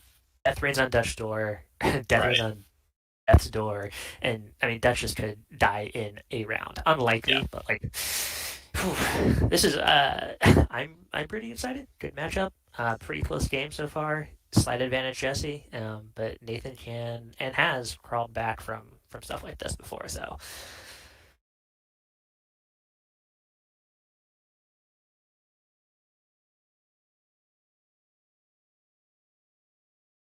Yeah, I also think, with Soontir kind of going to be breathing down his backside, Luke definitely needs to just break contact, get out of there.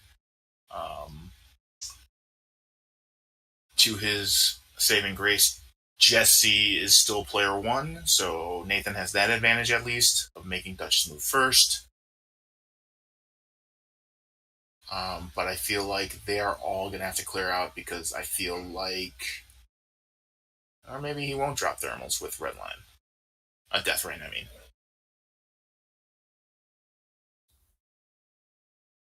yeah, I don't play a lot of bombs. I probably would here, but that might just be gut reaction, not well thought out. Well, it stops his guys from chasing Luke, so maybe you don't drop it, Mm-hmm, mm-hmm. and hope you survive Ahsoka, who is probably going to five straight right in. Yep. I mean, man, if you can pin down Luke before he gets that torpedo off, you're looking pretty good. Here we go, RPO roll. There's glare, but it looks like Jesse is final player again. Yep. Matters for Duchess. I think now that Wedge is off the board, he's more comfortable being first player. Yep.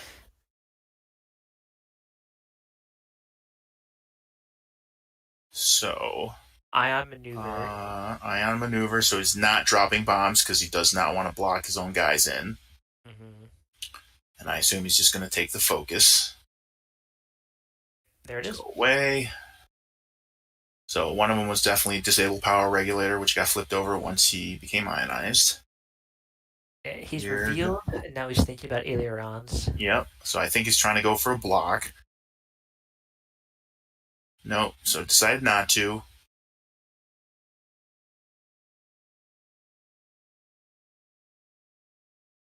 So that's an evade in case Luke flips around. So Luke does have S foils closed, so has the boost available to him. Okay, so we are going to reset here. Yeah. Probably not the best.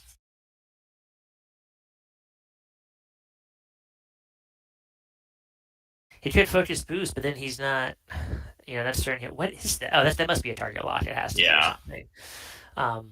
He could focus boost here, but then he's not set up to turn around that's turn. He's doing it to get some range control, which makes a lot of sense, but it's tough. Did focus. Okay, so no stress token. I guess Luke does not need the focus. There's that five straight. Yeah, at the very least, has a shot on Death Rain. Is going to try and take Death Rain out now. Put the target. Take the target line. Yep. And that's the play. Fell one hard. Yep, of course. Unfortunately, blocked in by Duchess now. Mm-hmm. But we'll probably still get a Hail Mary. I don't think the boost fits. Not the one he wants, anyways. Right. Not might not be in arc.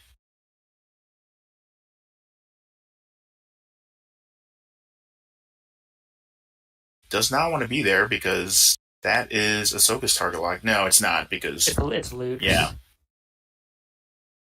it's just gonna scoot up a little bit just to get ready for next turn. Probably get some coverage from the rock potentially, maybe. Um, this must be the shot on So Luke. Luke took 1 damage there. yep. So another shield.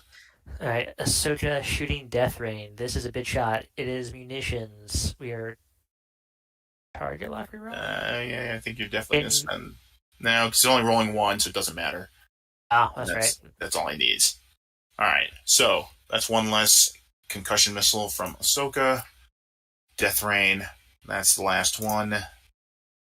And still 30 minutes left in what will probably be a bit of a nail biter.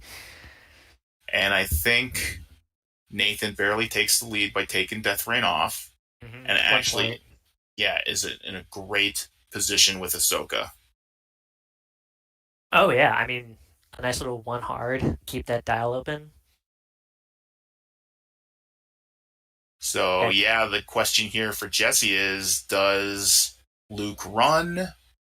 Or does Nathan try and get clever and break right?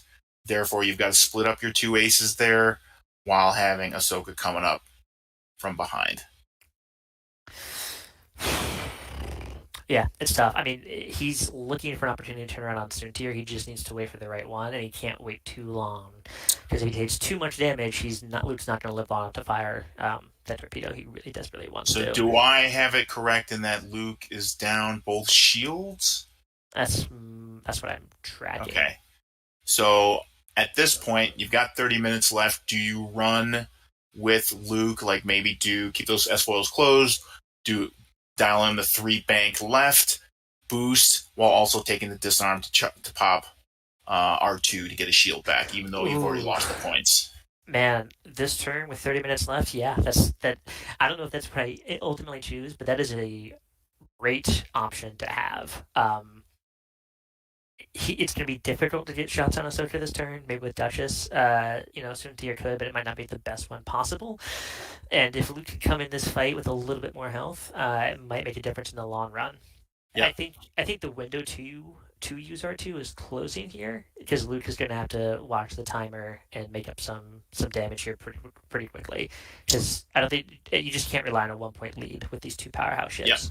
Also, for the folks at home, I don't know what will happen with the system, the overlay, if looks like Nathan takes player one. If Luke regens that shield, gets back to over half, if it'll take the points off. So if that happens, don't just ignore that. Looks like Luke has Talon rolled. Okay, so he's choosing violence. He's daring Soontir to come in with the lock. That is not what I expected from Ahsoka. Very interesting.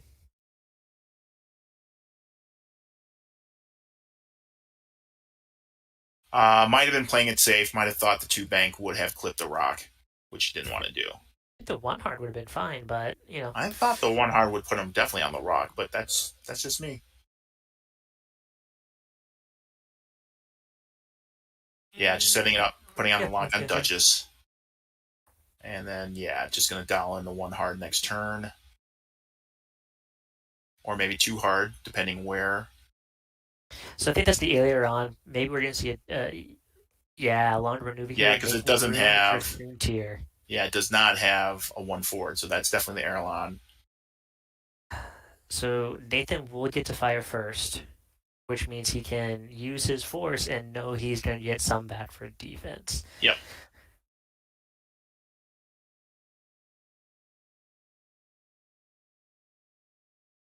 So taking the focus, I think.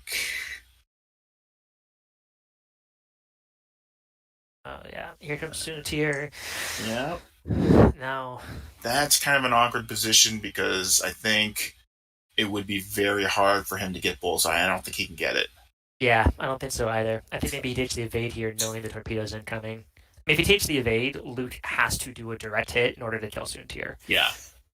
which it's not the bet you want to be hedging, but that's the thought. I don't know. Soontir gets to shoot first though, so we will see. Probably cannot kill Luke with four hole. Yeah, my adrenaline is up. It's a nail biter game. I'm really excited to see what they do here. Jesse puts down a focus. Focus. Yeah, I think Nathan needs to survive this round with Luke, do max damage, and then peace out and R2. Mm-hmm, mm-hmm. And then Ahsoka's in a great spot to come in, prevent. Did he get the range one? I don't think so. No, I think it was range two. Nope, four dice, range one. Spending the focus. Okay, we're all in. Luke will take two. So takes two. One of them, nope, it's all regular, I think. Yep. Now he can go full force of this torpedo into Soontir. All that paint.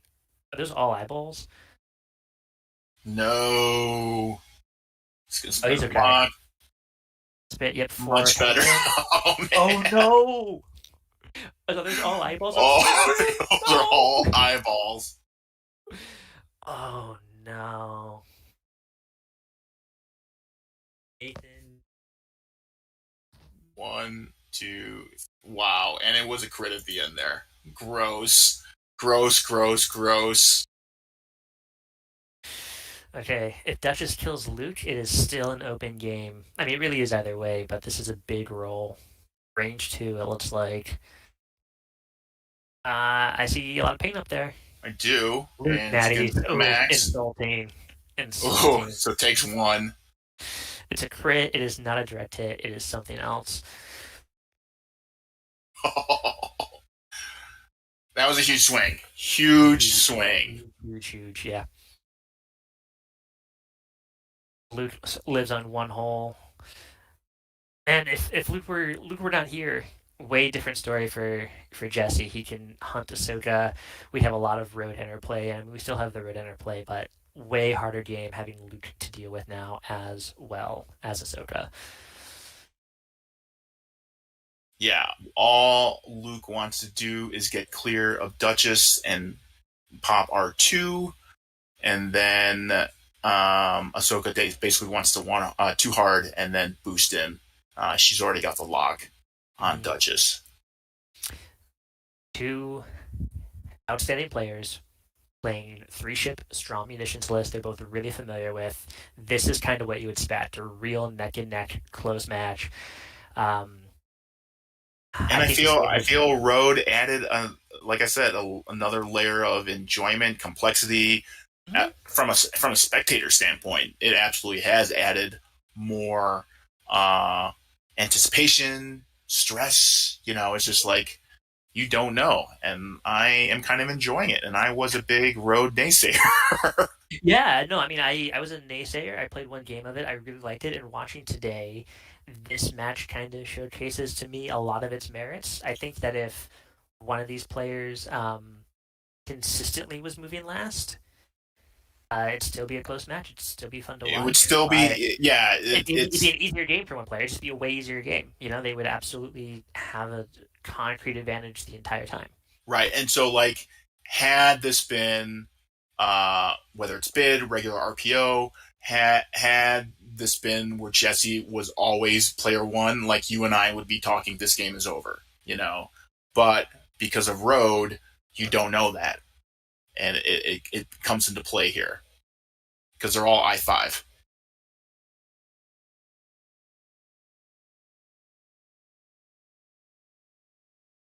Initiative roll here.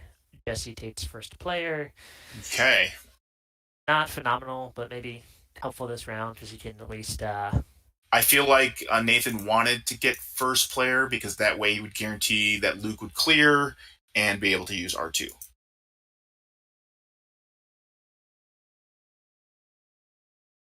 I'm confused about what just happened. I guess aileron into a To a sloop? No? Can't tell. weird order. I don't know. Okay. Yeah. He's saying, I'm out. definitely going to take a disarm and get one shield back. That I is don't what think happened, correct? I don't think you took the regen. What? Why wouldn't he? I don't know. Because you have to do it.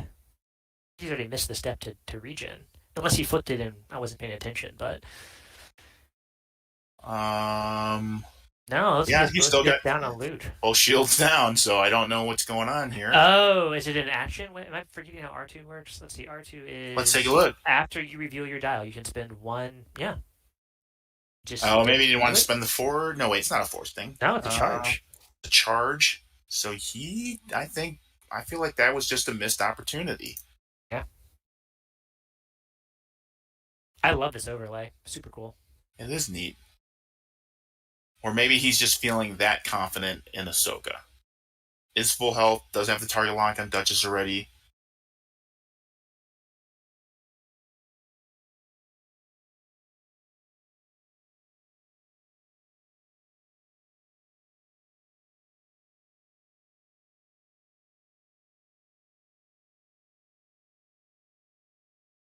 That's interesting. I am really wondering why he did not pop I think you just missed R2. it.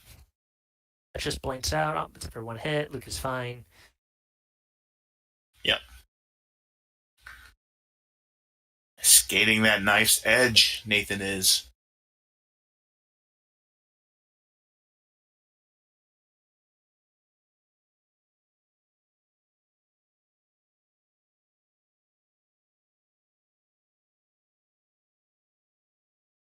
Yeah, R2, another upgrade. If you're always moving first, you may not know when R2 is good, but if you have the opportunity to move second, you can use R2 after you have more information. So Yep. it's cool.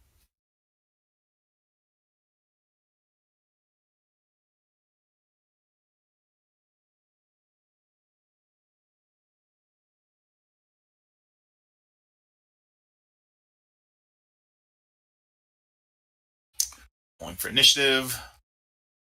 Looks like Jesse. No? Guess Nathan's keeping it. Yep, because there goes Luke. Mm-hmm. One. Yep.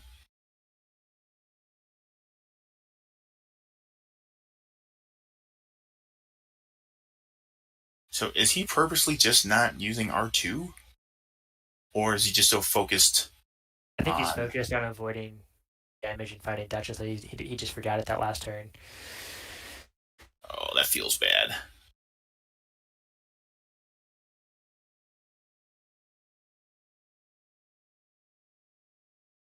I also think there's only 2 damage on Luke because there's only 2 cards out there. Let me pull one back. Okay.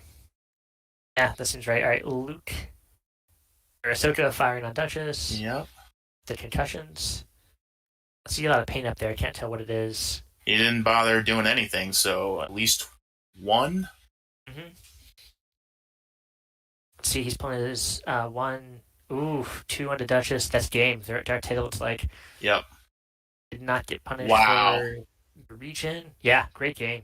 It was over in a Down flash, to the really. wire. Yeah.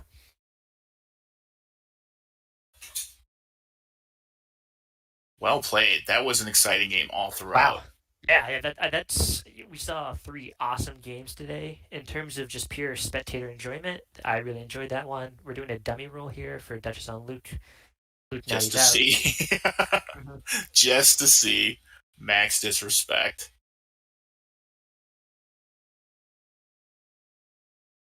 Wow. So yeah, that does change the points though. So you know, don't forget to take your return fire shots. So he ended up taking Luke. Yeah. Okay. Yeah, I was thinking he did take Luke off the board. Could have regened, Well but that's played fine. that. Right. And so we will not be here live for the final match. I think it is going to be streamed. We'll probably record commentary over that at a later date, just so it's on the YouTube channel.